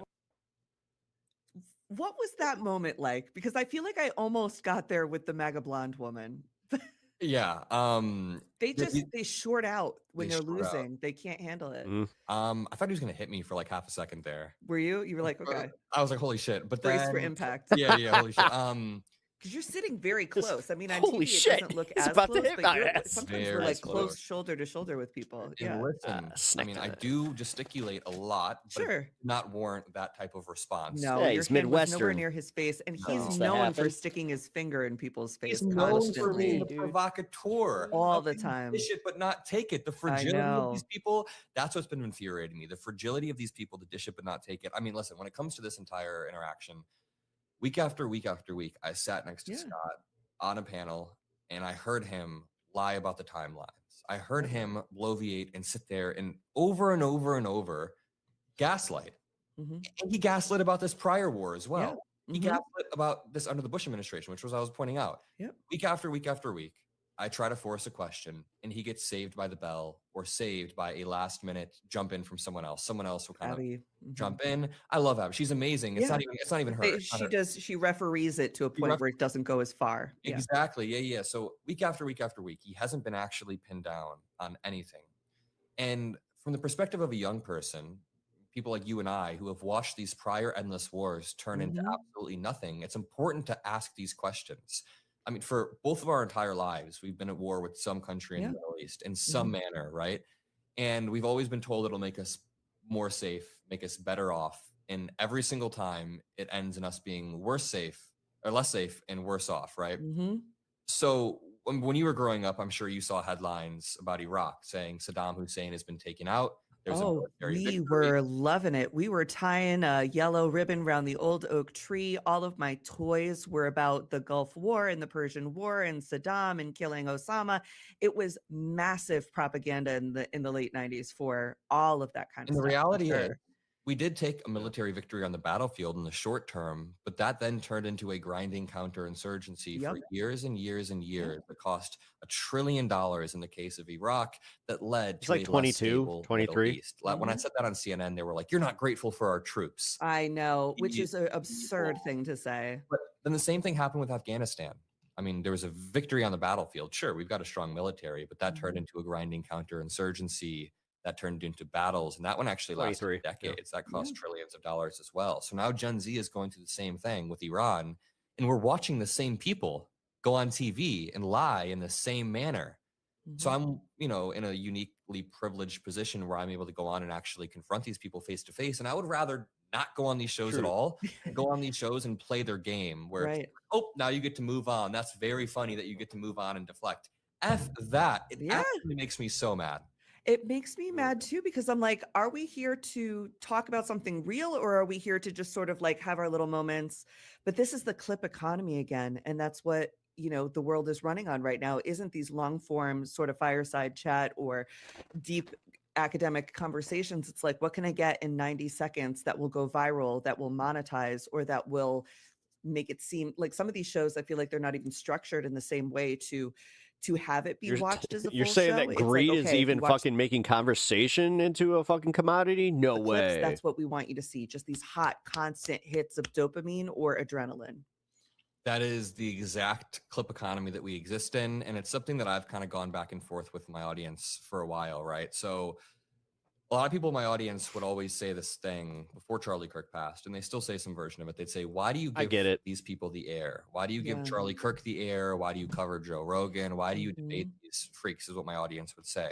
And my response would always be, dude, Charlie Kirk is the air right now. I mean, about a year ago, this dude was pulling like 500 million views a month, probably more. They had all of Congress, they still do, the presidency, the Supreme Court under their thumb. MAGA won the election, fair and square. They won it. I mean, Elon Musk obviously manipulated a bunch of online shit like that, but they won the election because they were in the air. MAGA was in the air. So the idea that I shouldn't be playing on this battlefield, in my opinion, is ill-advised. And to take it a step further, I'm going to play on the exact battlefield that exists. Don't hate the player, hate the game. That type of thing. Right now, the president of the United States. Hey, Serena, good to see you. Has driven the narrative for the past decade based off of rage baiting, posting insane stuff, trying to go viral, and trying to control the narrative in his own direction. So I want to play that game as well. If that's the game that we're playing, where Elon Musk pulls 100 million views on Twitter a day, like if you scroll through that guy's Twitter feed right now, it's tweet after tweet about immigration and trans people, and they all have 9 million views. He has so much narrative control. So yeah, I'm going to go on Twitter and I'm going to roast people. I'm going to be a bit of an asshole on Twitter as long as I keep giving good performances on air. And I'm going to make sure that I use this to drive a narrative in some way. Do I wish that me getting clips on Jubilee was the optimal way to do these debates? Probably not. There's probably a better way to do it, but I'm not going to turn it down. I got some emails saying I should have turned down the Jubilee opportunity. Oh, what if they then people love hate Jubilee, but it is a really powerful platform. I mean, what if I would have turned that down and they would have tossed it to Ben Shapiro? Would that have been effective at that point? Do I want to cede that type of ground? So I think it's important that I'm out there having these conversations. Well, actually, you could argue that if it does happen to Ben Shapiro, then it's going to be with a bunch of left-wingers that aren't you. I mean, if it's marketplace of ideas, I guess, then we should probably, It's been a bit, I just wanted to trust me, I get it. I have said this numerous times to you guys, like, if you ever need to just, never feel bad. I try not to take it personally. Sometimes it's personal. Occasionally, I'll get you guys all know. Like I've had people reach out. I think that's pretty much what my email has been used for on this stream. Where, yeah, they send me some like, and it's never like a troll or any of that shit. It's literally somebody that's like, I've really enjoyed your content up until this point. Like, I thought this joke was crass, or I thought that I don't agree with this. And the funniest one that I had was just like, hey, Pep, just wanted to let you know I'm going to be dipping for a while. I was just like, oh, shit. Okay. And it was just because the news cycle is too much. I get it. I totally get it. Also, I agree. Whew, sorry. Time to stretch, just kind of relax for a minute. It is looking like my friend's not coming by tonight, so...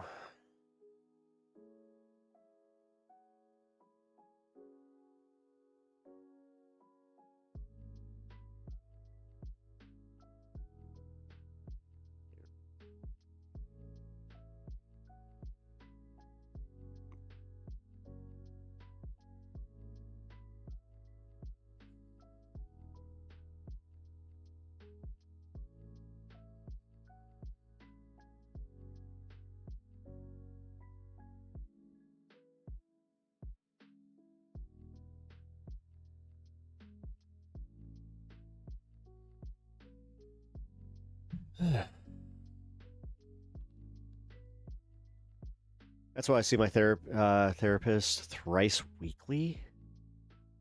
Wow. You see a therapist 3 times a week? Fuck. I thought it was a lot when so when my mom died, I was going bi-weekly because I've always done like bi-weekly. It's like, let it breathe for a minute, then go back.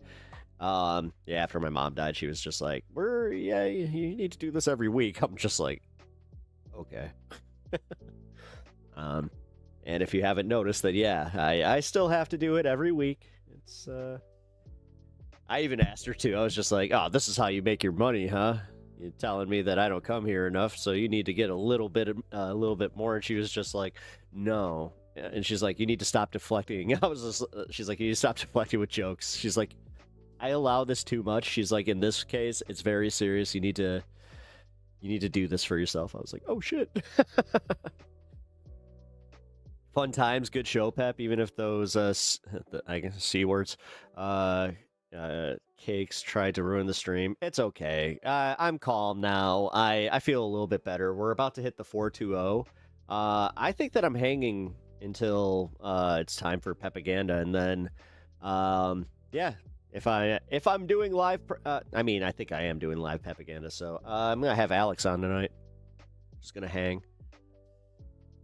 He's my content buddy. You know when they say friends of the show, like for real. Like Alex is he's a friend of the show, man. You should all follow him. Devil's Advocate Productions. I don't think anybody works harder than he does, like trying to do this.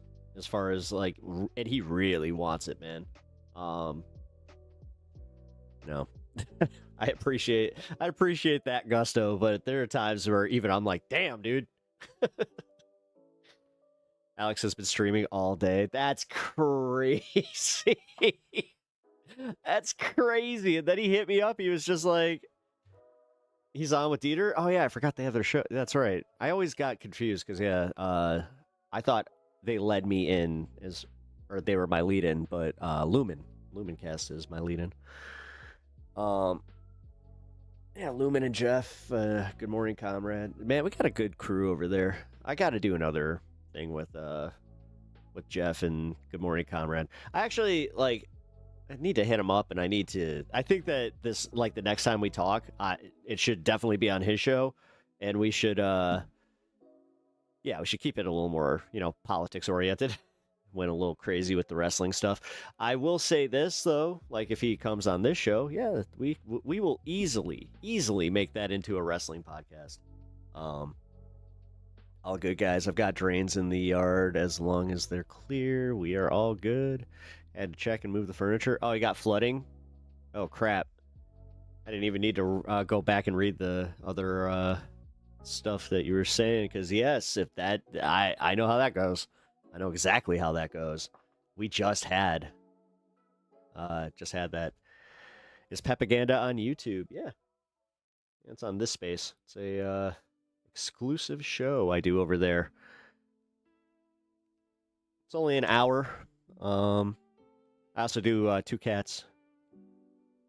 Two cats. I'd further comment about cats. I love cats. Yeah. Don't you love when that happens? Dude, I've had that happen when I'm having a conversation with like my wife, and I'll see like a road sign, and I'll just be like, yeah, you know, and like hair transplants, and she'll be like, what? It's just like, I don't know. Meow. No, so yes, my Pepaganda show is on this space. It's an exclusive hour during prime time on Wednesdays, and then I do 2 hours on Tuesdays. Yeah, it's a fun show. All right, let's get to the next segment here. Oh God, it's Candace Owens. I forgot that I had this set up. Oh man. No, that guy reporting me really fucking bothered me. Because yeah, he definitely did, and it's just YouTube's review process is insane. It's just effing insane. So I hope that it has the same outcome as the last one, because I'll just say this much: the last one, I think that I already said it, but just for anybody that didn't catch it, the last time that somebody did a false report on me, they hard banned that account. They like locked it down, and booted them forever. So, got confirmation that I would not have to worry about that specific account again, and that they did have ways to figure out if somebody was trying to use alts. So, kind of funny. Anyway. Alrighty. Here we go. Cats and doggos are far better people than a good portion of the two-legged people. Yeah. Yes. All right, let's go through this one. My message to Ben Shapiro, because I wanted to live react to this one. Oh God, how long is this? 21 minutes. You know what? Fuck it. We're gonna wait till the fun half. We've only got 12 minutes, and I do not want to miss this. I already missed my local 420 because I was dealing with the shenanigans that came through here. So, alrighty. In the meantime, yes, if we could talk about cats and dogs. What else you guys want to talk about? Because I don't want to beat a dead horse with like me being angry. Like, Groove actually said it. Let it go. Just yes, let it go. My wife is probably upstairs doing that because that's what she does every time we say to let it go. She starts singing it because, you know, we're lame millennials. We do shit like that.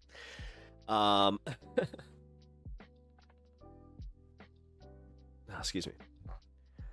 I miss Eyebrow Shapiro. I just noticed I forgot to like the stream. Be better than me, folks. Oh, thank you. I appreciate that. Yes, double tap the screen, like the stream. If you guys haven't already subbed to the channel, please do. I'm sure that you guys have, and I appreciate that. Like I said, it's just been today's been a day. I just what era of wrestling? I would probably talk Attitude Era. I don't know. Attitude Era and man, I watched the Ruthless Aggression Era. Like I watched all of it, and I hate to admit that. Like I was into wrestling as like a little kid, but I couldn't, like, my dad would never buy pay-per-views. I didn't get to go to live events. It sucked. Like, It's because realistically, it's because my mom and my dad, they hated it. They hated wrestling. To this day, my dad still hates it. He thinks it's stupid. He's just like, why would you go? Why would you watch that? He doesn't get he just doesn't get it. Like the thing about wrestling is when you go, like, I didn't need to see it live. Like I don't know. I just understood. Like even when I was a little kid and like kayfabe was real, there was a part of me that knew it's like, it's not fake, it's performance. But yeah, then I really started to appreciate it as an adult, where I was like, oh my god, the shit that it like takes to do that, and like you're like I am like your dad. It's okay, don't worry about it. Too many chuds are into wrestling. I will admit that. Yes, there are way too many chuds in dude, the internet wrestling community and just like wrestling fans in general, they're toxic as shit, man. They don't know boundaries. They every other week you hear a story about a overeager fan at an airport. Like the WWE literally has to have new airport like security assigned to the talent because these people do not know how to act. It's like a tidal wave every day. It is. I took my prescription and it works. I feel much better, and sorry for the lack of compassion. I know how you feel about the politics being overwhelming, not fun. Yeah, it's like a tidal wave every day. It is. It is. Yeah, it sucks. Why are so many chuds into wrestling and sports too? Because they understand the tribal impulse kind of thing, where it's just like beat the chest, rah rah rah. Put the red makeup on, blue makeup bad. Like it's literally. I mean, that's what politics is to me. I think that's why I enjoy politics, is because it's all pro wrestling. I know it's fake, but I also know that there are real implications, and it does like. It boils real emotions, you know what I mean? Like, so every day is like living through another month of or more depending on the day. Yeah, it does feel like that. I mean, I know people are saying that it's totally aging them, and I'm just like, yeah, I can feel that. I can definitely feel that. Like I get like more worked up, but it's the shit like today, though. It's really the stuff like today where it has like an actual impact, and then me realizing again, just yeah. It's a lonely place out here.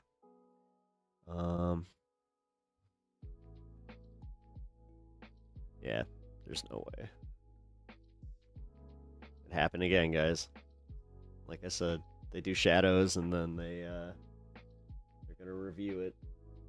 I'm so fucking sick of these assholes. Something has to be done about this. Otherwise, like I said, there's no point.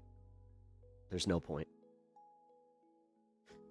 If they're not going to let us grow, and I can put so many hours into this, like, I'm sorry, I'm doing it again. It's just so frustrating.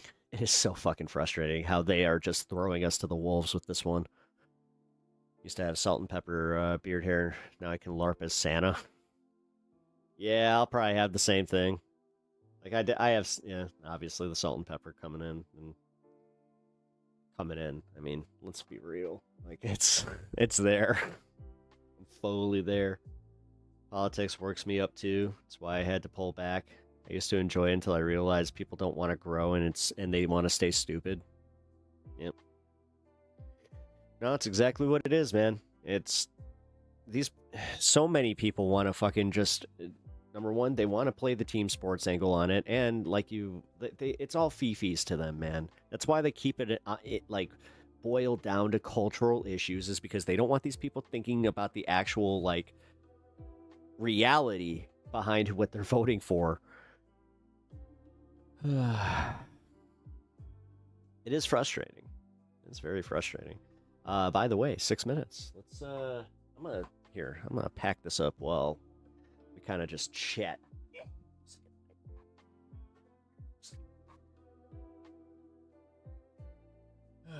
Like I said, it is just frustrating.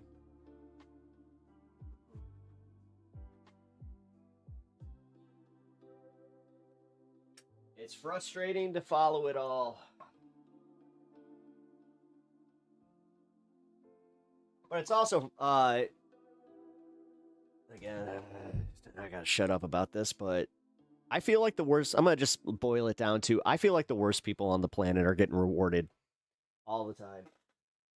Like if you have faith in God, I kind of feel bad for you, man. Like how are you maintaining that? How are you maintaining this illusion that there's a fair fucking God out there and that, you know, your prayers will be answered when this shit happens like constantly, and the people that get rewarded are just the worst. They're evil scumbags, dude. You understand that, like, legit, the Epstein class, nothing's happening to them. They're living it up. Fucking Trump went to war to fucking bury that shit. But yeah, justice. There's justice. There's a fair God. Oh, Steyer. Okay. Yeah, the more that I looked into the California race, by the way, Steyer. I think Steyer would be a good person to vote for. So if you live in California and are voting for the governor, yeah, give him a shot. See what happens. Ugh. You place your hope in the good of humanity and the Kyles of the world. I appreciate that, and no, while I mean, I don't know how I can. I'm not sure if I can use that as like faith.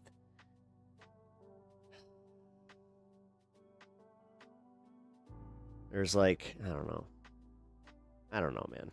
It gets tested every day, but I'm not becoming a pessimist. Not black-pilled yet, guys. Worst people in the world feel like there is no real advancing of the human condition.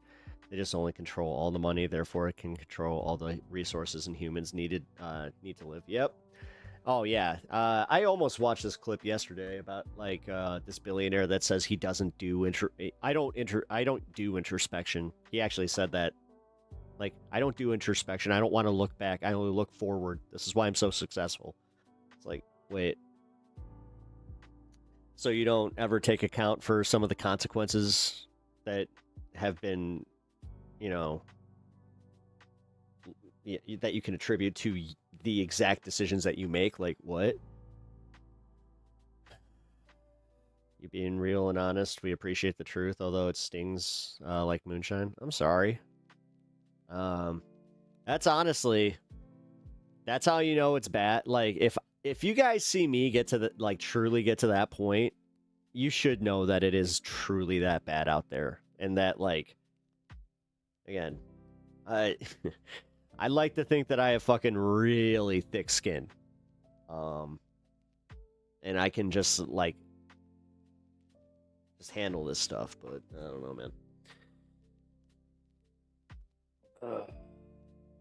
But like any good Trumper, you know, also hyper fixating on it because, yeah, it's happening to me. Like, I still can't believe these shitheads. Like, number one, this is what's really annoying, is with this in review right now, I sent them the screenshot. Number one, the guy he couldn't type like very well, so that was kind of in my benefit. But the fact that he did report, yeah. Like I said, guys, definitely hit the like and share the stream, because I'm gonna go right back to where I was before. God damn it, dude! It took weeks to get back.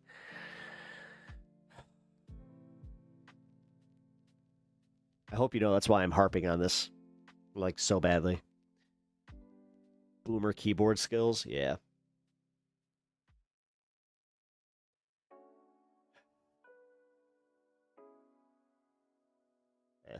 Anyway. He's another rich guy trying to play the class trader card, but he's likely benefited from private prisons and other shady practices, last I checked. Oh, who? Steyer?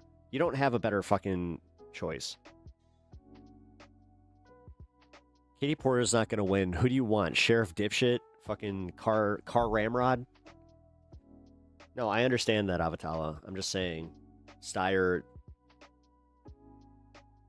Stop. You're going to have to eat some fucking crow. You're not going to have a perfect candidate. Who's the perfect candidate then? Please. I mean, dude, I fucking sat here like after the stream yesterday looking this shit up, and that's what I came back down to, because I don't think Katie Porter's viable, and I don't think that other guy is either. Anyway, give me a second. 420. Let's do this. Let's celebrate. Woo!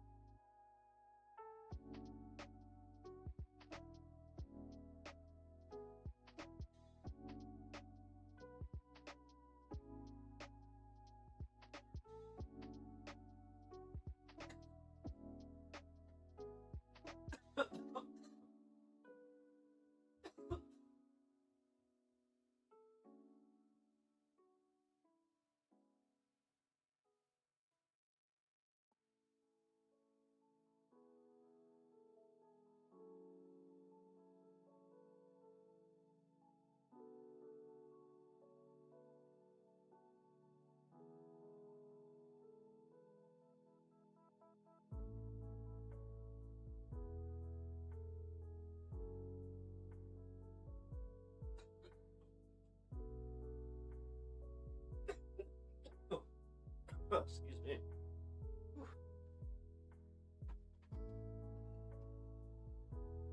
This one. It's time. Oh boy. Okay. Fun halftime.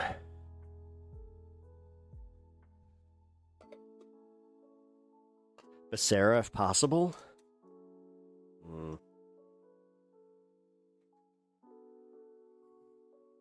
I don't know, man. You seemed to get kind of cooked in that debate yesterday. But you know what? I'm not going to get preachy about who you should vote for.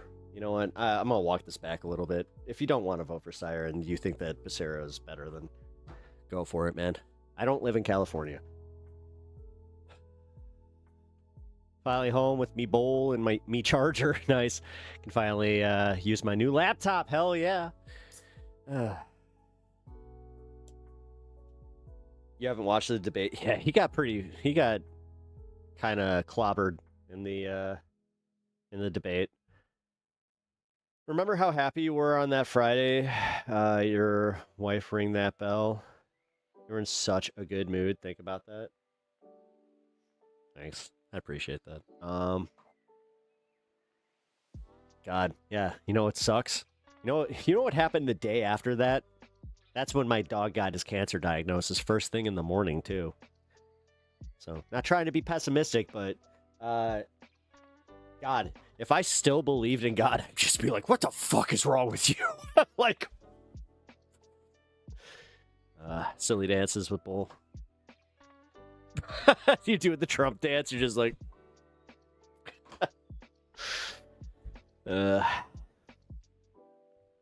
someone's like, clip that and put it next to Trump. Hey, don't ruin it. You got your diagnosis on your birthday? Jesus. Pep, you need to be best.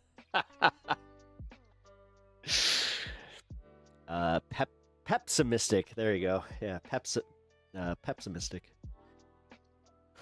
No, it's okay. Etch, I'll be all right, man. Like, I just...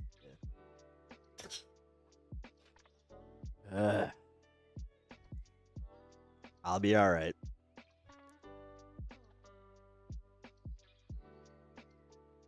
You were also for Xavier's until you watched the full debate. See? Yeah. If God exists, he's a kindergarten bully. Yeah. I'm definitely, I don't know. I'm feeling that way. All right, let's get to this. You have no honor.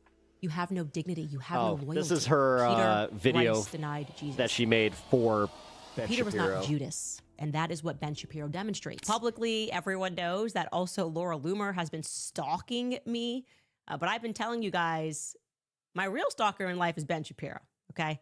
Since the day that I was fired from the Daily Wire, he has not stopped trying to bankrupt my family. It is almost comical at this point. We've learned to just laugh at it. It never goes away. We were laughing at the Yeah, but now she's comfortable because she knows that he doesn't have the money to sue fact her. that he's just kind of allowed to pretend to be this normal public figure, but he's low-key a deranged stalker. And like he just sort of hides behind it, tries to dignify the stalking through legal filings. It's like, oh no, it's fine that we sent an intern to follow her at her event after we followed her. That was after we fired her. That was our right. It's fine if we keep just using legal abuse as a strategy. And I mean, for every little infraction, like they were monitoring my likes.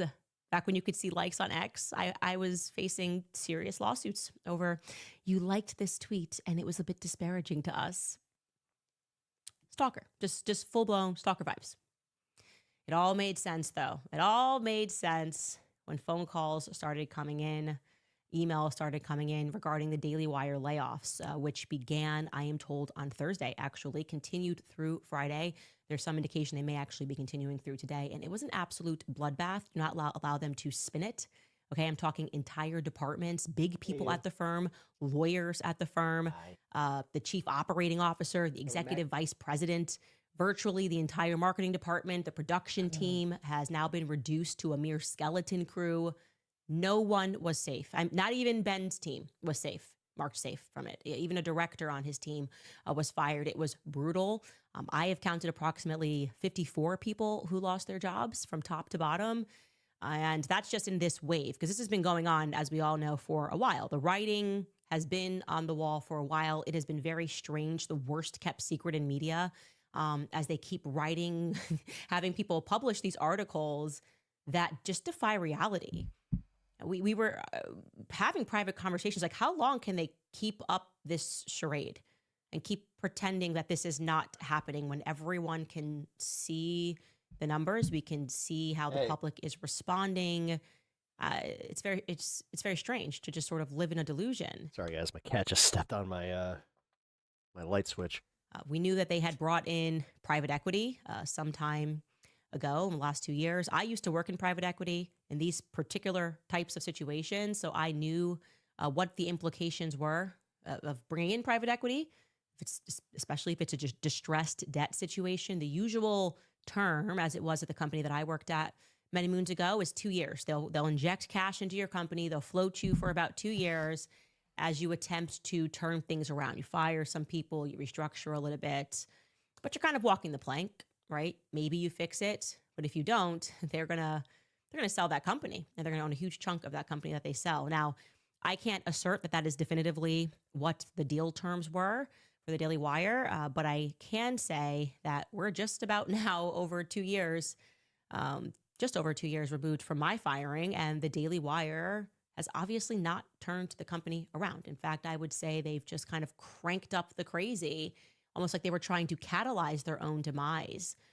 And so, yes, it was announced on Friday that the mass layoffs took place, for which they offered this excuse to Barrett Media. I think Barrett Media was among the first to report the story. It reads, quote, "Today, the Daily Wire made a difficult decision to restructure the organization, which included layoffs to a number of teams. We are deeply grateful to those impacted. Their contributions were instrumental in building the Daily Wire into what it is today. The cuts were largely concentrated at our Nashville production office, as the company has invested in new formats, locations, and production models. Our footprint there has evolved. Over the last year, we have added production staff in DC, the Northeast, and Florida. This step allows us to focus our resources on an ambitious slate of new entertainment projects that are set to release. So they're going through with the movie this year. Additionally, we will continue to invest our I could have sworn that the movie was what did this. editorial team in investigative journalism, where we have already added That's numerous new balls. reporters across the country and established a DC bureau with a seat in the White House briefing room. That's a lot of words to really say nothing. Okay, it's not good. What's happening? She said okay normally there. Everyone okay. feels it. People that are left certainly feel it. Okay. First, Okay. they shuttered Bent Key Kids, which was obviously massive layoffs that were done. Then they quietly got rid of their sports department. That was the Crane and Company show that they were running. Now they're firing over 50 people in a span of 24 hours, and they're claiming it's just restructuring. People in DC also got fired, so it's not because they're suddenly pivoting and building in DC. So, as they attempt to spin this into something else, the broader question is what actually happened to the company? How could it happen so quickly, more importantly? Because make no mistake, this is like the equivalent of Enron, right? It's a virtual overnight collapse. In 2023, they were arguably one of the most promising companies, conservative media companies, certainly in the game. They were at the top of their game. Everyone was clamoring to work with them, to do projects with them. And now we fast forward to 2026, and generally speaking, again, I'm speaking generally, everyone hates the Daily Wire, right? We just hate the Daily Wire. How is that possible?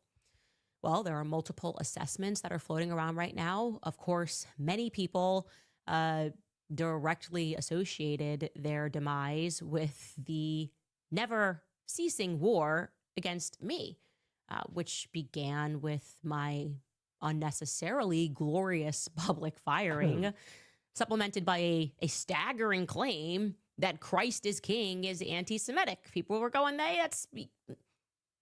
God will not be mocked. It's a strong start to say Christ is King is problematic, and we've got the money to make that fetch, Gretchen. So yeah, that's the chatter. Did it have to do with me? Take a listen. Candace Owens cooked you, Ben. She made you look. Well, wait. So fetch actually became a thing? Oh, the joke is ruined. Like, well, the little bitch that you are. She straight up publicly humiliated you, and you allowed her to let you destroy the entire media organization that you built. And a lot of people, which is also interesting, are stating that Candace Owens Candace Owens was successful in leaving the Daily Wire, getting fired from the Daily Wire, and now she's a massive independent commentator, public figure, and this only happened. Her success only happened after the Daily Wire. She's probably feeling really good right now. I'm going to be honest. If I was Candace Owens, I'd be feeling pretty damn good right now.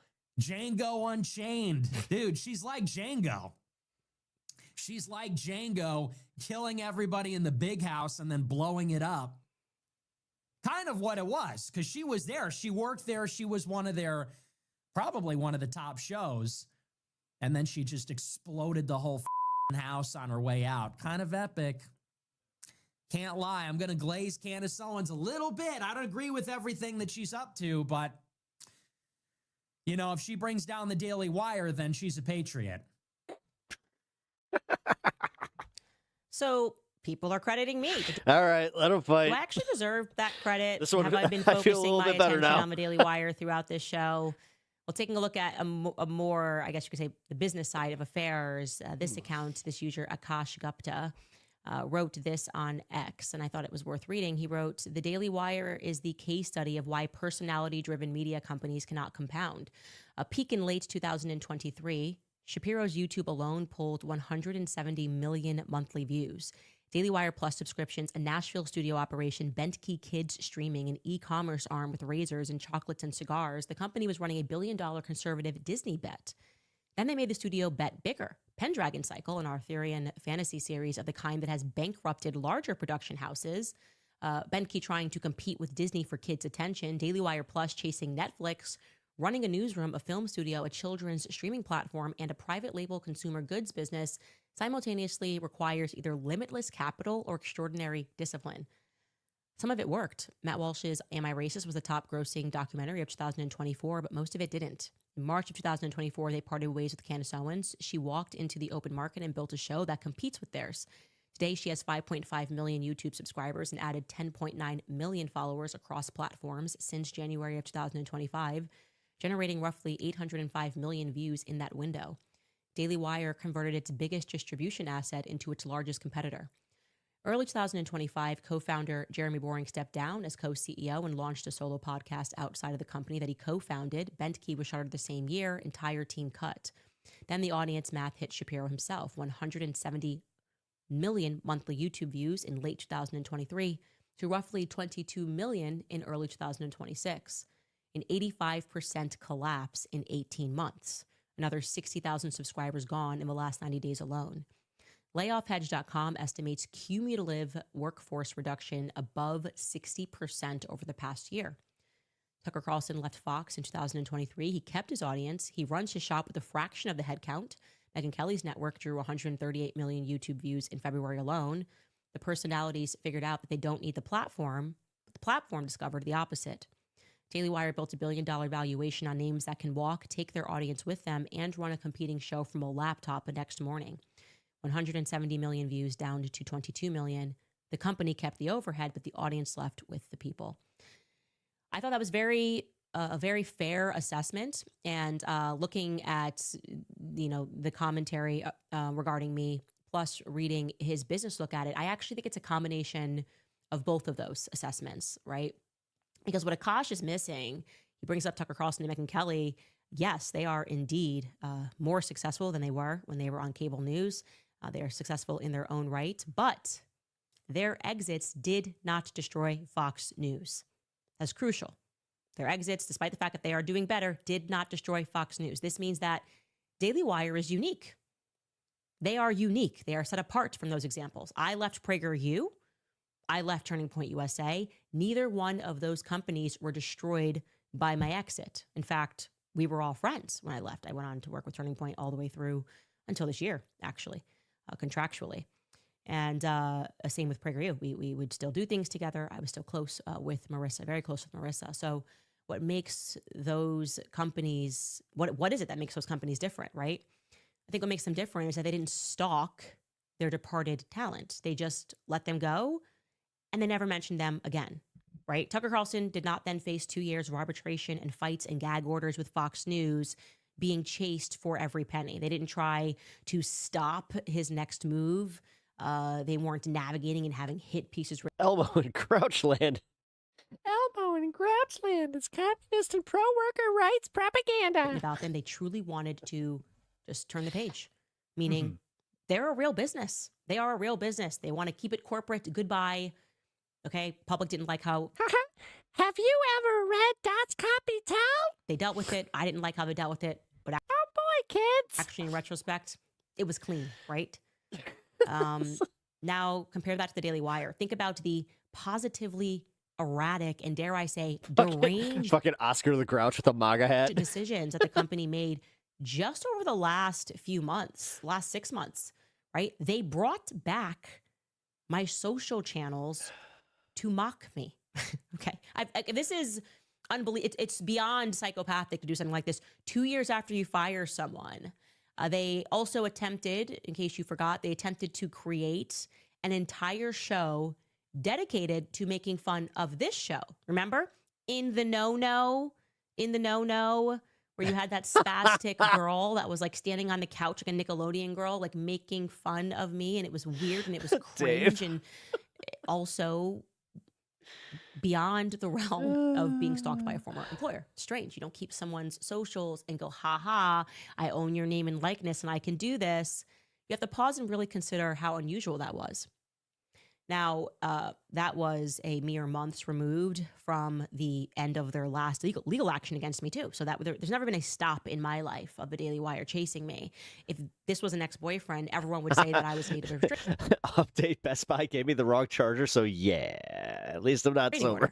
Like I said, they wear the mask of this They'll is fix all. that. We just really want to go Ask them for the credit if you can, though. after her because of that like. Be like, She likes hey, that. I kind of needed disparaging. this. Just say like you needed it for work or something. They'll usually do it. So you cannot discount the fact that Ben Shapiro, who is considered, and this is sad for the least other that was the people, old policy. on the platform, he is considered the face of the company, and he developed tunnel vision. He bet there we the go. company on destroying me. I didn't want to fight with them. I wanted to peace out. I wish Andrew Clavin never made the Crisis King video. You would have never heard from me. We can never speak about each other ever again. But they were plotting. They wanted to be destructive. I mean, just take a listen to him and the many battles that he is fighting. Nobody knows why. The people that he should be uniting with and being friends with, that he's taking stabs at. Take a listen to him over just these last few months. So here's the thing. Theo Vaughn is a low IQ conspiracist. He has himself routinely propped up Candace Owens. It's not necessarily wrong. And credence to her insanity. Theo Vaughn is basically just a Bernie Sanders leftist who does not like the censorious impulses of the left and engages in all the same conspiracy theories and, of course, is good friends with Candace Owens and all of the rest of Funniest it. part is, I like knowing Theo, he would just go, Nah, man, I'm just like a normal dude. Yes, Erica Kirk absolutely should sue the living hell out of Candace Owens for this sort of stuff. Well, Right, Michael, I'll just whatever. ask you straight up. Is Candace Owens doing something evil by attacking Erica Kirk? I think that it's wrong to attack Erica Kirk. Well, I no, agree. say the sentence with her No, name in it. I'm not. I'm not going to dance I know like you a won't. puppet for the podcast force. I think that what Candace Owens is doing right now is evil. It is evil what she is doing right now. Dude, that was weird. He was just like, Again. nah. But what? Because like I didn't opine on whether it's evil or not, but my position is it's really none of my business. And Why is it? But I have a question. Why is it none of your business? I mean, you Because comment I on these don't- things for a living. I'm not mother of the internet. No, but if this were on the left and somebody were accusing Charlie Kirk of his wife having murdered him, I assume that you would be talking about it. Is that what Candace is accusing Erica of? Yes. Of course, the issue here is not just that Megyn Kelly has some questionable principles and has been programming directly into the Groyper right. It is that she remains a coward. Remember, this is still the woman who says she is friends with Candace Owens. So no, Tucker Carlson, it is not an excuse to go silent on Candace's targeting of TPUSA, or to mirror her bullshit lines of questioning because you love Candace personally. The same holds true of Megyn Kelly. I mean, it's just not normal, right? It's just not normal to go after Theo Von. Everybody loves Theo Von. He's just a person that everybody loves, but he just goes, Theo Von is friends with Candace Owens, and I therefore hate him and I want to destroy him, and every person has to want to destroy her and join this team. You can't have those sorts of people in the boardroom. Your company will eventually destroy itself. Now, if the employees found out on Friday that the company could no longer afford to sustain them, then we can reasonably assume that Ben, who's a part owner of the company, knew months ahead. And so what you're looking at there is that with his dying corporate breath, what he wanted was to come after me, me. That is not to say that people turned away from him because people don't like political beef, right? It's not like there's tons of political beef. I have political beef with people. People actually have proven they have a high appetite for back and forth drama, left versus right, well, women versus men, whatever it is, whatever the prevailing narrative is of the day. Nobody minded when Trump would attack Marco Rubio or Ron DeSantis. I've had personal and legal spats with people like Kim Klacik as just one example. People do expect figureheads to clash. What they don't expect and what people have proven that they have no appetite for is perfidy, right? Treachery, deceit, betrayal against your own.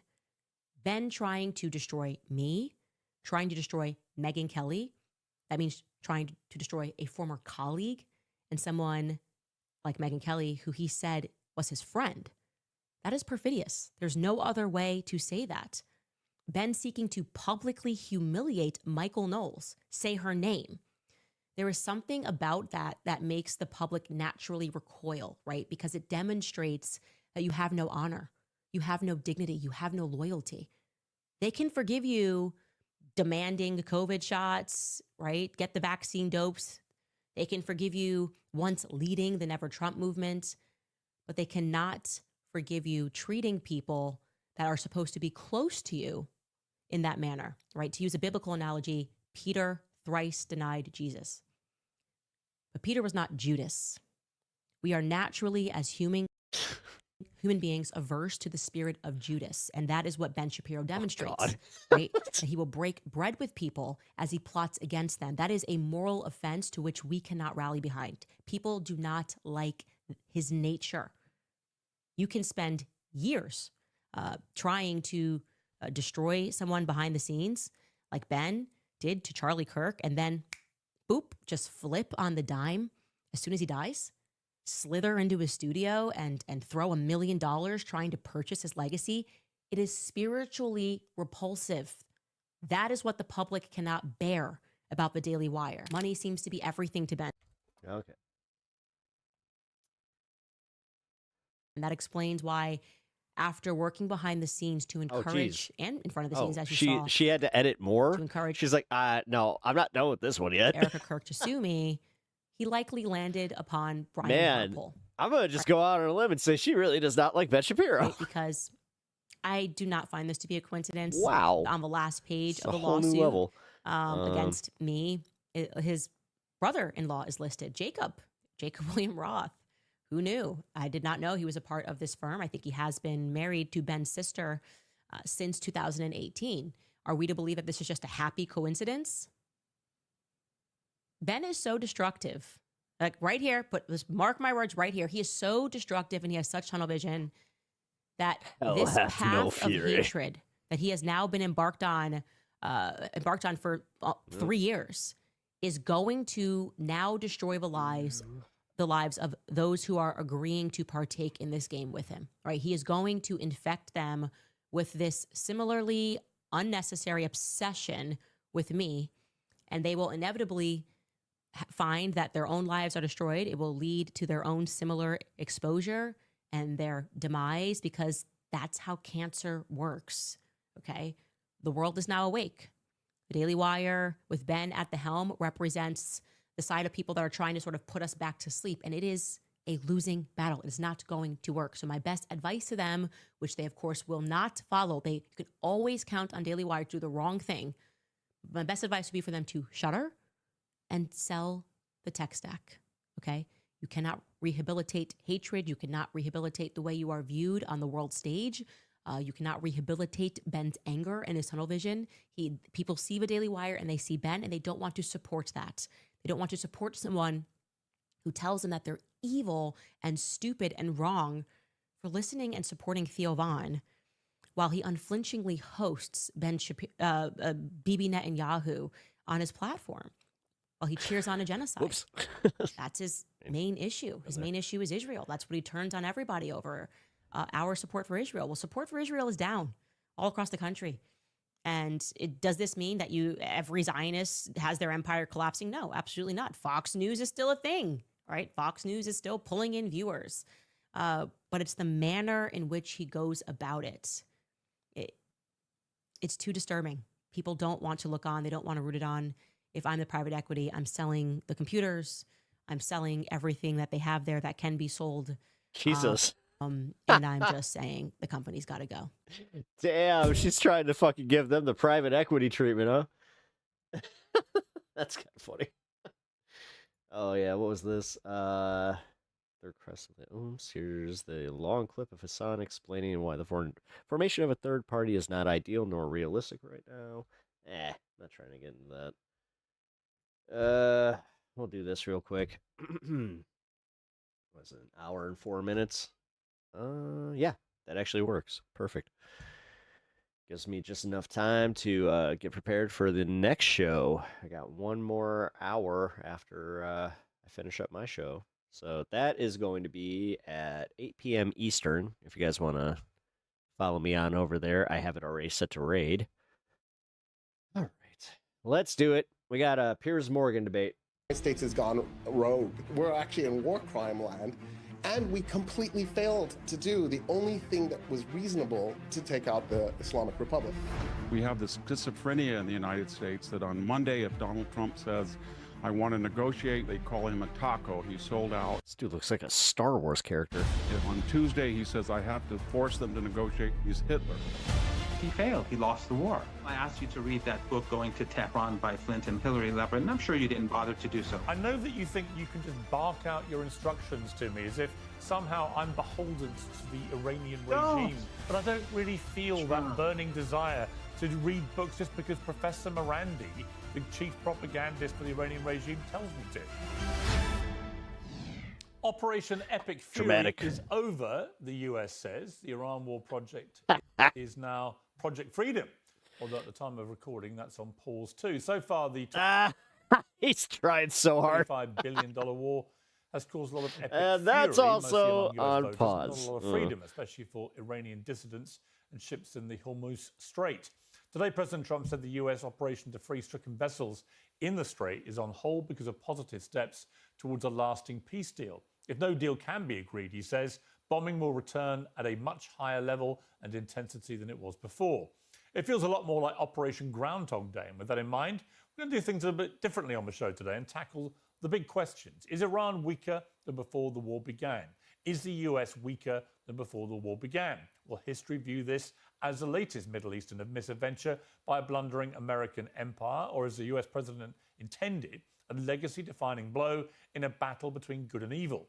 My first two guests are both eminent US historians, but have very different answers to those questions. Military historian and commentator Professor Victor Davis Hanson says the ripples from the war have reinforced American greatness while weakening the Iranian regime. Dr. Roy Casagrande, professor of political science at the UAE University, disagrees.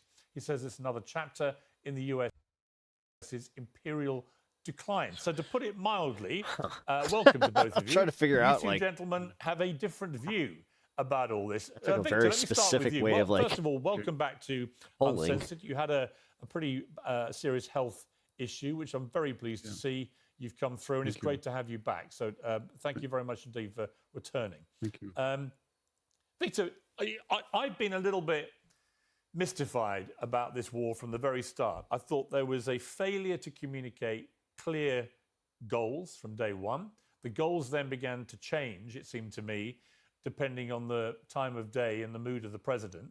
And it seemed to me there was an asymmetric element to this war, where you had the military battle, which the Americans and Israelis were winning overwhelmingly, and causing enormous damage to Iran's military in the process. But that Iran quickly worked out that they could fight a different war by closing the Strait of Hormuz and effectively holding the global energy Strait of Hormuz market to ransom. And simultaneously, somebody said that today, and that I don't know why, but that one got me, man. Attacking their neighboring Gulf states in a way which caused enormous damage to their business models of inviting people to come and enjoy safety and sunshine and tourism and sport and entertainment and so on. So it's that's been my take on this. And as it's gone on longer and longer, I've just failed to see how any of this makes great sense to President Trump, politically, economically, and in particular with the backdrop of the midterm elections. So, but persuade me why I haven't quite got this. Operation Moose When you say Knuckle. longer, we have to have some comparisons. Barack Obama bombed for 7 months without congressional authority with dual-use targets. Bill Clinton bombed for 72 days in Serbia.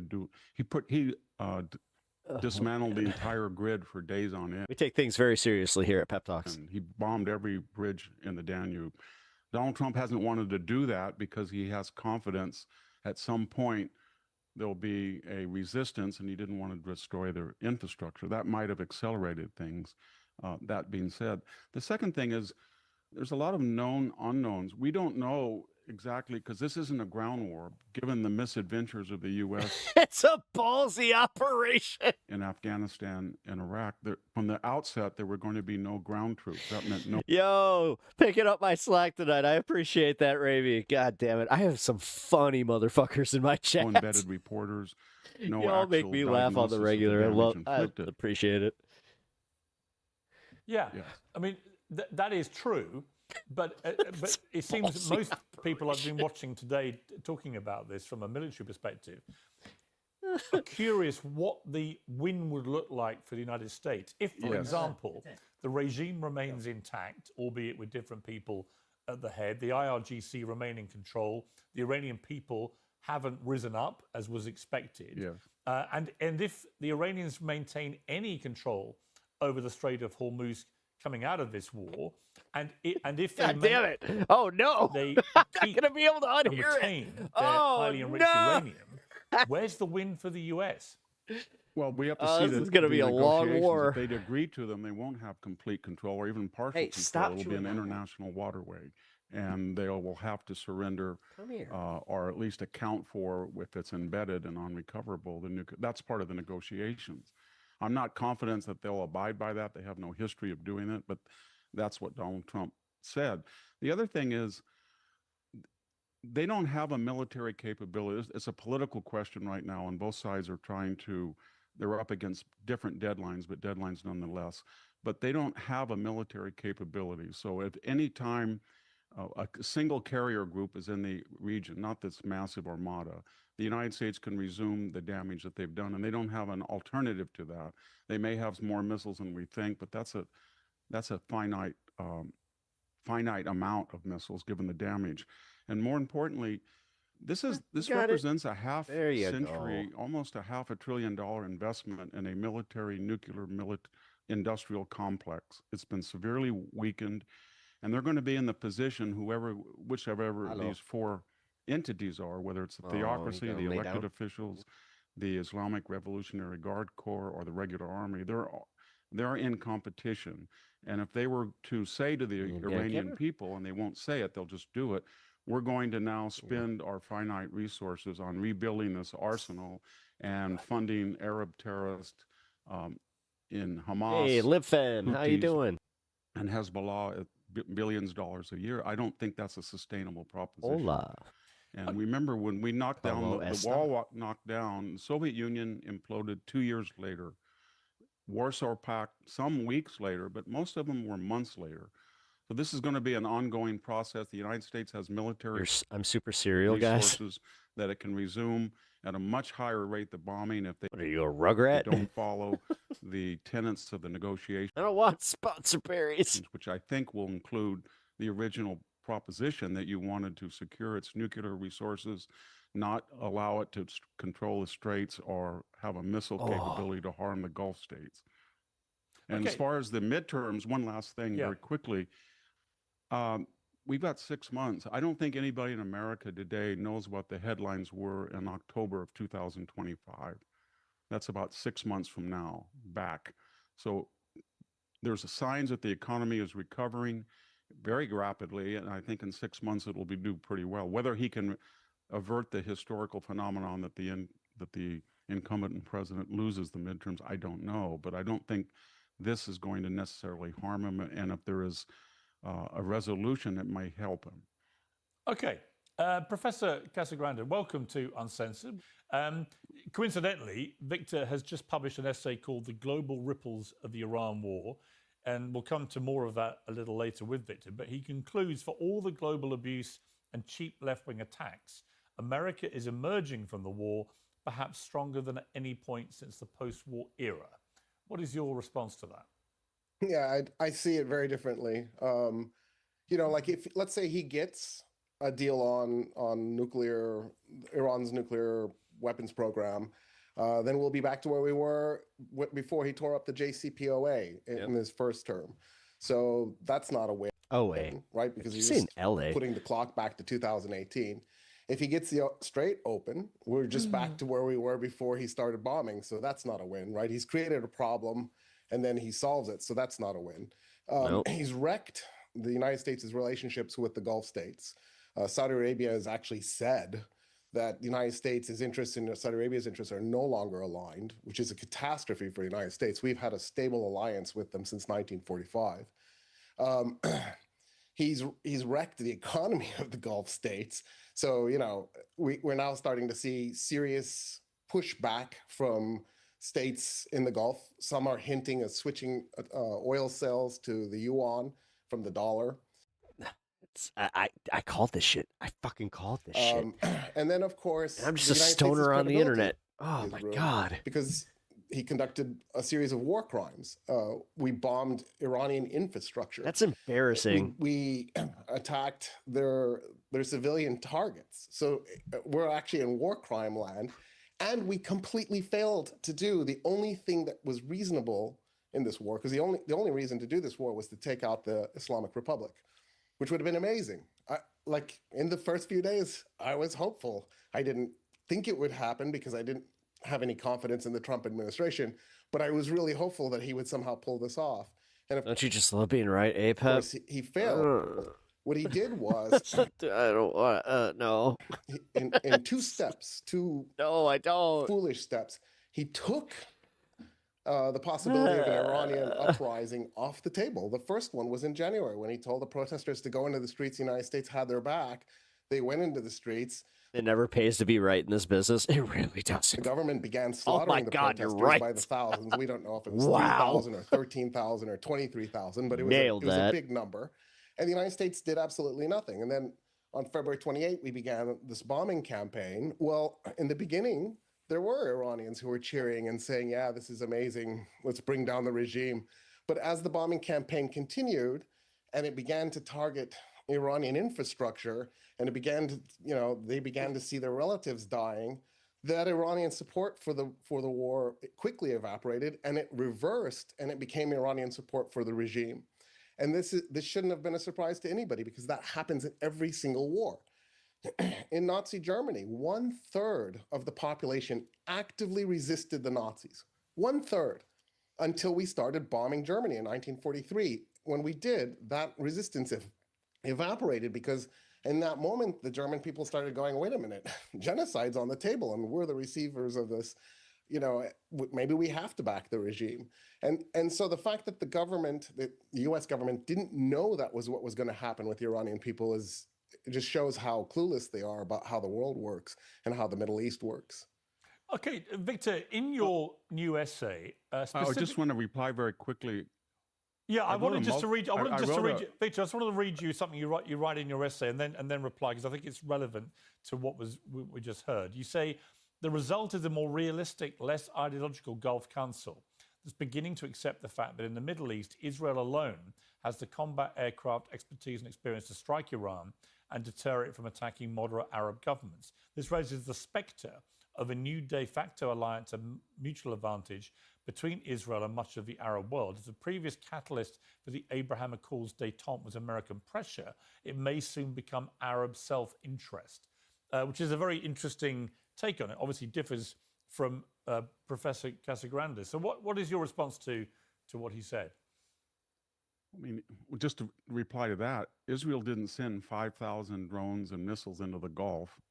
Another Islamic country did, and that's just a fact, and people will have to deal with that fact, and I think they will. Very quickly, I wrote a book on World War II, 250,000 words, and there was no active civilian resistance before the bombing. There was resistance in the military, and it ended with a failed coup to kill Adolf Hitler, but there was no demonstrable active resistance that the regime ever felt was endangered in any small part. Even the French resistance was not effective until 1944, after the invasion of D-Day. If you look at the past interventions of the United States and you look at civilian targeting, whether it's Libya, whether it's Yugoslavia, whether it's Vietnam, this is a different war. There are no ground troops involved. There is no direct attacks on transportation, on dual use. Even the communication, the TV stations are still there. The bridges, except for in one egregious case where it was obviously used to transport missiles aimed at the Gulf, they're all there. The water is there. The sewage is there. The refineries are there. The chief source of revenue for Iran at Karg Island is intact. The pipelines underneath are intact. Even the communication cables under the sea are intact. They can be eliminated within 3 or 4 days, and that was a deliberate effort to aid the resistance. And by the way, no one ever said at the beginning, Donald Trump said help is on the way, but given our dubious record of regime change, it was a conscientious decision that the only way you could ensure immediate resistance and successful regime change was to put boots on the ground, and they were never going to do that. If you look at his March 20th statement, there was never a statement that we are going in here to change the government of Iran. They had about 4 or 5 things, and they were fluid, but at various times they said we're going to militarily disarm them so they're not a threat to our allies and ourselves.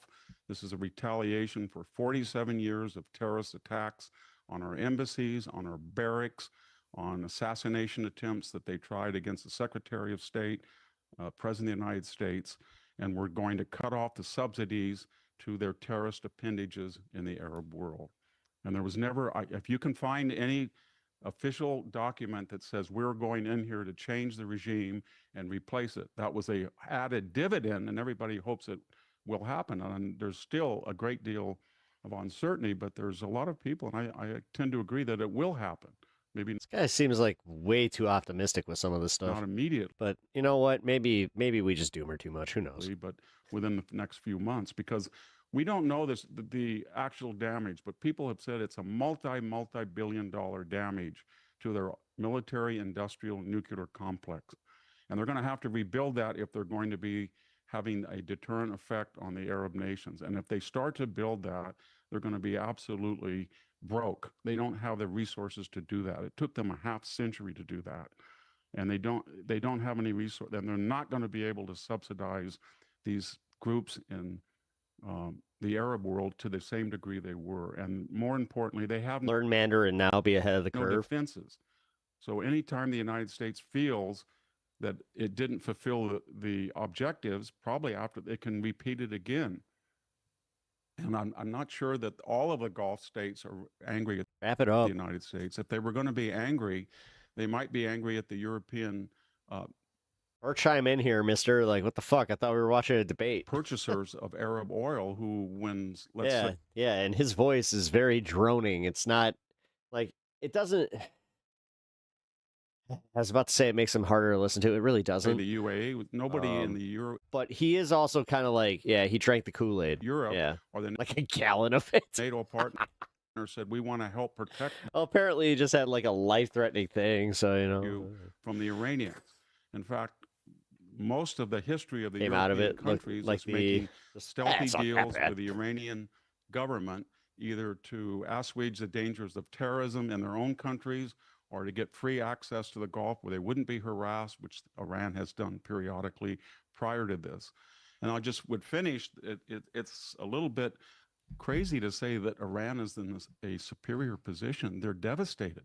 They were the terror of the Middle East. They were indomitable for 50 years. When you talk to an American diplomat, they said, we might be able to do something in Syria or Afghanistan, but we can't get near Iran. They've got 7,000 missiles. They may have a nuclear component.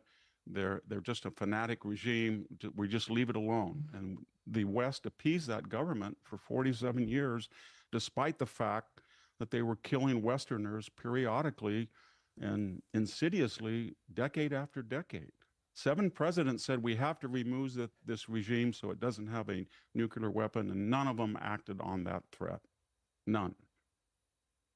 Okay, Professor Casagrande, I mean, it's interesting. On the timeline of this, of course, I'm basing my, this is dragging on purely on President Trump's own timeline that he's repeatedly laid down. Originally 2 to 3 weeks, then 6 weeks. Thank you for bringing this up. On the timeline finally, have changed as it's dragged on. So, had he said at the start this may take a year or 2 years, okay, but he didn't. He was very specific. This will be quick, in and out, and it's going to be over very quickly. And it hasn't been.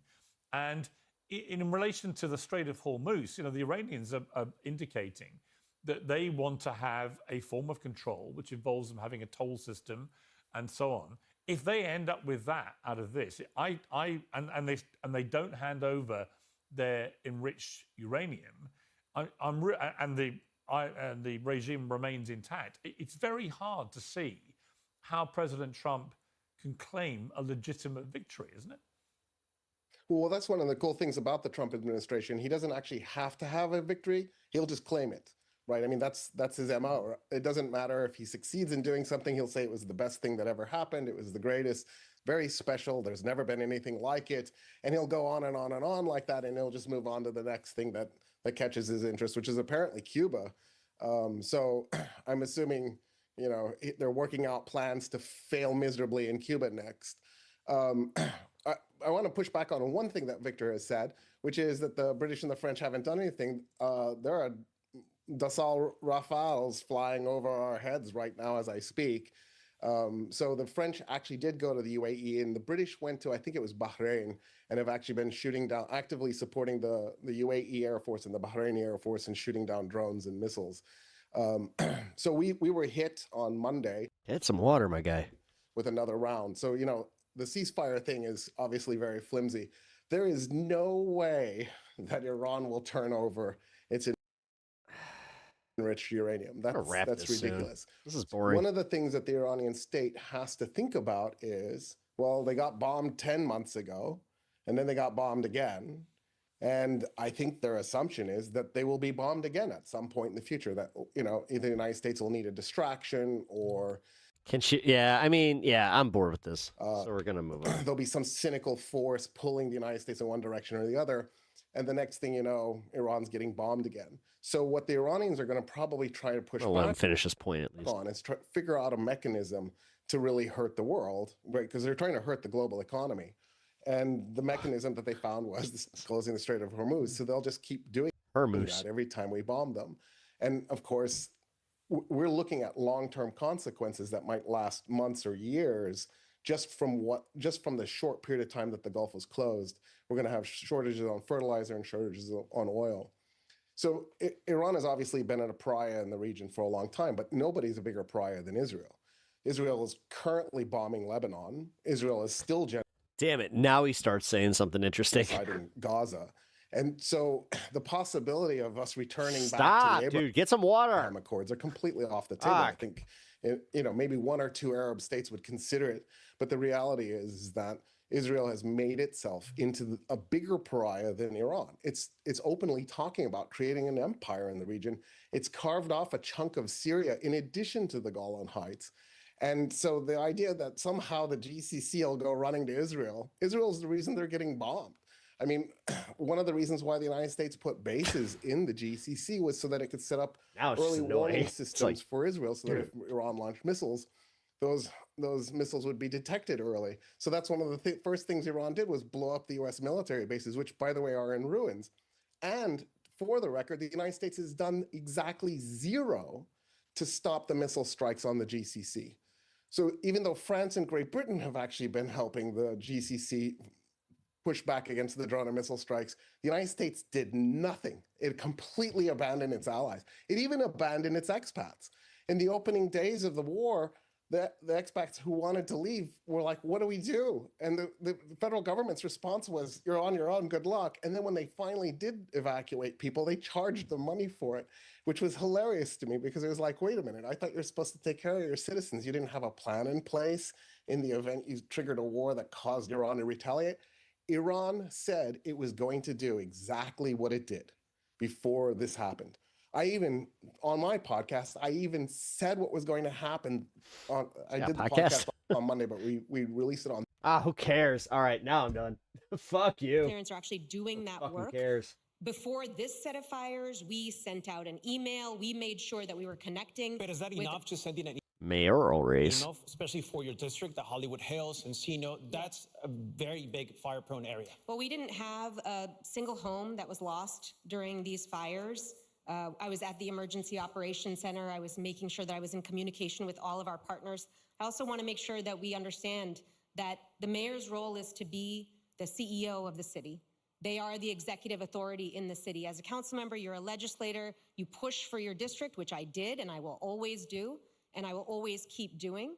But really, it is the mayor's role to be prepared and to coordinate before and during and after emergencies to ensure that the city is ready. Thank you, Councilwoman. As I said, we have a lot of topics to cover tonight. The next one is public safety. LAPD is reporting the overall crime rate is down, but people repeatedly say that's not their perception. They do not feel safe.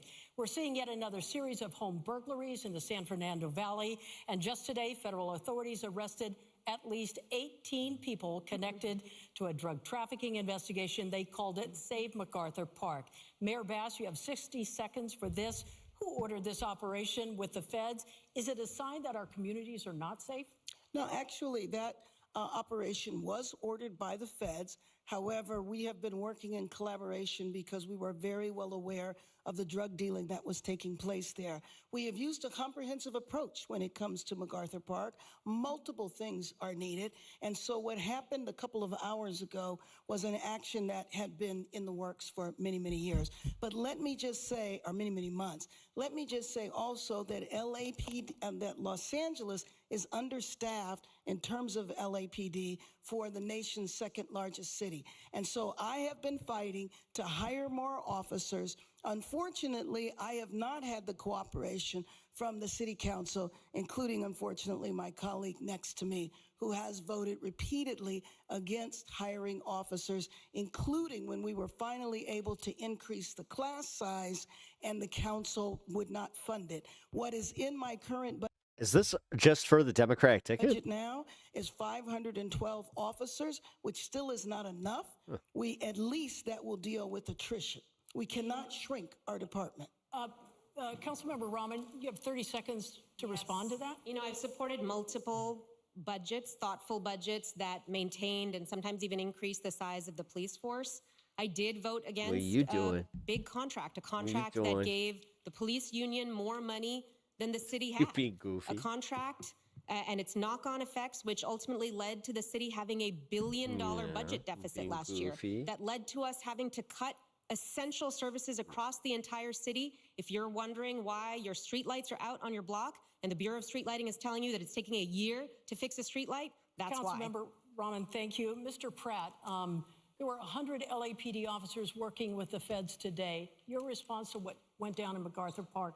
It's unbelievable. I hope we have the FBI, the DEA, the CDC, No, this guy's got to be a the Republican. ATF. The more resources we We need any of them, any of the can acronyms. make Let's the go. streets of LA safe with fuel on the street. There's a difference between people reporting crime and feeling unsafe on the street. And with Councilwoman Rahman, people are more concerned about getting stabbed on the street than the lights being out. So I think Mayor Bass funding the police was Getting stabbed, what now?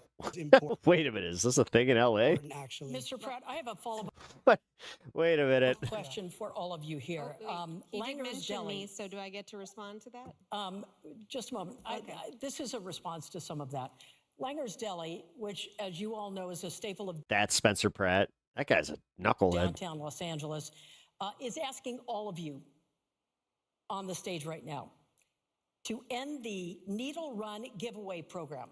So my question, Mayor, first of all to you, yes or no? It's run by the city run Needle program. Right. Yes or no? Yes.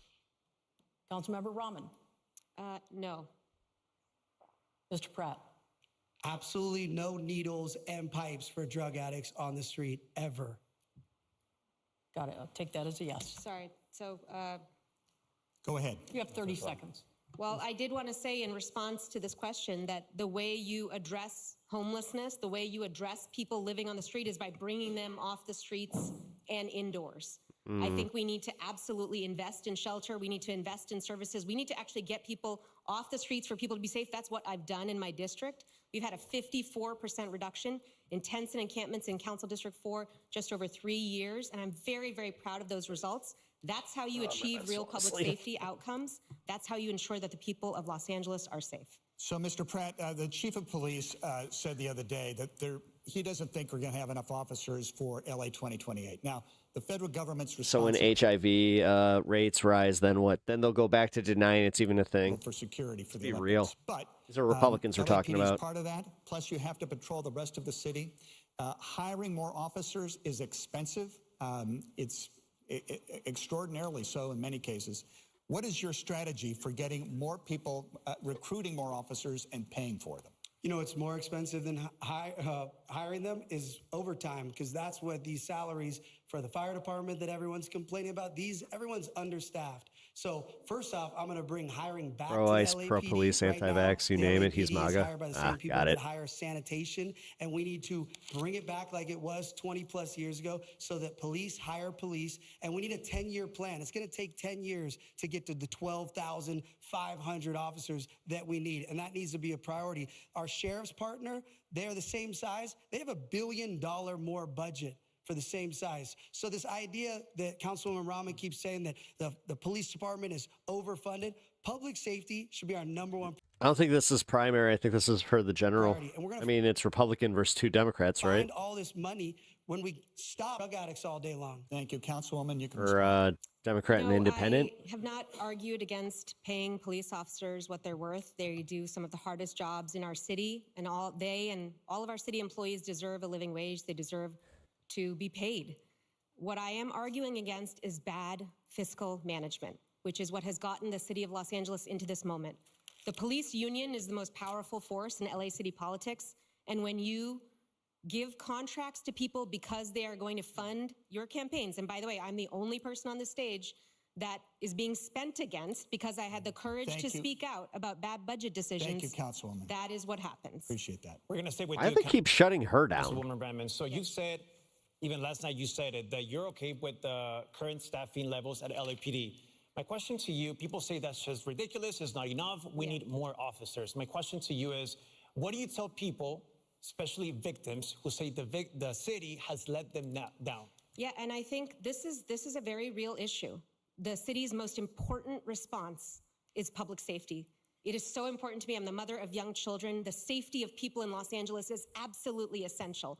But that's why I think we have to start getting honest with people about how we're actually going to respond to public safety needs. How will we make sure that when they call for help, someone picks up the phone at 911 and someone comes when they call, the right person comes when they call.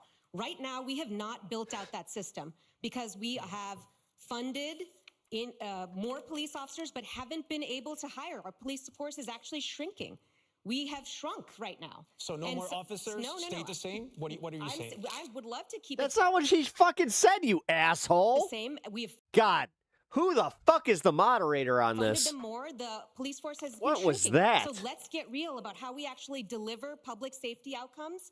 I'm going to work as hard as I can to maintain Unless our that police wasn't the force moderator and that was Pratt, but that sounded like the moderator. where it is, but we also need to make sure that we build out responses that can actually take call load off of LAPD. So many calls that are coming into LAPD do not require armed officer response. Let's take call load off of It's them. not a fair and debate. Let's make sure that Thank police you. can come when people call. Your time is up. Quick reply, Mayor Yes, Bass. let me just say that unfortunately, my colleague has contradicted She's herself. the DS. because on the one hand, she says that if you pay officers what okay. they need, then we're going to bankrupt the city.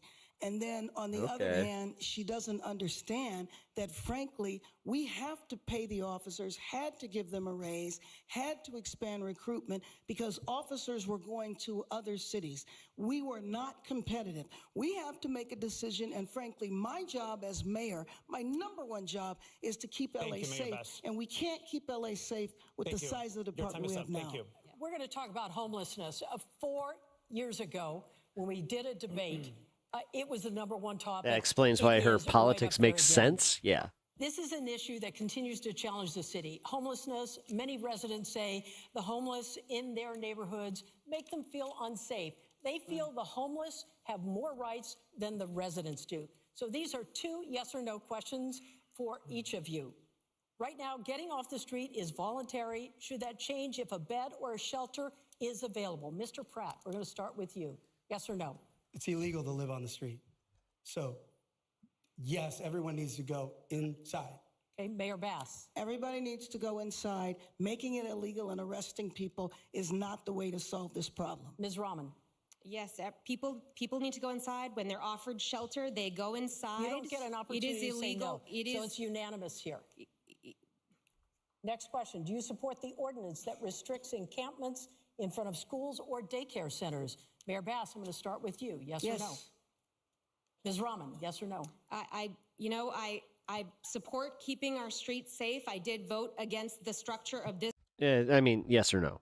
This, at least, hey, I got to give Bass some credit. She said particular ordinance. one word.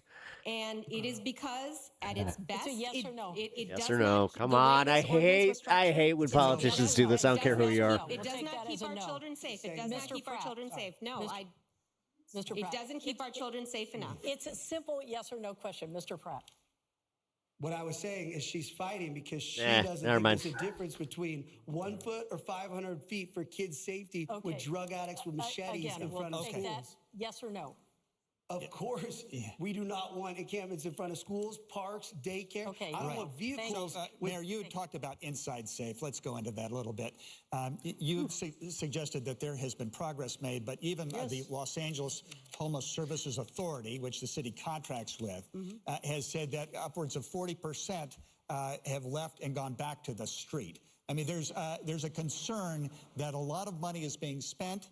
There's been some progress, certainly not enough. I'll have you defend your program. So, Conan, I declared a state of emergency on day 1 because I know that what Addicts with machetes. Angelenos want to see The way that they fearmonger about shit is insane. are their streets clear. Fucking Inside Safe insane. is the only citywide program While that we also have- simultaneously ignoring the need, to address, school shootings. And same report also said that 60% of the people in Inside Safe stay inside. So it is a program that is working. Absolutely. Does it need to be better? Does it need to be more cost effective? And we're working on that right now by building temporary structures on city-owned property. We can do this, Los Angeles. We have been doing it for the last 3 years, and it's the first time homelessness has gone down. Councilmember Raman, so you promised to clear half of the encampments by the Olympics and all of it by the end of your term if you get elected. Yes. My question to Oh God. you've been in the city council for 5 years. Why are we barely seeing this plan yesterday? I think it was posted on your Instagram. And is this realistic? Absolutely, it's realistic, and it's realistic because I've done it in my own district. This is exactly the plan that I've operationalized in my district to get a 54% reduction in tents and 5 encampments years? in my district So in in 5 3 years. years. Okay. In 3 years. Yes. And Oh, I shut am him down. one council member and proposing a plan for an entire city at this time. It is absolutely realistic. But what I want to go back to is the idea that we are satisfied with our homelessness system right now. I don't think anybody in Los Angeles right now can say that we are satisfied with spending extraordinary amounts of money on our homelessness response and getting only incremental progress in response. I want to change that. Let's use the dollars that we're spending. Let's actually build out a real system that can get as many people indoors as possible. Let's not put them into $100,000 a year motel rooms for a year or more per person. This system is not fiscally sustainable, and we must work to end this crisis with urgency and with accountability right now. I'd say vacant office buildings and other So you'll types make of buildings like you'll that, make a commitment to clear and hotels. all the encampments by the end of your term if you get elected. Yes, that's Your correct. promise. Absolutely. But Yes, Mayor. I have to respond because I know the statistics she's talking about in her district, but the statistics are there because of Inside Safe, because she has called on Inside Safe repeatedly. I took the initiative to go into her district to make sure that encampments were cleared. We absolutely need a new system, and it has to have a comprehensive approach. Right. And there's no rooms for $100,000. We need to move on here. Sorry, Mr. Pratt, you have been critical of what you consider failures of the current administration The fuck? on this issue. You advocate for what some have called get help or get out of the way. What is that, and how do you do it? I don't know who made up that name.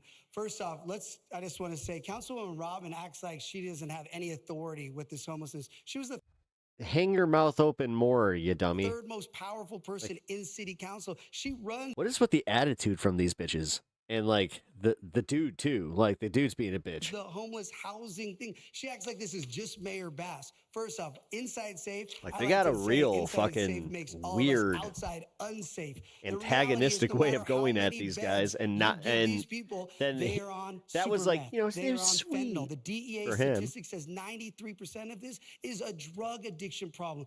Nithya, Councilwoman Robin's plan for treatment first, I will go below the Harbor Freeway tomorrow with her, and we can find some of these people she's going to offer treatment for. She's going to get stabbed in the neck. These people do not want a bed. They want fentanyl or super meth. These ideas cost us over $400 million to house for 70, what did you say? 3,000 What? people for $400 million? This is absolute What? failure for both of them. They're a team. So, Councilmember Rahman, you have 30 seconds to respond. I want to just say to everybody who's watching today, you're going to watch today as Mayor Bass and Spencer Pratt attack me because they want to run against each other in the general election. Each of them thinks that running against each other is what's going to help them win. And they don't want to run against me because my ideas, which are based on real results in my district, which are based on real data, a real analysis of the system. Wait, so is he running as a Democrat? And a focus on accountability and using every dollar as effectively as possible, which we have done in my district. I want to take this citywide. This is why this is Hey, you know happening what? today. Councilmember Rahman, we're out of time. I'm going to give each of you 30 seconds to respond to this. Can I would Mr. love Pratt, to I'm going to start with Thank you, and then I'm going to go to Mayor Bass. First off, Mayor Bass and I are definitely not working together. I blame this person for burning my house and my parents' house and my town and all my neighbors down. I am not working with Mayor Bass. Second off, if I wanted to run against anybody, it would be the council member who is terrible. Mayor Bass has at least been a mayor for almost 4 years and has, as she talked about earlier, the unions, all the unions endorse Mayor Bass. You think it's easier to run against the incumbent mayor with all the unions or a random city council member who's been a failure for 6 years? I would much rather run against Councilwoman Rahman. Thank you very much. Thank you very much, Mr. Pratt. So Mayor, though, specifically, there's a lot of money, billions that are spent on the homeless endeavors. A lot of that money goes to 501c3s and nonprofits. Now we're hearing the Department of Justice has a lawsuit against the director of Abundant Blessings, $23 million they allege that was siphoned. Project Home Key, I believe, not a statewide project, two real estate developers accused of siphoning off $40 million. There's a perception that we don't know where the money's going. And that we have, the legislative analyst in Sacramento said there are $26 billion in state funds. We're not sure if that did any good. So how can we have confidence that the investment we are making in the future is not going into the pocket of some director who will end up in federal court? First of all, I don't think it's shocking that you do find corruption in big programs like this, and I think it is extremely important to hold them completely accountable. But I will just say that for the first time, we've had a reduction of homelessness 2 years in a row because of policies that I have put in place. I also believe we need to have an overhaul of the system, but I can tell you that streets that we have cleared, crime is down. Firefighters don't have to go out. Firefighters spend 30% of their time putting out fires that are related to homelessness. Businesses are able to have customers. Kids are able to walk to school, and parents without navigating tents. That's what I would say. But I have to say about my colleague here is that, yes, she is a member of City Council. She chairs the Homelessness Committee, but she also, in order to get anything passed in City Council, she has to build an alliance with her colleagues. And she has not been successful in doing that, which is why she has not been able to Man, pass these are some weak ass burns on her. policies that she's talking Man, about. I was not. I'll also say this: I was not intending on watching this at all. But this is actually pretty good. Staffing the Bureau of Homelessness Oversight, which the City Council established under your leadership. So the question is, why is it not fully staffed as we speak right now? Excuse me, by the way. I, as part of my efforts to create accountability on homelessness, I've been pushing for greater oversight within the city. Right now in the city, there is no one who is watching our dollars. There's no one, even as we're spending hundreds of millions of dollars every year, there is no accountability in the city. There's no staff at the city that are making sure that every single dollar that you are spending, your tax dollars, are going to the issue of homelessness. People are not watching to make sure those are going towards outcomes. They're not watching to make sure that every dollar is being spent appropriately. That is because the city has not invested in oversight. I've been pushing for exactly that oversight. I created the first data around performance that the city had because I pushed and it happened. I established the Bureau of Homelessness Oversight through my powers as a council member. But the mayor is the executive of the city. She has the power to move departments to hire and to build out the staffing. A year after this was established, no new staff members have been hired for this. No leadership has been hired. Thank you. No Your time one. is up. Thank you. Mr. Pratt, this next question is for you, and you have 60 seconds. Mayor Bass would like to respond. I don't know if you heard. Do we have the time? No, I'm just. No, go ahead, Mayor. Well, thank you. Let me just say that the bureau that the councilwoman is referring to is being staffed. Yeah, I'm pretty sure that middle moderator needs to go. I don't know what her agenda is. It seems like her agenda. It seems like she's the one that with the most of an agenda. Pratt. You know what I mean? Mr. Pratt. I can't get this Thank out you for, right. for directing traffic up here. We appreciate it. How does your professional experience qualify you to make sure and to oversee a budget the size of LA's $14 billion budget? We know you're passionate about what you're doing. We know you're an entrepreneur. But this is a $14 billion budget. What kind of experience do you bring to the table for that? Well, thankfully, I have common sense, and I'm humble. I have humility. I'm going to surround myself with the smartest people in the world because I actually don't have to balance the budget. The mayor doesn't balance the budget. She has a CAO. She has a team, and we're not going to say she has the best. I hate that he's saying this because that's actually a good answer. Team, but she has a team, and they balance the budget. My job is to be, as crazy as this will sound, I'm the adult in the room here at Spencer Pratt, and that's what it's come to. And so, Did he just at Spencer Pratt? I plan on putting people that actually at Pep Talks. want to make sure all of Oh, our God. money, like Council, Like and subscribe. Councilwoman Rahman was saying, is accounted for. Pure transparency, every dollar, all of our tax money. And what again, a back to what douche. Councilwoman Yeah. Rahman was saying about that. In her own district, she let one of these NGOs, a building was on the market for $3 million. It sold for $8 million to the NGO with that tax money that she's so concerned about. She wants to watch it all. She can't even keep track of the NGOs in her own district stealing our tax money. So when I'm doing the budget, we're going to make sure no one's stealing our money. Councilmember Rahman, you have a No, you're just gonna do it like I'm gonna do it proper, like a I'm true not sure Republican. what specific building Spencer Pratt is referring to, but post a I link will. after I the- will after also the just debate. say that.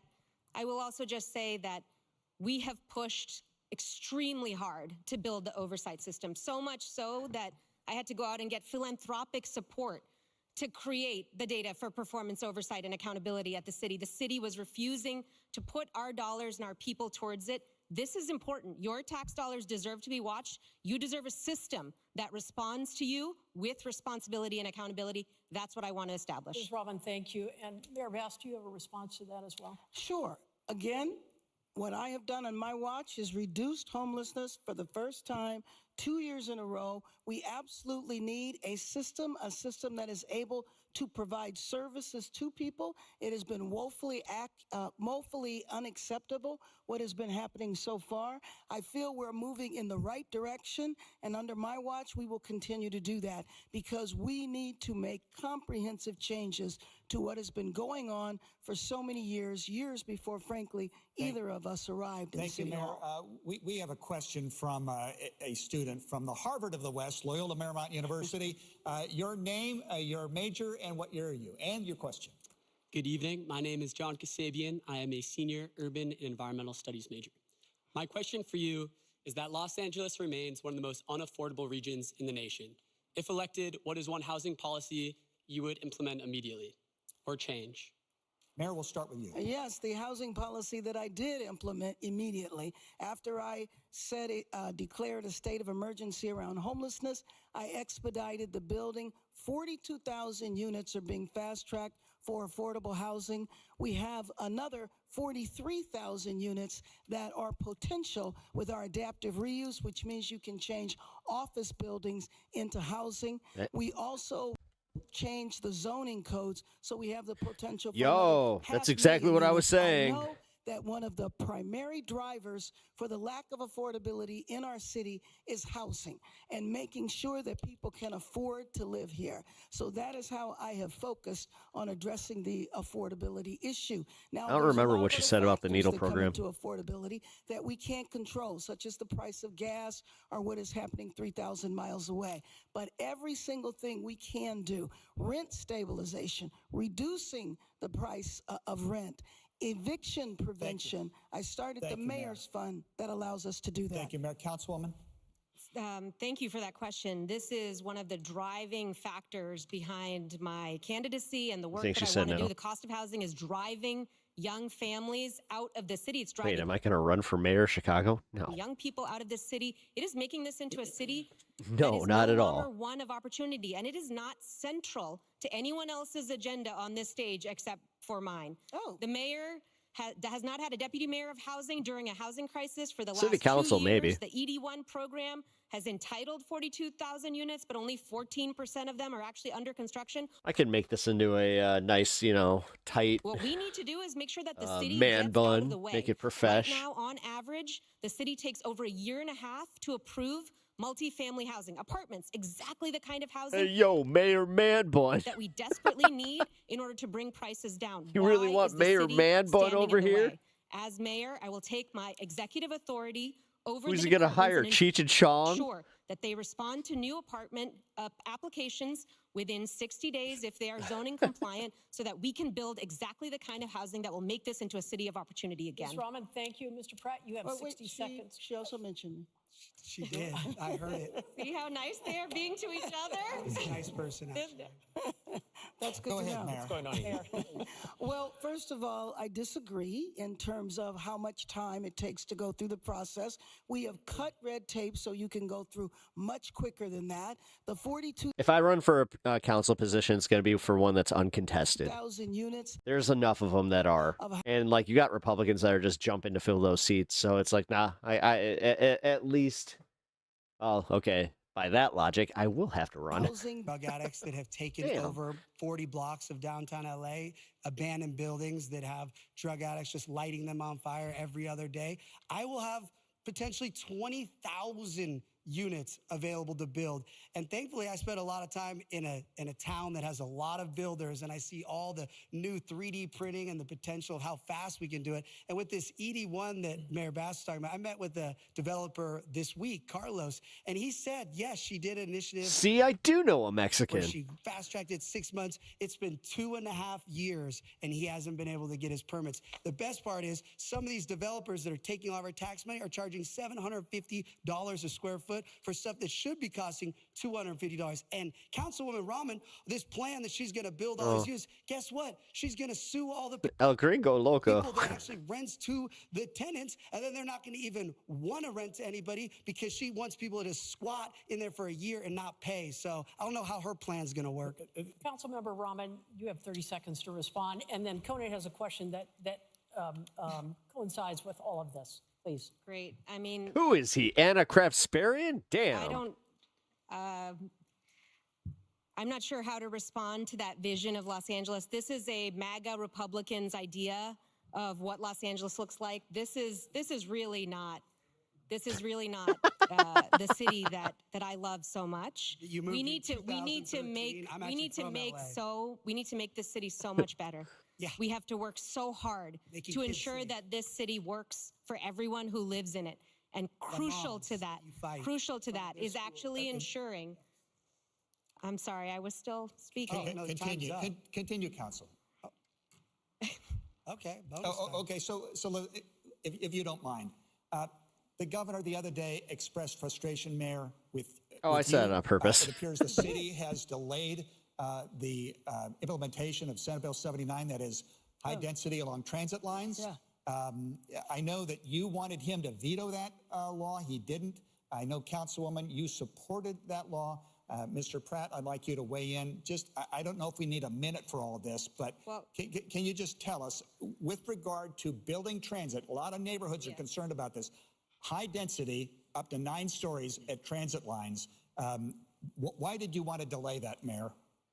What, did I want to delay it? Right. Well, first of all, I don't support Sacramento saying that this is what we need to do here in Los Angeles, especially our city, where we are very much committed to building housing. And I feel, especially after all of the units that I talked about, we are on track to build housing. We need absolutely more housing My cat built. is snoring. But SB 79 basically Heard says that through my you can build headphones. it in any residential area, and I don't believe that that is necessary. In some areas, and I always talk about Sherman Oaks, they don't want their individual neighborhoods disrupted, but they are very open to building housing on their Comfy commercial cats dream of strips. Electric Mouse. Councilwoman Harris Mice. Dawson is the perfect example where on Crenshaw Boulevard you Never see mind, right. hundreds of units being built, but the single-family homes are not disrupted. There's ways to do it. We are on our road to do it. She does We do not want to need lose the Sacramento suburban vote. to tell us what That to is do and to apparent. mandate what we were doing. Damn. Thank you, Mayor. Councilwoman.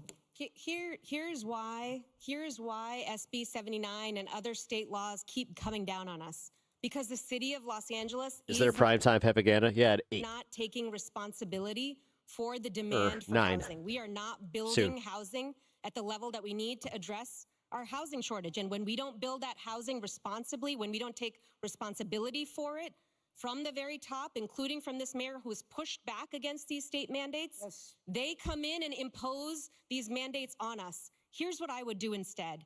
Let's actually plan for the housing that we need. Let's build out the neighborhoods that we want to build. Let's make them beautiful. Let's actually solve for the kind of density and affordability that the state is asking us to do. We can do it if we plan for it. And as mayor, that's exactly what I would do. I would ensure that I would use the executive authority in the mayoralty to make sure that every department was planning for density in ways that Angelenos welcomed, so that Sacramento didn't have to intervene. In the absence of that, this is what happens. Thank you, Mayor. We'll get to you. And Mr. Pratt, it would seem to me you agree with the mayor on this topic, but I just want you to asking you about density development imposed by the state. Yeah, to be clear, I just said I'm going to have 40 blocks when I get rid of all the drug addicts that are sleeping on the sides of all these empty buildings. So we will have so much high density. I'll have so many bike Dude, lanes. he's such a prick. Mayor, Oh my God, he's such a prick. excuse me, Councilwoman Rahman to have all her bike lanes. We're going to have all that. We have plenty of places to build. We don't need to put a 7-story cement structure in. I'll tell you what, though, if California elects a Republican governor and mayor, yo, dude, it's Jover at that point. Single family neighborhood with no parking. I actually lived the consequences of high density on small streets, and it's people can burn alive in an emergency or in an earthquake or any type of evacuation situation. Adding these high density buildings onto these teeny tiny streets doesn't make sense. Of course, I'm fine with building where they make sense. I love building. I think it's great. I think they should look a little better than what Councilwoman Rahman wants, like prison-like boxes, but I think they should have some style. Not to mention the fact that Councilwoman Rahman is fighting Mayor Bass on Sacramento, where she just was telling me, this is LA, this is LA. Where's her LA pride? Okay, Mr. Pratt, listen, you can answer this next question because it relates to it. With a Joe Rogan, although Joe Rogan abandoned LA, so. Downtown Los Angeles seems to be in a state of crisis. The high rises there, the office buildings are worth a fraction of what they used to be. That will impact the budget, by the way. You have a graffiti tower. You have a $500 million bridge, 6th Street Bridge, where somebody ripped out 38,000 feet of copper, so it's in the dark. You have restaurants, Kohl's at 6th and Main, Clifton's at Broadway and 8th, that survived the Depression, Prohibition, and World War II, but they can't survive the human feces outside their front door. They're closed. What is your plan for downtown? Can we afford to let it die? Well, someone got mad that his favorite restaurant closed. And Ms. Rahman, we'll start with you. Would you agree to bring city workers back full-time to the office in order to help some of the businesses? I think we do definitely need to bring city and county workers back. In our office, we have people in the office 3 days a week in order to be able to address issues. There are some workers that should be in the office much more, and there's others that can be there 3 days a week, but absolutely. That is not the only intervention that downtown needs. And right now, the lack of care that's being demonstrated in downtown LA is part of our broken status quo.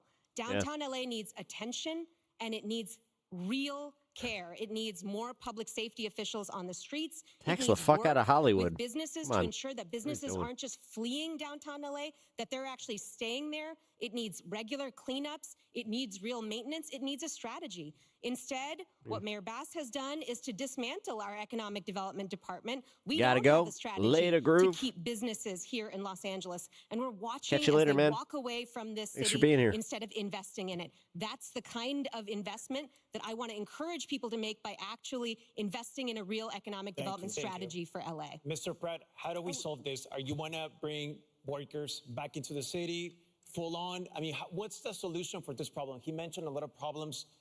What's your plan?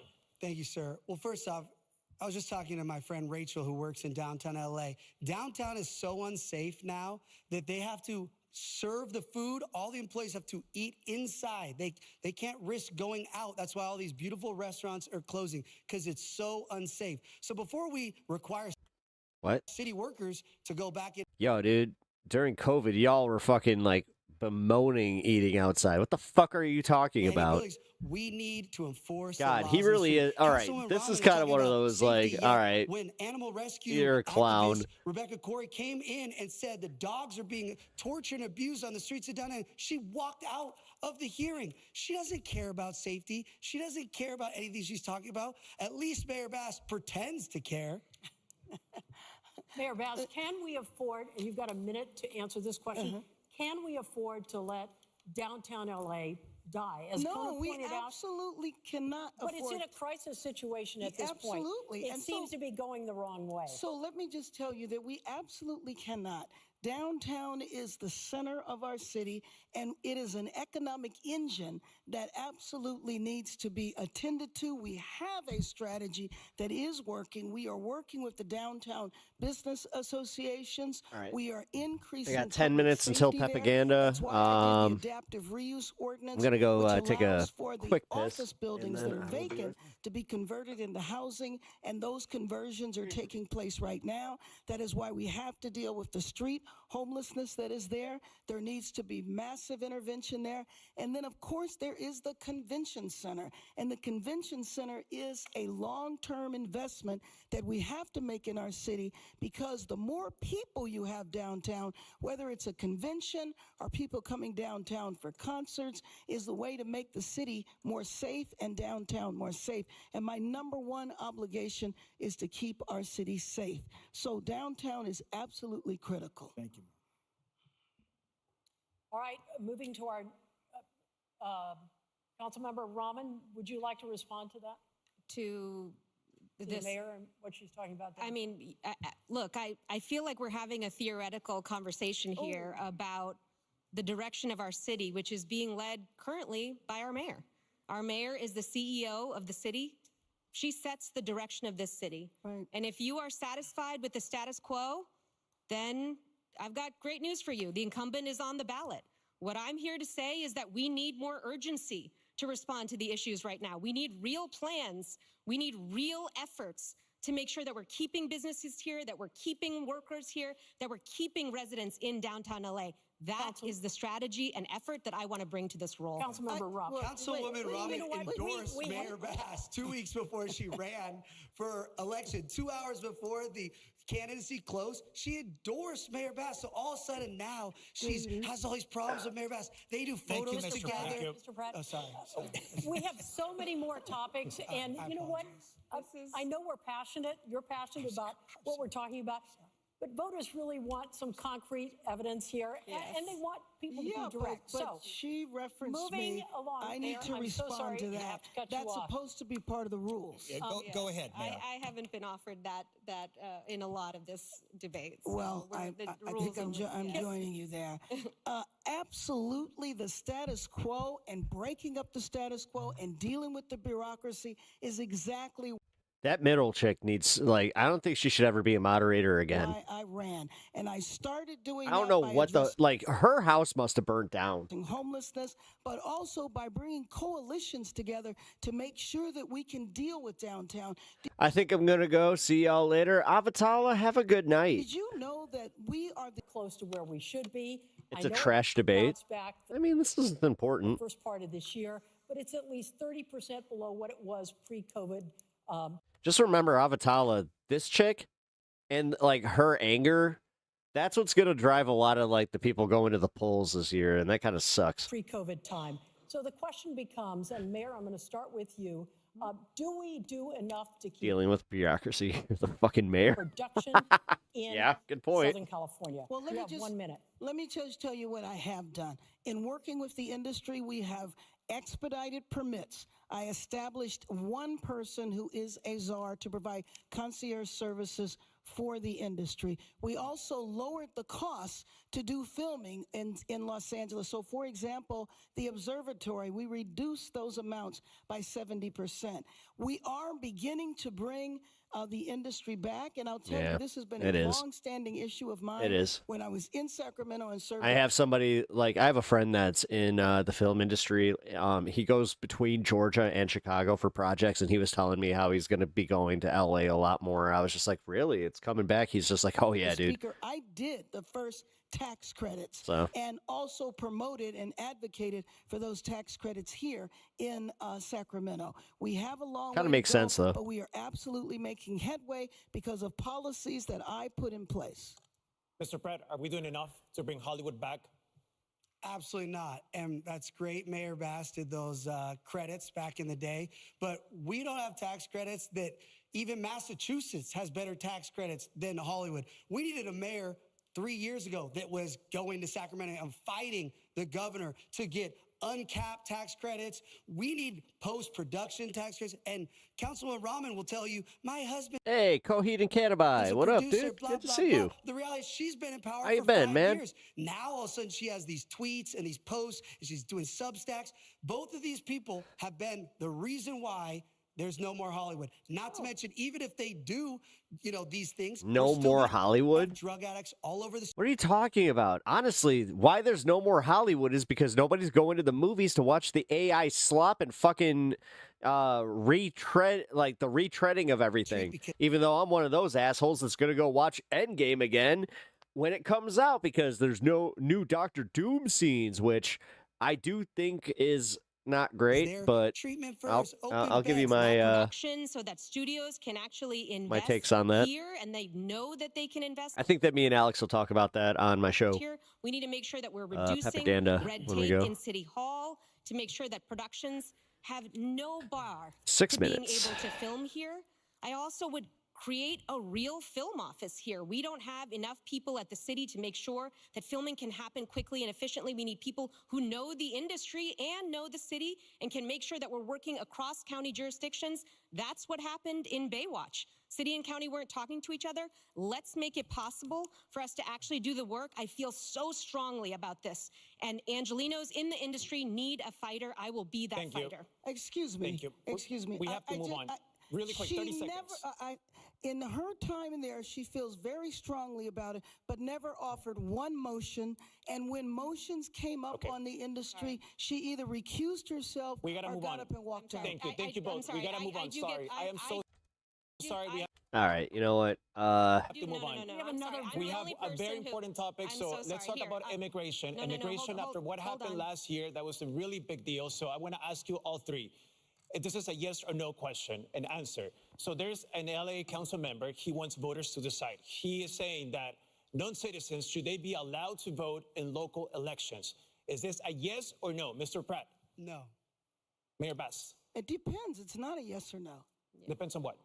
Well, first of all, when you say non-citizens, it doesn't mean they're here illegal. It doesn't mean they're undocumented. They could have green cards. They could be here perfectly legal. And there's a lot of states and cities that do that on very, very local elections. We have to see what the councilman is proposing. Councilmember Bremen? Yeah, I would say, again, it does depend. In other places, school boards have yes or no question. non-citizens Yes or no? non-citizens who vote Mr. Fred, I have a question for who are you. You residents who told vote for NBC these. News a few months ago that you What the fuck is up with this? want LAPD to take care of, so if you don't want ICE to be here in the city, so the question is, you want LAPD to do enforcement as ICE?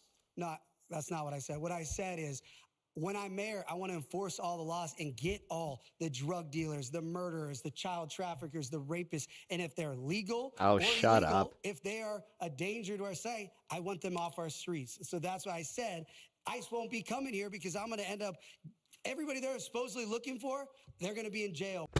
Supposedly. When I'm mayor. So Oh, I that's exactly what I want from my fucking mayor is somebody that says supposedly like a fucking Rugrats character. Second Rugrats reference today. That's not what ICE was doing. Okay, we're moving ICE on. was chasing people in car washes. ICE was chasing people in Home Depots and picking up. Yeah, he seems to be the moderator's favorite. Yeah. They have 3 of them that are fucking glazing this asshole. That's why I'm saying, guys, don't be surprised if the Republicans win. Selling fruit. They are trying so hard. The majority of them, over 70%. This is what this is what literally getting unlike fettered fucking access to billionaire money gets I you. was against it. I physically went out and did everything I could to stop it, and we'll do that again. was that phone call when you were like, hello, please don't come here? Just to be clear, I didn't say what she said. I said I'm going to target all criminals. So she just put words That's in not my... what ICE did. Okay. He asked me what I said. That's not what ICE did at Final all. question for all 3 of them. In another hour, there's going to be 7 candidates for governor. The governor's going to be there at one point. Very quickly, just a line. What do you need from the next governor to help this city? Ms. Rahman? We need support we need financial support when our How many people are actually watching this local one? Not many. federal administration has abandoned us. We need to make sure that we are able to fund the I didn't watch that because that one had a copyright fucking flag on it. programs that we need. Fox 32 was only friendly after the fact. We need to be able to make sure that we can Although, you know what?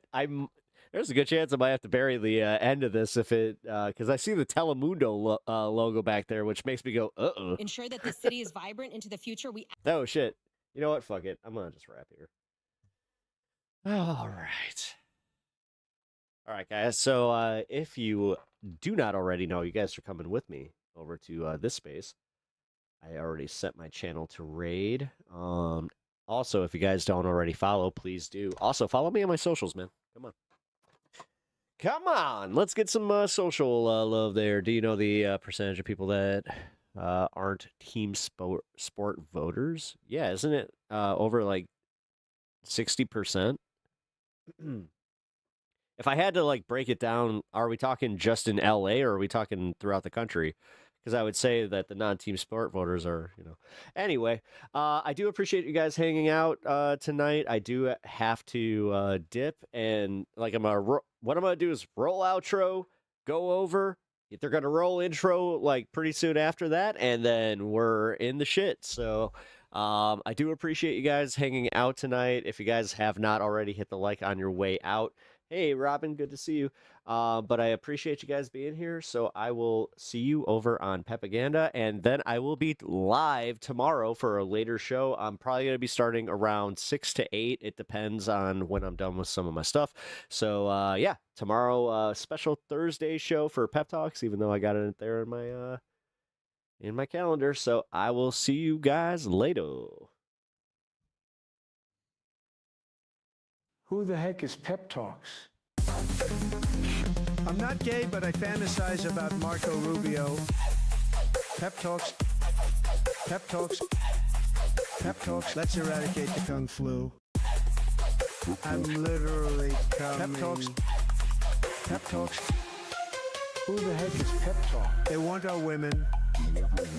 They want our children. Pep Talk. Sometimes no means yes. Grab them by the pep talk. Grab them by the Marco Rubio. Obama is a racist. Pep Talk. I'm literally coming. I'm Pep literally coming. Pep Talks. We found weapons of mass destruction. My fellow Americans, it has been confirmed today from Pep Talks that we are indeed all high on politics.